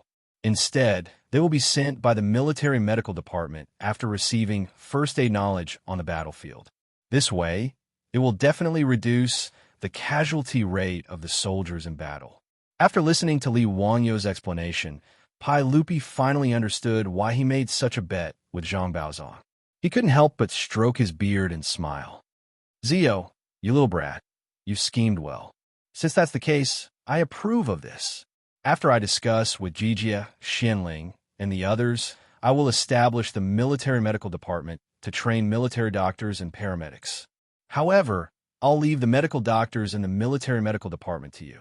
If you can't win against Zhang Baozong and trick those doctors, I'll settle the score with you. Hey, Uncle, don't worry. I have penicillin in my hands. Mr. Treasure will definitely lose this bet. The uncle and nephew looked at each other and couldn't help but laugh loudly. The next day, in the Imperial Medical Department, Lu Xinwei and Li Wanyu used the miracle medicine penicillin to treat Xiao Yu's lung disease. The patients who were waiting for treatment had already heard of this. Although they hadn't seen the effects of this miracle medicine, everyone had more trust in Lu Xinwei, the Minister of Medicine of the Imperial Medical Department. After the 4th day of treatment, the number of patients who chose to seek treatment from Lu Xinwei was more than twice the number of patients compared to Zhang Baozong. This angered Zhang Baozong so much that his expression became increasingly ugly. Chapter 593. It was the same on the 5th and 6th days.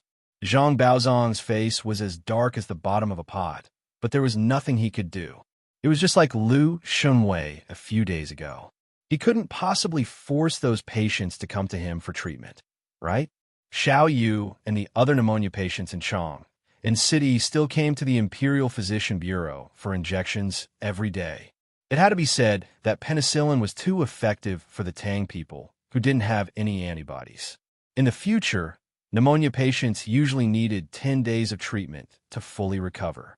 As for Xiao Yu and the other patients, they had only been injected with penicillin for 3 days, but they were almost fully recovered. Even the middle-aged man, who coughed the most and had given up on waiting for death, not only did his complexion look better, but he also coughed less and less. On this day, Lu Xinwei injected penicillin into Xiao Yu once more and took his pulse. He smiled. Old Master Xiao, you'll be fine after 2 more injections. Zhang Baozong also walked over and took Xiao Yu's pulse. After a long time, the old man put down his arm and sighed. He didn't say anything and walked back. Zhang Baozong was already filled with regret. He initially thought that he would win the medical competition, but now it looked like he was doomed. When he thought about how he would have to kowtow to Sun Simiao if he lost, Zhang Baozong felt his heart twitching. But he couldn't think of any way to save himself. Even as a famous physician, he could only sigh helplessly in the face of penicillin, a miracle medicine that shouldn't exist. On the seventh day of the competition, no one came to ask for Zhang Baozong's medicine. There was no other reason other than that some of the patients who received the penicillin injection had already recovered. Even if pneumonia could be treated in the Tang dynasty, it was still a long process. In the future, pneumonia patients had to be hospitalized for half a month, let alone in the Tang dynasty. But now, there were patients who recovered in just 4 days. This was simply a miracle in everyone's eyes. The teachers and students of the Imperial Medical Department had long since stopped crowding around Zhang Baozong. Hundreds of people swarmed around Lu Xunwei's side, attentively pouring tea and water for him and Li Wanyu. They only wished to be able to learn this miraculous medical skill. Some smart doctors even volunteered to help Lu Xunwei inject the medicine after seeing him inject it a few times. Li Wanyu was speechless at Lu Xunwei's brutal injection technique. Li Wanyu could not help but feel heartache for the patients as he watched those young doctors perform acupuncture under Lu Xunwei's guidance clumsily. What a sin! He picked up the teacup, took a sip of tea, and pretended not to hear the screams of the patients. On the 8th day, Xiao Yu recovered from his pneumonia. The people who were originally invited to test the medicine also recovered from their pneumonia. Now, everyone in Chang and city began to talk about penicillin, the magic medicine. Legend had it that it was a magic medicine that could revive the dead. It was an elixir that the old immortal Sun Simiao asked for from the heavens. Li Wanyu could only shake his head and smiled bitterly at these unreliable rumors. The result was that the threshold of the Imperial Medical Department was almost flattened by the patients. Even though the Imperial Physician Department only treated hundreds of officials, the number of people who were qualified to be treated by the Imperial Physician Department in the vast Chang and city was also very large, including hundreds of officials and their families, as well as a large number of civil servants. And these patients who came to seek medical treatment were all here for Lu Xunwei and penicillin. In fact, 90% of the patients did not need antibiotics like penicillin. Even if they did, Li Wanyu and Lu Xunwei would not be willing to let them use it unless it was absolutely necessary. The amount of penicillin that Sun Simiao extracted was really small. In the past few days, most of it had been used up. Lu Xunwei kept a straight face and refused all the patients who begged him to give them a shot of penicillin even when they caught a cold. But even so, Lu Xunwei was the imperial physician of the Xianxia Bureau and Sun Simiao's eldest disciple. He was not a mediocre person. Without the use of penicillin, it was not difficult for him to cure these ordinary patients who came to seek medical treatment. Zhang Baozong could only sigh at this situation. On the 8th day, the consultation in the Imperial Medical Department ended. Zhang Baozong stood up with difficulty with the help of his disciples and walked to Li Wanyu. Count who? There is no need to continue this competition. I have lost. I have lost. Tomorrow, I will go find Dao's son and kowtow to him. As soon as these words were spoken, the disciples beside Zhang Baozong became anxious. Teacher, you can't. Dao's son's medical skills are only on par with yours. Zhang Baozong waved his hand disinterestedly at his disciples' dissuasion. Don't say anything more. I can't even beat Dao's son's disciple. Saying something like this will only make me laugh. Teacher, Lu Xunwei only relied on penicillin, a miracle drug. How can his medical skills be compared to teachers? Fool.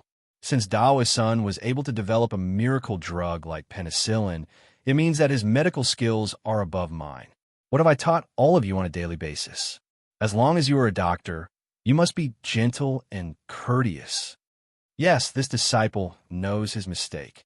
After Zhang Baozong finished lecturing his disciple, he cupped his hands toward Li Wanyu and Lu Xunwei and left with his disciple's help. Looking at the old man's skinny back, Li Wanyu felt that although Zhang Baozong was arrogant, he did not lose the demeanor of a famous doctor. The disgust he had for Lu Xunwei lessened a bit. After Zhang Baozong left, Li Wanyu and Lu Xunwei looked at each other and smiled. Imperial physician token, since Mr. Baozong has already admitted defeat, then there's no need to continue the 10 days agreement. Tomorrow, Brother Xunwei and I won't be coming to the Imperial Physician Bureau. Li Wanyu had been in Chang and city for 8 days and was already impatient. Since Zhang Baozong had admitted defeat, there were only 2 days left. There was no need to continue the competition. He still needed to hurry back to Dingzhou village. When the Imperial Physician heard his words, he shook his head. County Count Hu, you absolutely cannot. Originally, I had someone inform the patient's family that Lu Fengyu would be in the Imperial Physician Bureau for 10 days. It's only been 8 days. There's still 2 days left. How can we cancel it? Won't the patient's family find trouble with me? I asked that County Count Hu and Lu Fengyu persist for 2 more days. The Imperial Physician was so insistent for 2 reasons. On one hand, it was as he said, it would be difficult to explain to the patient's family. On the other hand, he was unwilling to let go of this opportunity for the teachers and students to learn. Although Lu Xinwei's medical skills were still lacking compared to Zhang Baozong's, the gap between him and the doctors in the Imperial Physician Bureau was quite large. In the past few days, even without the penicillin, just Lu Xinwei's diagnosis and treatment had greatly benefited the teachers and students of the Imperial Physician Bureau. Thus, how could the Imperial Physician be willing to let Li Wanyu and Lu Xinwei leave early? In this regard, Li Wanyu could only rub his nose helplessly and nod his head in agreement. He agreed to continue seeing patients in the Imperial Physician Bureau for the next 2 days. However, Li Wanyu didn't expect that agreeing to continue seeing patients in the Imperial Physician Bureau would give him a huge surprise. Chapter 594. Li Wanyu and Lu Xinwei's consultation in the Imperial Physician Department had finally reached the last day. After sending off the last patient in the line, Li Wanyu stretched his body. It's finally over. Brother Xinwei, I will return to Dingzhou village in a bit. Do you want to come along? Lu Xinwei helplessly shook his head.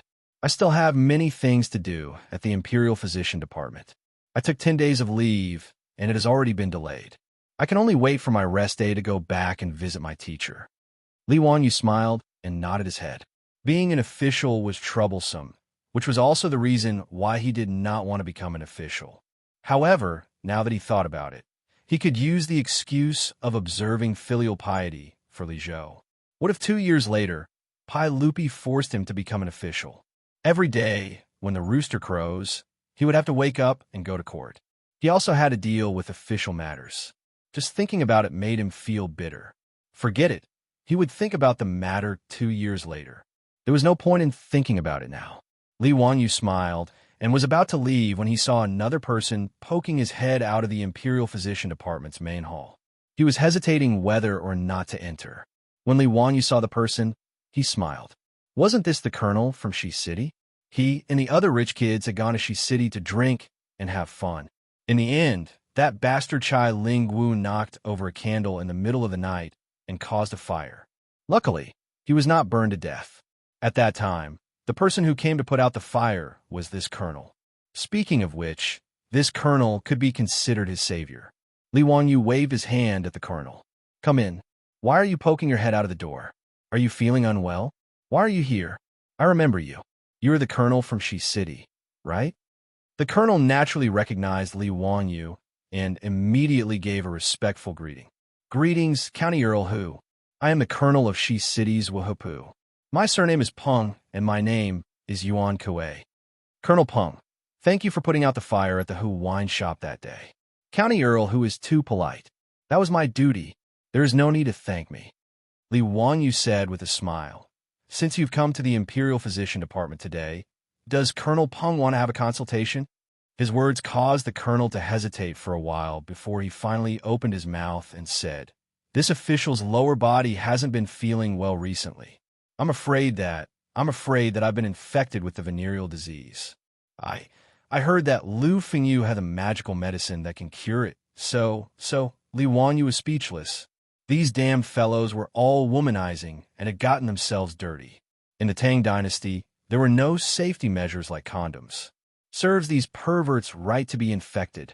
Peng Yuankue could be considered a savior, so Li Wanyu naturally wouldn't sit by and do nothing. Let Lu Fengyu examine you. You bunch of bastards, can't you be a bit more honest? Li Wanyu unhappily called for Lu Xinwei to examine his body. Peng Yuankui smiled embarrassedly and didn't dare to reply. He obediently walked in front of Lu Xinwei and reached out his hand to take his pulse. He then took off his pants for Lu Xinwei to examine. Li Wanyu naturally wasn't interested in seeing a big man's birdwalk. He minded his own business and drank tea. The group of teachers and students from the Imperial Physician Department were eager to learn. They all came forward to examine Peng Yuankui's condition. After Lu Xinwei carefully examined Peng Yuankui, he couldn't help but say, "That's strange. I've never seen this venereal disease before. Why is there ulceration between his legs?" The Imperial Physician and doctor from the Imperial Physician Department also nodded. Lu Fengyu is right. This doesn't seem to be a venereal disease. Hearing the doctor say this, Peng couldn't help but tremble with fear. Lu Fengyu, Imperial Physician, can I still be saved? Don't be anxious. Let me examine you carefully first. Do you have any other discomfort on your body? Peng Yuankuei hesitated for a moment before honestly replying, "In the past 2 days, I've had some ringing in my ears, my vision is a bit blurry, my waist hurts, and I can't urinate properly. There are also some knots growing on my body. It seems to be ulceration." Hearing him say this, Lu Xinwei immediately had him take off his clothes. Li Wanyu was leisurely drinking tea outside the crowd. When he heard Lu Xinwei and Peng Yuankui's conversation, he couldn't help but be stunned. This disease really wasn't gonorrhea. Why did it seem like a disease that shouldn't have appeared? Li Wanyu put down his teacup and got up to separate the teachers and students gathered around Peng Yuankui. When he squeezed in to take a look, he couldn't help but be shocked by the large ulceration on Peng Yuankui's body. If he wasn't mistaken, this should be syphilis, right? Moreover, according to Colonel Peng's description, he had ringing in his ears and decreased vision. These were all typical symptoms of syphilis. In the university of his previous life, there was a health education class. In order to let the university students have a better understanding of these diseases, the teacher who taught the class had once shown the slides of these STDs for them to see.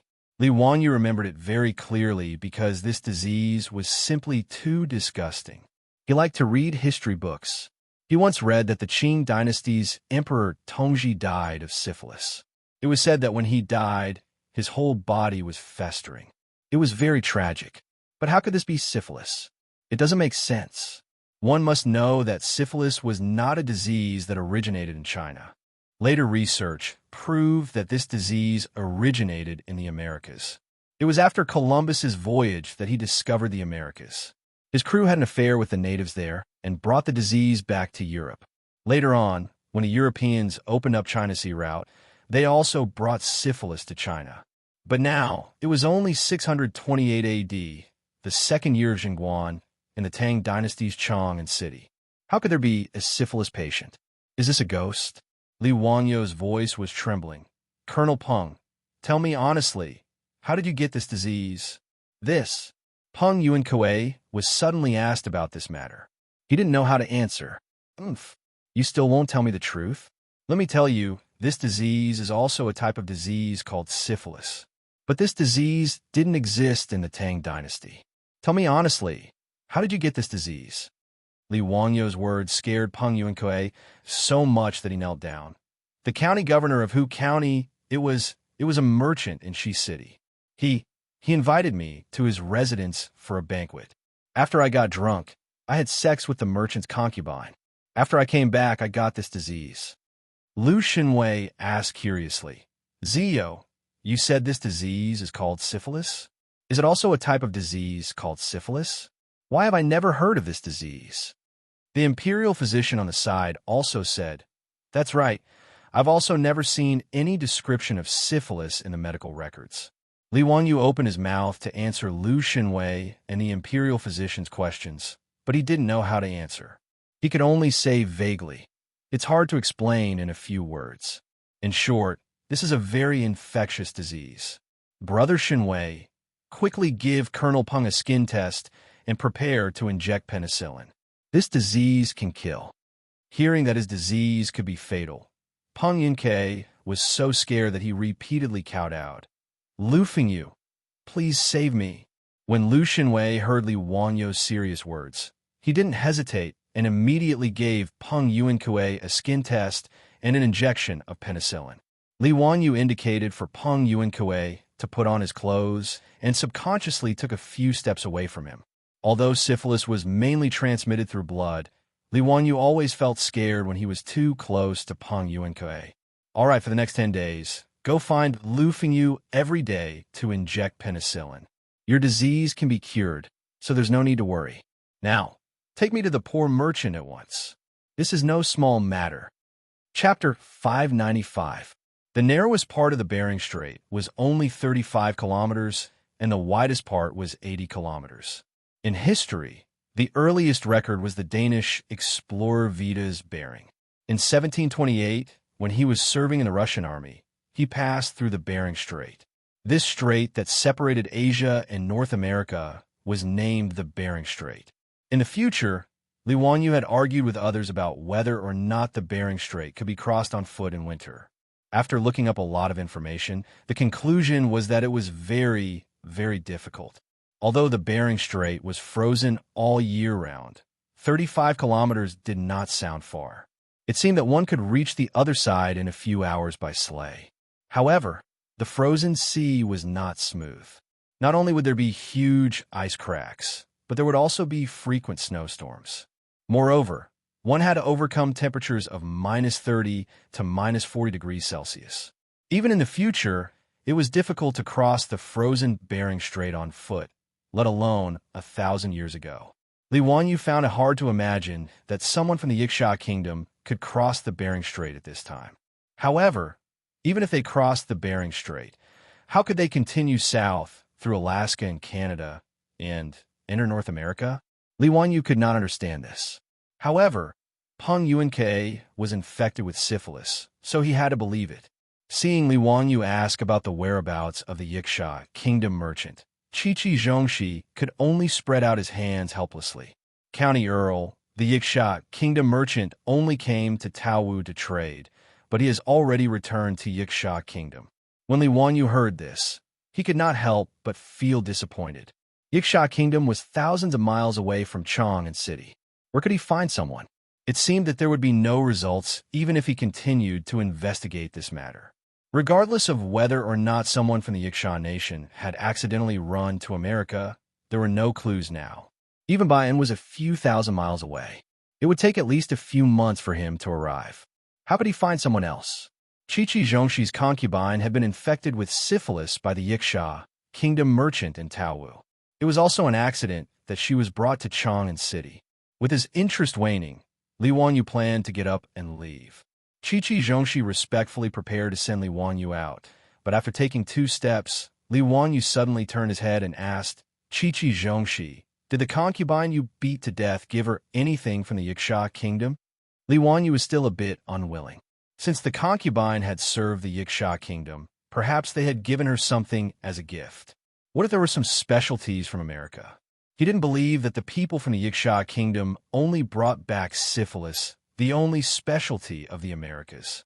Beggar Zhong, she shook his head, replying to County Uncle, after that lowly servant was beaten to death by me, she was dragged outside the city and buried.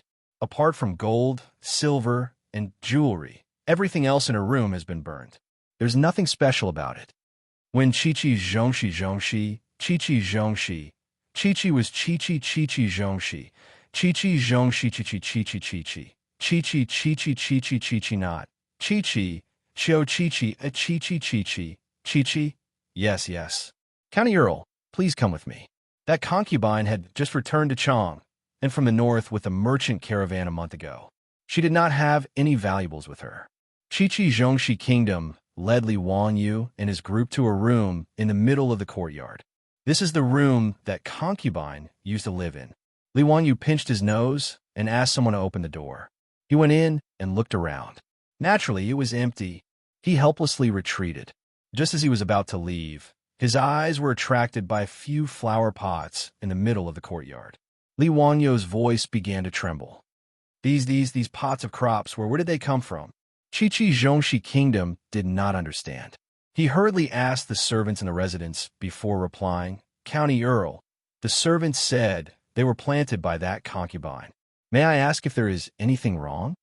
Li Wanyu ignored him and directly shouted at Niu Wu and the others. Niu Wu, immediately have people surround these plants. If anyone dares to damage these plants, kill them without mercy. Yes. Niu Wu and the troops were confused by Li Wanyu's order. However, this was the first time they had seen their Lang Jun give such a nervous order. Naturally, they did not dare to be negligent. Immediately, some of the troops stepped forward and pulled out their sabers from their waists. They surrounded the pots of crops that Li Wanyu was pointing at and forbade others from approaching. Beggar Zhong, she was scared out of his wits by this scene. After a while, he stuttered, "May I ask County Earl who, is there something wrong with these pots of crops?" "Don't ask so many questions." Niu Wu. Li Wanyu ignored him and turned to shout at Niu Wu. "What orders do you have, Lang Jun?" Niu Wu saw Li Wanyu's disposition and knew the importance of this matter. He did not dare to be negligent. Li Wanyu tore off his goldfish talisman and threw it to him. "Go, take my goldfish talisman and immediately ride to Duke Lu's mansion. Have Uncle Chung lead the Imperial Army of the Jinwu Guards to surround Huaiyuan Square. This matter is of great importance and cannot be delayed. Go quickly." "Yes." Niu Wu took the goldfish talisman and did not dare to hesitate. He immediately rushed out of Qiqi Xianxia Kingdom's mansion and jumped on his horse to rush out of the square. Although he did not know what had happened, since Li Wanyu was so nervous and even had Cheng Yaojin lead the Imperial Army, it must be something big. Niu Wu did not care about the ban on horses in Chang'an City. He directly urged his horse to rush into the middle of the street and rush towards Duke Lu's mansion. At this time, the gate was about to close. The Imperial Army of the Jinwu Guards had already begun patrolling the streets to enforce the night ban. Seeing Niu Wu galloping, the Imperial Army immediately stopped him. "Stop! Who are you? How dare you gallop in Chang'an City?" "I'm a soldier from the County Count's mansion. I have an urgent matter to attend to at Duke Lu's mansion. My Longjuan's goldfish talisman is here as proof." Niu Wu raised Li Wanyu's goldfish talisman and shouted. The squad leader of the Imperial Army of the Jinwu Guards carefully checked the goldfish talisman and confirmed that it was correct. Although the squad leader did not know what the urgent matter was, since the county count asked his soldiers to take his goldfish talisman and rush to Duke Lu's mansion, it must be something big. The squad leader pondered for a while and led his Imperial Army of the Jinwu Guards to escort Niu Wu to Cheng Yaojin's mansion. Li Wanyu anxiously paced back and forth in Qiqi Xianxia Kingdom's mansion. From time to time, he would go to the pots of crops and carefully examine them. His soldiers did not understand what these pots of crops were to make their Lang Jun so nervous. Qiqi Xianxia and Peng Yuankue were even more a loss as they stood aside uneasily. The maidservants in Qiqi Xianxia Kingdom's mansion were chased far away and did not dare to show their faces. While Li Wanyu was waiting anxiously, the gate of Qiqi Xianxia Kingdom's mansion was slammed open with a bang. A large group of Imperial Army of the Jinwu Guards in full armor and holding shiny weapons rushed in. "Bastard, if you don't explain yourself today, you won't be able to escape this beating." When Li Wanyu heard that, he was about to explain to Cheng Yaojin. When he looked up, he was shocked to see that other than Cheng Yaojin, there was another person standing beside him. Who else could it be other than Pai Lupi? Chapter 596. When Li Wanyu saw that Pai Lupi actually came personally, he was somewhat surprised.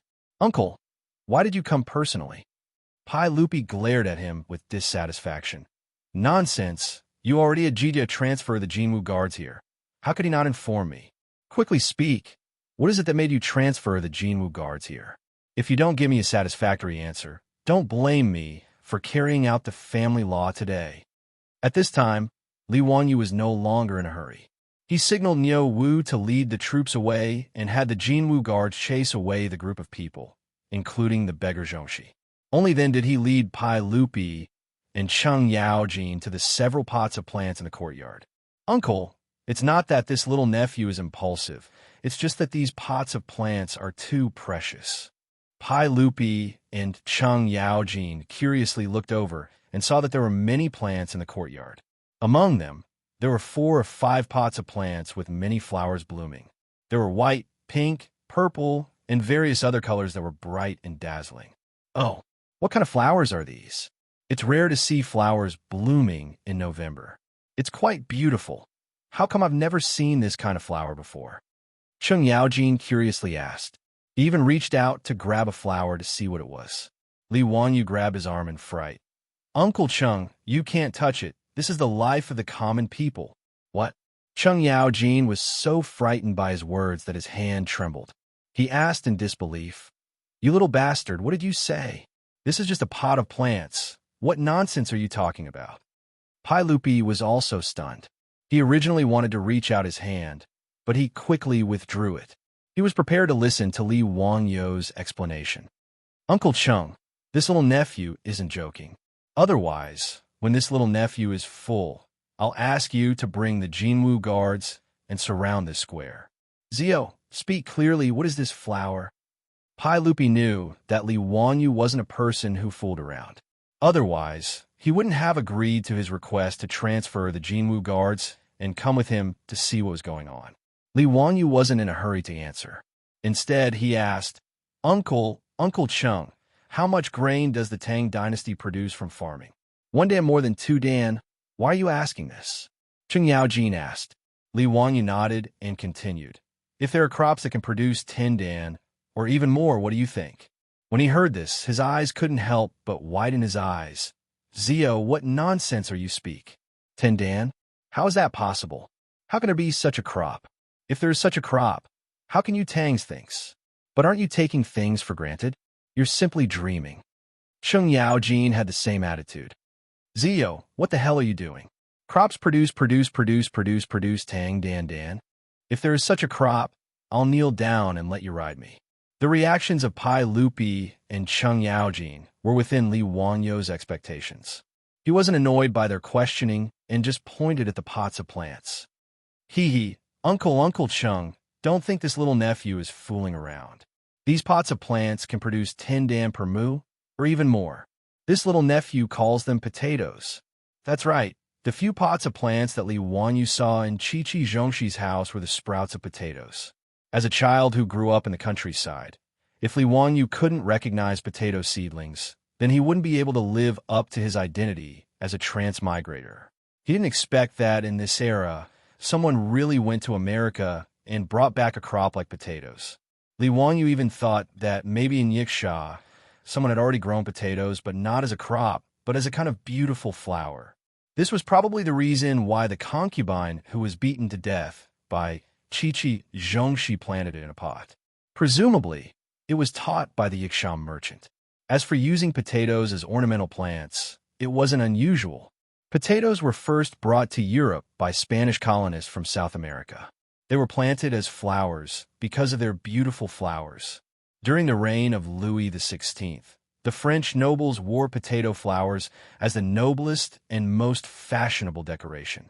They even planted potatoes on the outskirts of Paris specifically for this purpose. At that time, the French also believed that eating potatoes would cause leprosy, syphilis, sudden death, and sexual mania. Some even believed that potatoes were created by witches and devils to deceive people.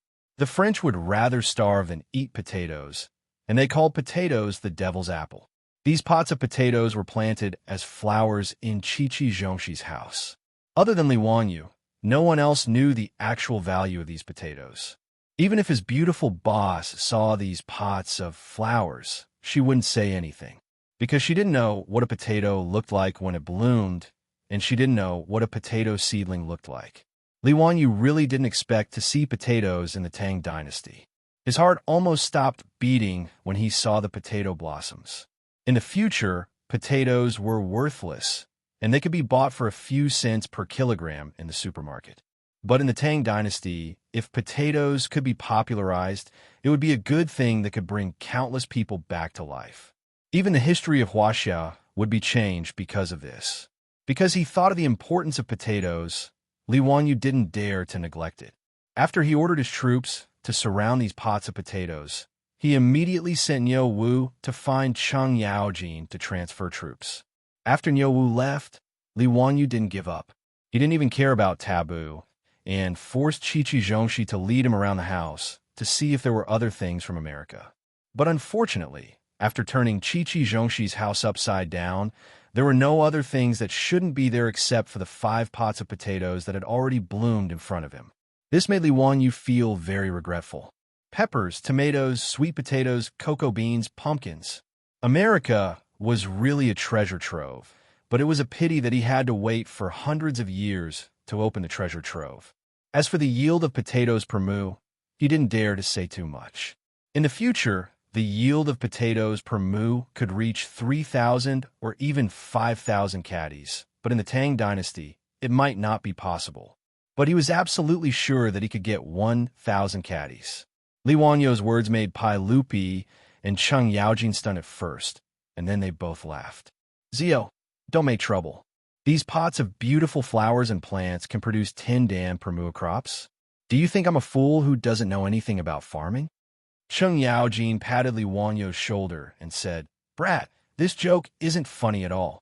Hurry up and tell me clearly, why do you want to mobilize the imperial army of the Chamberlain of Insignia here? Don't try to fool me with this kind of nonsense. Li Wanyu was speechless, and he silently rolled his eyes. Why didn't anyone believe him when he was telling the truth? In fact, Pai Lupi and Cheng Yaojin couldn't be blamed. This kind of words, not to mention the two of them, probably no one in the entire Tang dynasty would believe Li Wanyu's words except for their beautiful superiors. Li Wanyu's expression was solemn, and he bowed deeply to Pai Lupi and Cheng Yaojin. Reporting to your majesty, this subject's words are all true and not half a word of nonsense. These 5 pots of potatoes can really produce more than 10 dan per moo of crops. Not only can they be eaten, but they are also very delicious. They can be used as a staple food to satisfy hunger and can also be used as a dish. They are rare treasures. His serious report made Pai Lupi and Cheng Yaojin couldn't help but withdraw their smiles. Pai Lupi was stunned. Zio, this matter must not be joked about. Are you telling the truth? If there is half a word of falsehood, your majesty can take this subject to prison, demote me, and punish me. When Li Wanyu said this, Pai Lupi and Cheng Yaojin were both dumbfounded. Chapter 597. After a long while, Cheng Yaojin murmured, Zio, did you steal the treasures of the immortals in heaven? 10 dan of grain per moo. How? How was this possible? Pai Lupi was also skeptical. He pointed to the potted potato flowers and asked, Zio, are you really saying that these potted flowers are the high-yield grain you mentioned? What did you find out? What did he find out? Li Wanyu really didn't know how to explain this. However, since Pai Lupi, Feng Xianling, and the others all thought that he might be the reincarnation of an ancient great power, then he could continue to use this excuse to fool them. Uncle, I don't know. In short, when I saw these potted plants, I knew what they were called, and what they were used for. This is absolutely not wrong. Pai Lupi heard this and couldn't help but look at Cheng Yaojin. They both remembered that they guessed that Li Wanyu was the reincarnation of an ancient great power. Pai Lupi didn't dwell on this issue and asked, What kind of potatoes are these? How long until they mature? After the potatoes bloom, they can be harvested in 30 to 50 days. Potatoes are not picky about the soil and can be planted twice a year. They are sowed in February and March, harvested in June and July, sowed in September and October, and harvested from December to January. Li Wanyu explained. Oh, like rice or wheat, it bears fruit? No, since this thing is called a potato, naturally its fruit is hidden in the soil. When harvesting, it needs to be pulled out by the roots. Pai Lupi couldn't help but be curious. If it is as Zio said, why would such a precious species appear in the residence of the Bayan people? Zio, do you know where this thing comes from? Why have I never heard of it?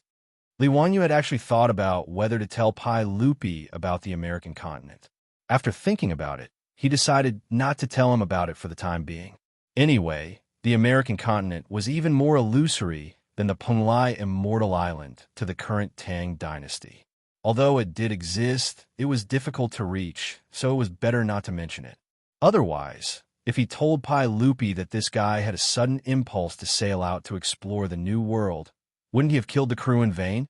Without enough navigation technology and ship development, it was simply unrealistic to explore the New World with the current Tang dynasty ships like Columbus. After thinking about this, Li Wanyu roughly explained what he knew. Uncle, according to what I know, this potato was a gift from a sea merchant of the Xianxia kingdom to a concubine of the owner of this mansion, the merchant beggar Xianxia of Bain, when he sailed to Bain to do business. But I don't know where he got this potato. Chong?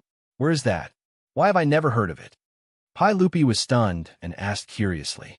In history, Pai Lupi learned about the Chong in the 14th year Xingguan.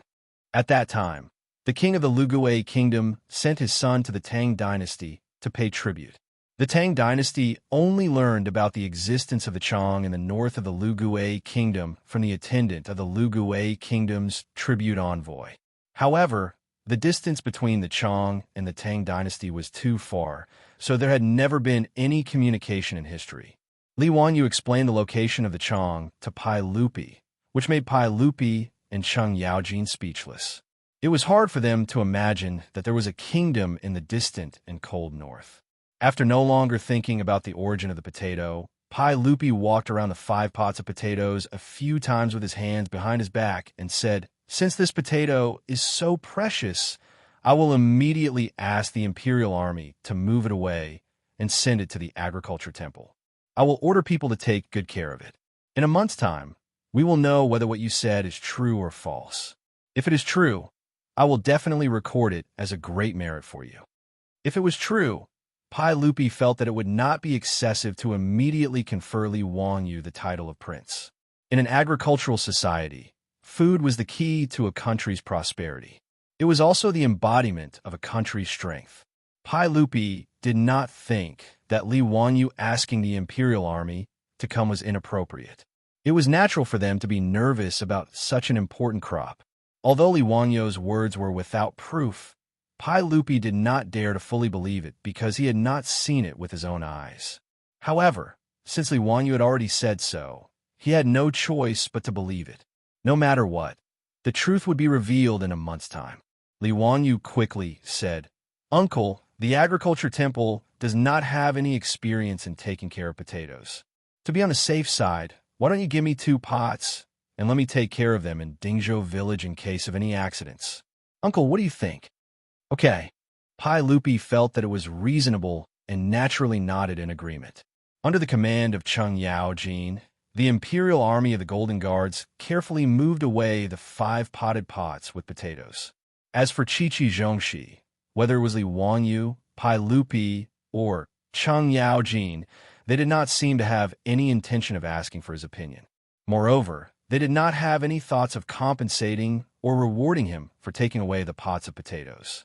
Pai Lupi and Cheng Yaojin felt that it was natural, not to mention that the owner of this house was from Bayan. As for Li Wanyu, he was dissatisfied with Qiqi Zhongxi for beating his poor concubine to death. Speaking of which, the one who had the greatest credit for discovering the potatoes was that poor concubine. However, because she followed Qiqi Zhongxi's instructions and served the Xianxia kingdom's merchants, she was unexpectedly beaten to death after being infected with syphilis. She truly deserved to die. Li Wanyu still found it hard to accept that this attitude of treating human life as nothing. He also did not feel that the concubine deserved to die. As such, he did not have any intention of rewarding Qiqi Zhongxi. After the Imperial Army moved away the pots of potatoes, the Imperial Army surrounded Pai Lupi, Cheng Yaojin, and Li Wanyu and left Qiqi Zhongxi's residence like a tide. Even now, Qiqi Zhongxi, the Bayan, did not know what had happened, and he did not dare to ask. After sending Peng Yuankue away, Qiqi Zhongxi immediately ordered people to close the door. For a long time, he did not dare to take half a step out of his residence. Many years later, Qiqi Zhongxi followed the caravan and passed by a field. When he saw the blooming flowers in the field, he felt that they were very familiar. After thinking about it, he remembered that they were the same as the pots of flowers that Huxian County Count had taken away from his residence. He found a farmer and found out that these flowers were the potatoes that he and the others loved to eat the most. At this point, Xianxia suddenly realized what had happened in his residence that evening a few years ago. Putting aside the fear in Xianxia's heart, Li Wanyu was too lazy to continue staying in Chang'an City. After saying goodbye to Pai Lupi and Cheng Yaojin, Li Wanyu simply led the imperial army that was escorting the potted potatoes out of Chang'an City and returned to Dingzhou village before the city gates closed. A large group of imperial army soldiers escorting their Langjun back to the residence scared the villagers of Dingzhou village and the old housekeeper Li Heng. His beautiful superior hurriedly came out to greet him and saw Li Wanyu anxiously instructing everyone to move 2 pots of flowers into the castle. He was going to send them to the top of the castle that faced the sun to be cultivated.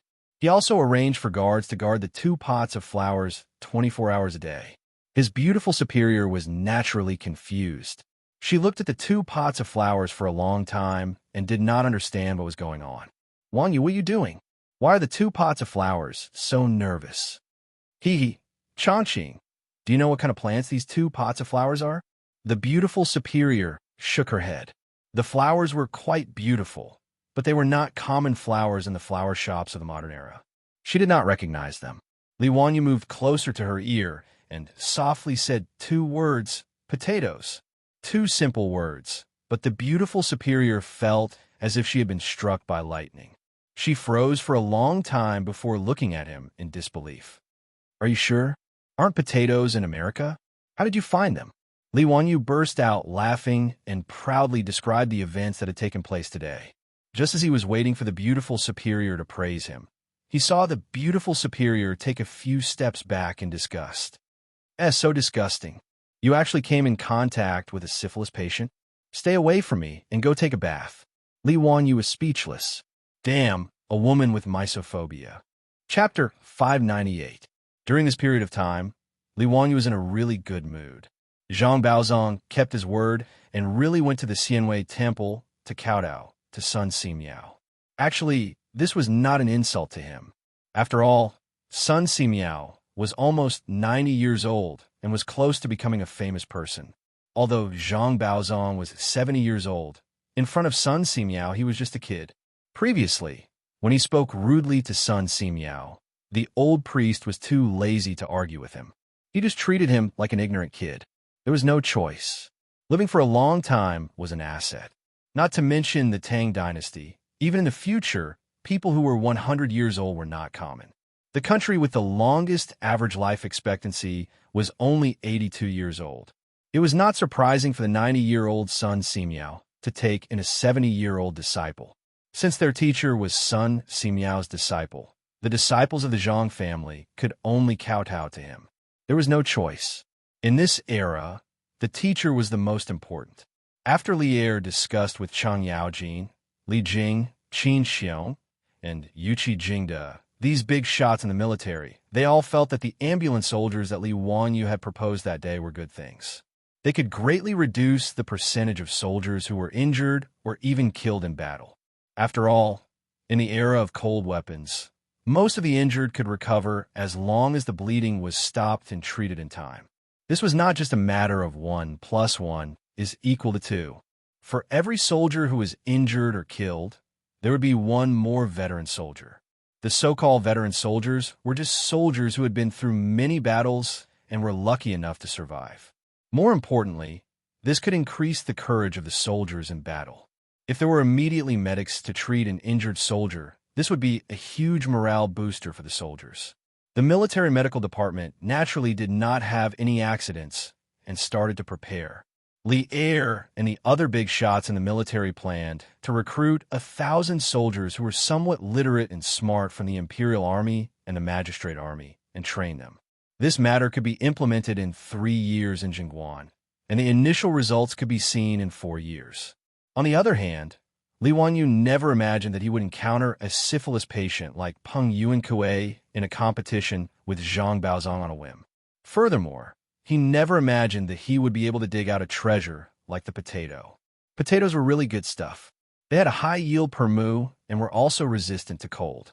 They could be grown even in sandy soil.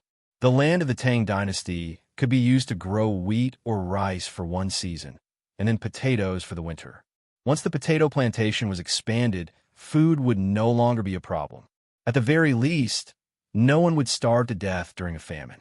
When Li Wanyu thought of stewed beef with potatoes, hot and sour shredded potatoes, potato biscuits, fried potatoes, baked potatoes, potato roast meat, these delicacies, he couldn't help but swallow his saliva. Damn, why didn't potatoes taste that good in the future? Even his beautiful boss couldn't help but check on the growth of the potatoes every day when she found out that the 2 pots of beautiful flowers were potatoes. She was also looking forward to the potato. As the days passed, Li Wanyu and his beautiful boss spent the winter in the Tang dynasty for the first time. However, they didn't feel cold at all. When he was building the castle, Li Wanyu was afraid of the cold winter, so he specially designed and installed many fireplaces. However, he didn't expect that they would be useless. In order to keep out the cold, he also spent a lot of money to ask the craftsmen to make many copper pipes and install them in the castle. He originally planned to connect the hot spring water from the mountain to the pipes during the winter and use it as a heater in the castle. However, he didn't expect that his efforts would be in vain. Now it was mid-December, but Li Wanyu hurried. The temperature in Chang was about 5 or 6 degrees. If the sun came out, even a thick coat couldn't be worn. The temperature was at least 10 degrees. This was similar to his experience when he traveled to Kunming in Yunnan in the future. Li Wanyu really didn't expect that the temperature in the Tang dynasty during the warm period would be so high in winter. Good news came one after another. On this day, Yang Quan hurried to Dingzhou village on a horse. Yang Quan, led by the old butler Li Heng, found Li Wanyu by the lake in his mansion. "Zio, you're still in the mood to fish here? Let's go to the festival quickly." Li Wanyu was stunned. It wasn't the New Year or any other festival. What was the festival about? Brother Xianxia, what festival? Harvest. The harvest festival. The rice is ripe. What? Li Wanyu didn't react for a moment. What rice is ripe? The next second, he threw the fishing rod away and jumped up. "Brother Xianxia, what did you say? The rice is ripe? Really? Ha ha. Zio, you don't believe me? You were the one who proposed to change the planting of rice in September. Why don't you believe it yourself?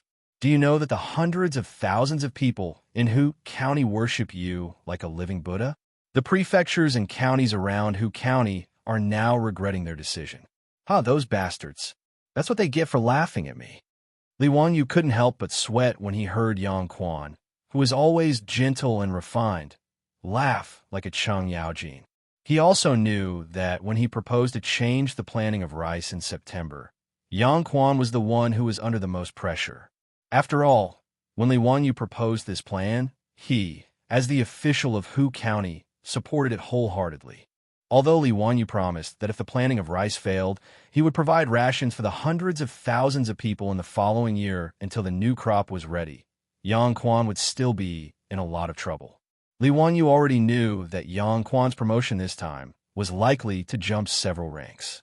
He would be directly appointed by Pai Lupi as a rank 5 imperial censor and become a subordinate of Wei Zheng. However, if the planting of rice in Hu County failed, Yang Quan would be removed from his position as county magistrate at the beginning of spring.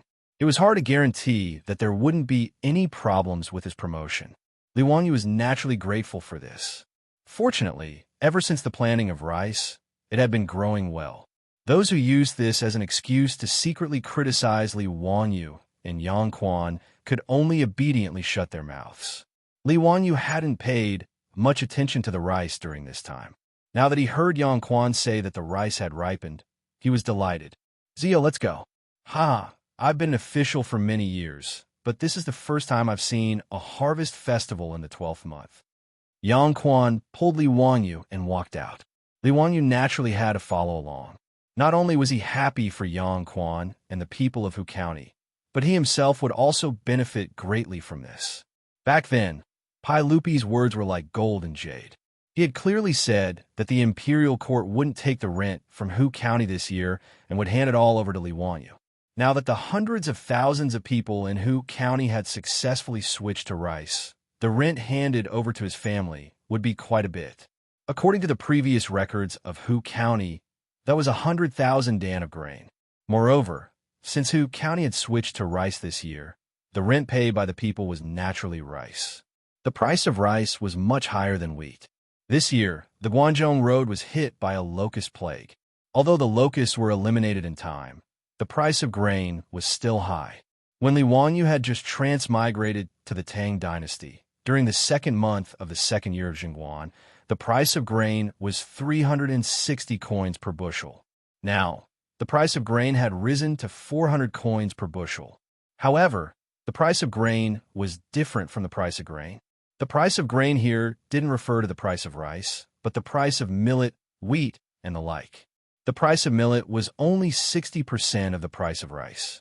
In other words, the price of rice in Chang, and today was more than 600 coins per bushel.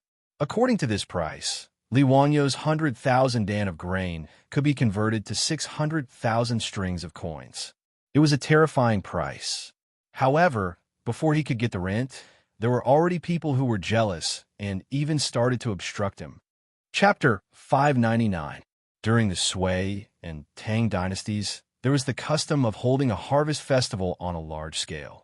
Depending on the maturity of the crops, the time of the harvest festival varied as well. However, it was generally held in the 10th month of autumn. After harvesting, tasting, and storing the crops, a corresponding ceremony would be held to pray to the gods and ancestors for a smooth harvest and for a bountiful harvest in the coming year. The imperial family would also pray to the gods and the heavens on the winter solstice, praying for good weather in the coming year and for the people to have enough food and clothing.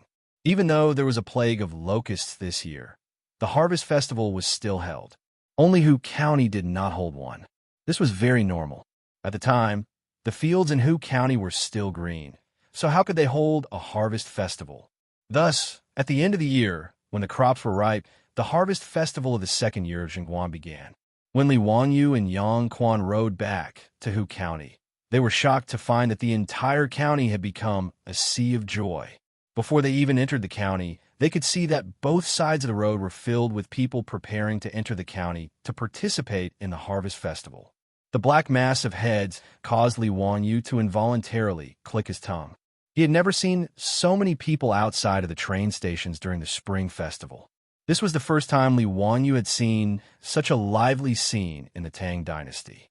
He found it quite interesting and chatted with Yang Quan on horseback. However, Hu County was only a middle county, so it was not very large. Before Li Wanyu and Yang Quan could enter the city, they were blocked at the city gates. The bailiffs hurriedly sounded their gongs, trying to make way for Yang Quan and Li Wanyu. Out of the way, what are you all doing here? Don't you see that County Count Hu and Yang Mingfu want to enter the city? Out of the way, out of the way. It would have been better if the bailiffs had not shouted. Now that they had shouted, not only did they not disperse the people, they even made the surrounding crowd even more rowdy. It's County Count Hu. County Count Hu is at the city gates. Quick, let's go. County Count Hu is there. Mother of my child, let's go to the city gate. County Count Hu Xian is there. Following which, the crowd formed by countless commoners rushed towards the city gate where Li Wanyu and Yang Quan were.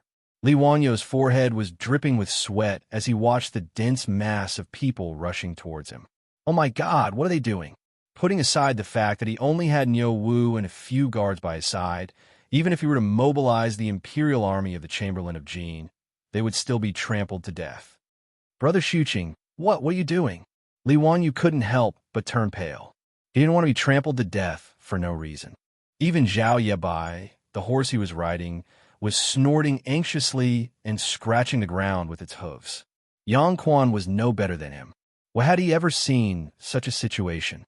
With so many people, if an accident were to happen, the consequences would be unimaginable. Even if they were on horseback, it would not be of any help. Even Niu Wu and the Li family's guards unconsciously gripped the hilts of their sabers. The Yamen runners were so frightened that they repeatedly sounded their gongs. Halt! What are you all doing? With so many people surging towards them, if a single person didn't abide by the rules and cause trouble, they would be drowned out by the crowd. But to everyone's surprise, when the crowd arrived in front of Li Wanyu and Yang Quan, they suddenly stopped. Everyone stared at Li Wanyu on horseback. For a long time, no one spoke, and the atmosphere became rather strange. Suddenly, A loud cry came from the crowd. This commoner kowtows to County Count Hu. Then, under Li Wangyo's flabbergasted gaze, the commoners all fell to their knees. Li Wangyu was dumbfounded by the sight of nearly 10,000 people kneeling in front of him. What was the meaning of this? Why were they kneeling to him all of a sudden? For 10,000 generations, County Count Hu. This commoner kowtows to County Count Hu. This commoner kowtows in gratitude to County Count Hu for saving our lives. This commoner kowtows to County Count Hu on behalf of my entire family of 7. This commoner's family of 9 originally thought that we could only go out and beg for a living. But who would have thought that we would have a bountiful harvest of rice this year? This commoner is endlessly grateful. This commoner kowtows to County Count Hu. Tao ancestor, please bless County Count Hu with a long life of 100 years. There were also quite a few people who didn't forget to thank Yang Quan. This commoner kowtows to County Count Hu in Yang Mingfu. Yang Mingfu, you are a good official. The cries of the common people caused the fear in Li Wangyu and Yang Quan's hearts to vanish, and they let out long sighs of relief. Following this, Li Wangyu felt his scalp go numb and goosebumps rise all over his body. He felt like an electric current was running through his body. What ability did he have to make so many commoners kowtow to him? Wasn't it just a sudden impulse that made the commoners switch to rice? Was he worthy of such praise? Li Wangyu hurriedly rolled off his horse and jogged over to an old man to help him up. Old sir, please don't, please don't. Please get up. The old man stubbornly kowtowed to Li Wangyu a few more times. Old me had many misunderstandings with County Count Hu. I thought that County Count Hu wanted us to switch to rice in the 9th month to harm the commoners. Old me was stupid and didn't understand County Count Hu's love for the commoners. Old me truly deserved to die. Please forgive me, County Count Hu. Li Wangyu's eyes also became somewhat moist. He motioned to Niu Wu to quickly help the old man up. Old sir is too serious. I was just blindly giving you an idea. If you really want to thank someone, you should thank Yang Mingfu. However, he ordered people to build water wheels for each village, cultivate rice seedlings, and supervise you all to switch to rice. His contributions cannot go unnoticed. Li Wangyu pointed at Yang Quan and said with a smile. The commoners naturally kowtowed to Yang Quan again, causing Yang Quan to become flustered. He repeatedly waved his hands.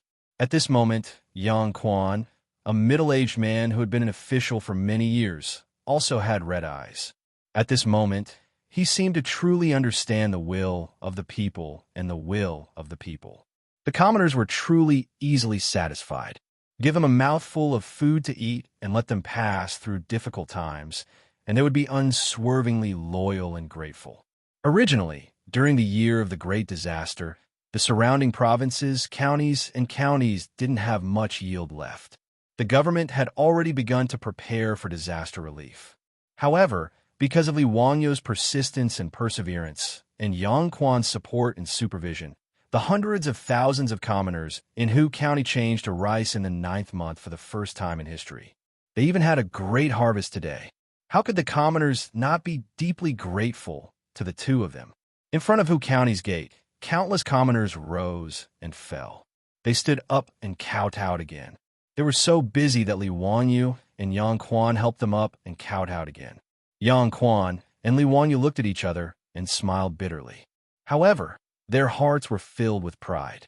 As the saying goes, when a real man lives in this world, he must establish a great reputation. Above, he must protect the ruler. Below, he must protect the people. If it is beneficial to the country, he will die 100 deaths without hesitation. The hubbub outside Hu County's gate fell into the eyes of a group of people on a nearby hill. Chapter 600. During the Sui and Tang dynasties, there was the custom of holding a harvest festival on a large scale. Depending on the maturity of the crops, the time of the harvest festival varied as well, but it was generally held in the 10th month of the golden autumn. After harvesting, tasting, and storing the crops, a corresponding ceremony would be held to pray to the ancestors and gods, praying for a smooth harvest and for a bountiful harvest in the coming year. The imperial family would also pray to the gods in the heavens during the winter solstice, praying for good weather and for the people to have enough food and clothing. Even though there was a plague of locusts this year, the harvest festival was still held. Only Hu County did not hold one. This was very normal. At the time, the fields in Hu County were still green, so how could they hold a harvest festival? Thus, at the end of the year, when the crops were ripe, the harvest festival of the second year of Jingguan began. When Li Wanyu and Yang Quan rode back to Hu County, they were shocked to find that the entire county had become a sea of joy. Before they even entered the county, they could see people on both sides of the road, preparing to enter the county to participate in the harvest festival. The black mass of heads caused Li Wanyu to involuntarily click his tongue. He had never seen so many people outside of the train stations during the spring festival. This was the first time Li Wanyu had seen such a lively scene in the Tang dynasty. He found it quite interesting and chatted with Yang Quan on horseback. However, Hu County was only a middle county, so it was not very large. Before Li Wanyu and Yang Quan could enter the city, they were blocked at the city gates. The bailiffs hurriedly sounded their gongs, trying to make way for Yang Quan and Li Wanyu. Get out of the way, what are you all doing here? Don't you see that County Count Hu and Yang Mingfu want to enter the city? Get out of the way, all of you get out of the way. It would have been better if the bailiffs had not shouted. Now that they had shouted, not only did they not disperse the crowd, but they also made the crowd even more noisy. It's County Count Hu. County Count Hu is at the city gates. Quick, let's go. County Count Hu is there. Mother of my child, let's go to the city gate. County Count Hu Xian is there. Following which, the crowd formed by countless commoners rushed towards the city gate where Li Wanyu and Yang Quan were. Seeing the black mass of people coming towards him, Li Wanyu's forehead was soaked with a few drops of sweat. Oh my God, what are they doing? Putting aside the fact that he only had Niu Wu and a few guards by his side, even if he were to mobilize the imperial army of the Chamberlain of Jin, they would still be trampled to death. Brother Xuqing, what were you doing? Li Wanyu couldn't help but turn pale. He didn't want to be trampled to death for no reason. Even Zhao Yebai, the horse he was riding, was snorting anxiously and scratching the ground with its hooves. Yang Quan was no better than him. Well, had he ever seen such a situation? With so many people, if an accident were to happen, the consequences would be unimaginable. Even if they were on horseback, it would not be of any help. Even Niu Wu and the Li family's guards unconsciously gripped the hilts of their sabers. The Yamen runners were so frightened that they repeatedly sounded their gongs. Halt! What are you all doing? With so many people surging towards them, if a single person didn't abide by the rules and cause trouble, they would be drowned out by the crowd. But to everyone's surprise, when the crowd arrived in front of Li Wanyu and Yang Quan, they suddenly stopped. Everyone stared at Li Wanyu on horseback. For a long time, no one spoke, and the atmosphere became rather strange. Suddenly, a loud cry came from the crowd. This commoner kowtows to County Count Hu. Then, under Li Wanyu's flabbergasted gaze, the commoners all fell to their knees.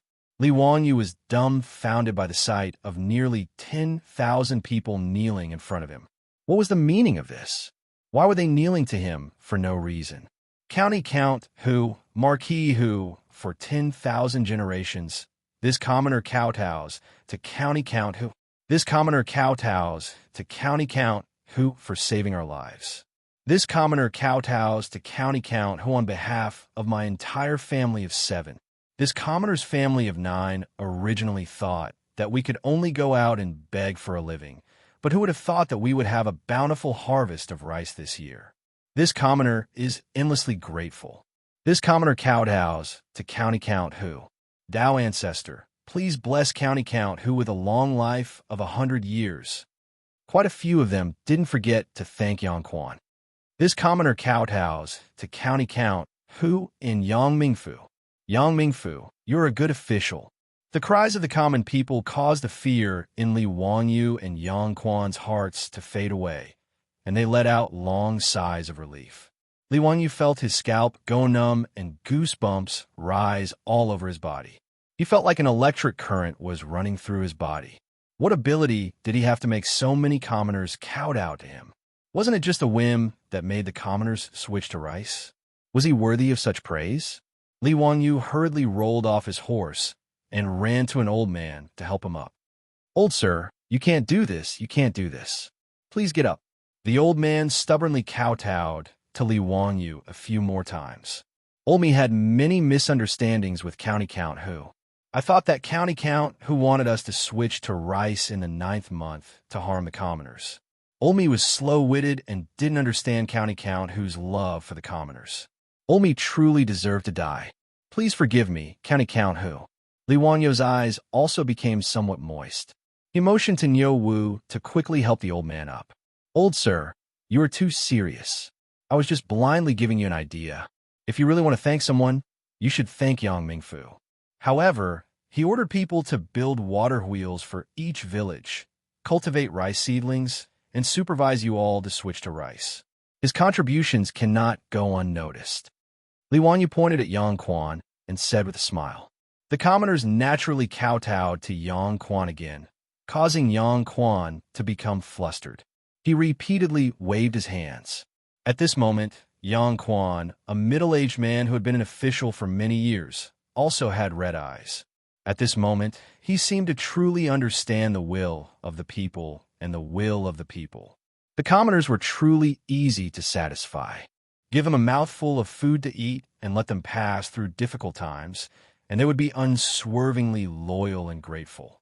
Originally, during the year of the Great Disaster, the surrounding provinces and counties didn't have much yield left.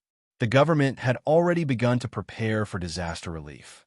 However, because of Li Wangyu's persistence and perseverance, and Yang Quan's support and supervision, the 100,000 commoners of Hu County were able to switch to rice in the 9th month for the first time in history. They even had a great harvest today. How could the commoners not be deeply grateful to the two of them? In front of Hu County's gate, countless commoners rose and fell. They stood up and kowtowed again. They were so busy that Li Wangyu and Yang Quan helped them up and kowtowed again. Yang Quan and Li Wangyu looked at each other and smiled bitterly. However, their hearts were filled with pride. As the saying goes, when a real man lives in this world, he must establish a great reputation. Above, he must protect the ruler. Below, he must protect the people. If it is beneficial to the country, he will die 100 times without hesitation. The hubbub outside Hu County's gate fell into the eyes of a person riding on a nearby hill. Chapter 601. Wah, Your Majesty, that brat Zio and that Yang Quan really surprised me. Planting rice in September actually succeeded?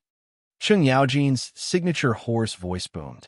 The group of people on the hillside outside the county town of Hu County was naturally Li Er and a group of important officials of the court. During the morning court session, an official reported that Hu County had successfully switched to planting rice. They had already begun harvesting and storing the rice.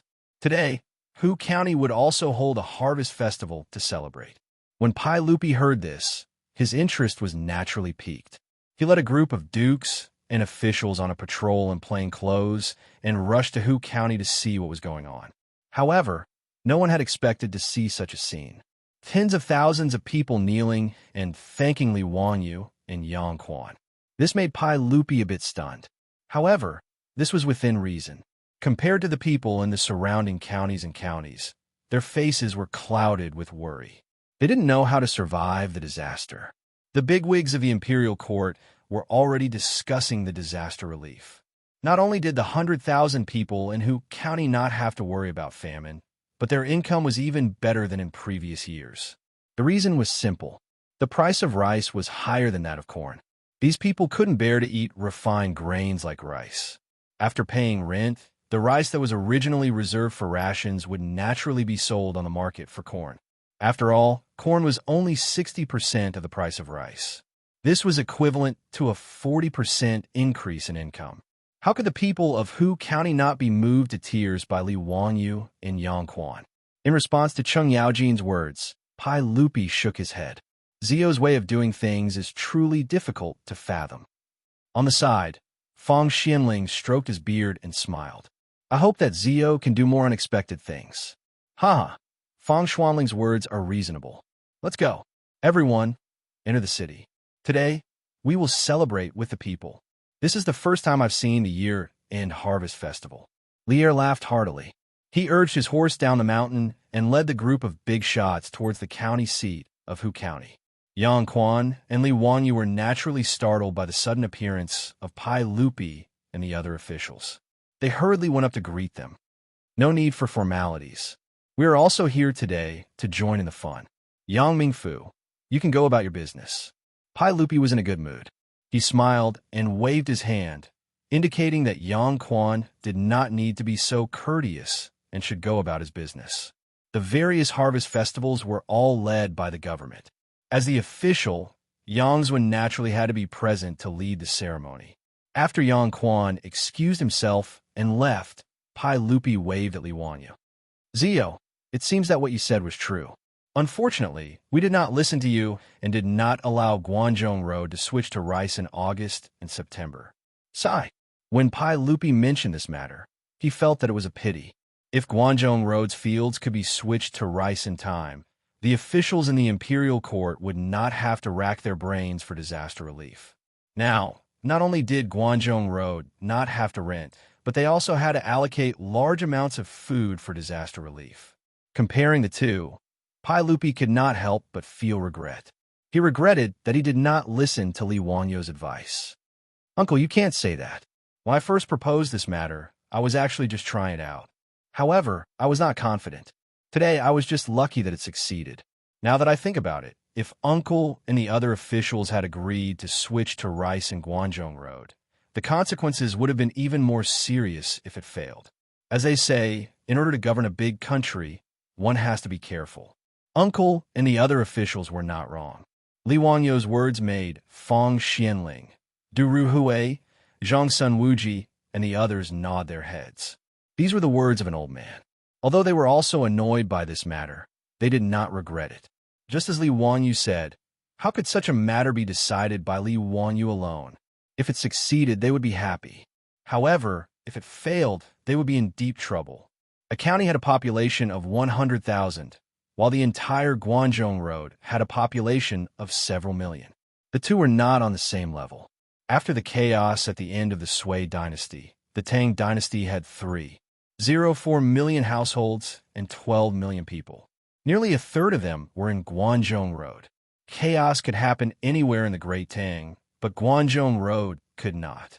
This was also the reason why in history, after Guanzhong Road was hit by locusts, Pai Lupi immediately sent out Yufu Golden Silk to redeem the sold children and return them to their parents. He also issued a general amnesty to stabilize the people of Guanzhong Road.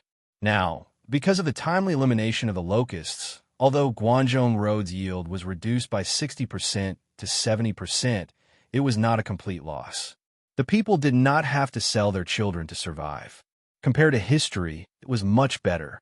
In addition, the rent for this year was reduced, and the government was preparing to start disaster relief.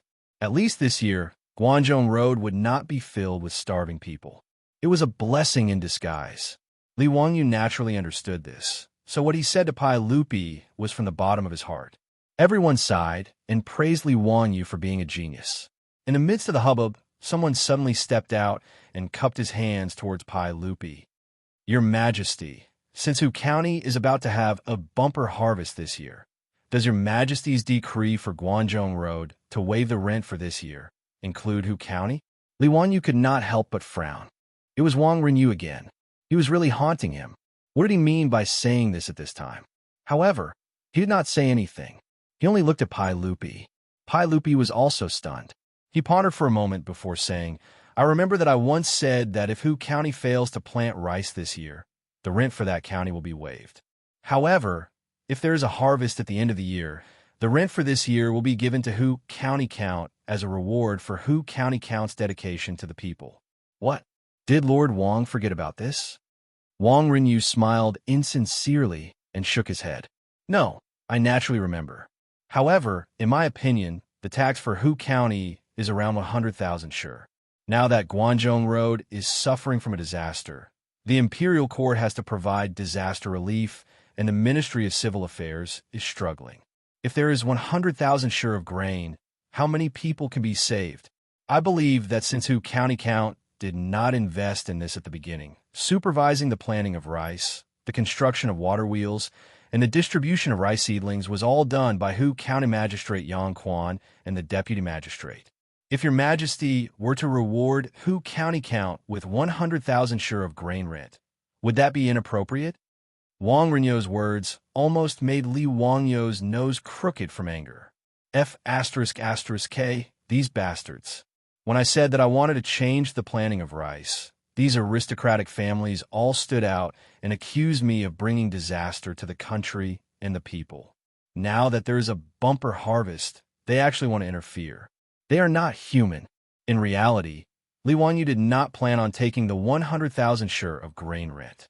He did not lack money, so he was willing to use the grain to do good deeds.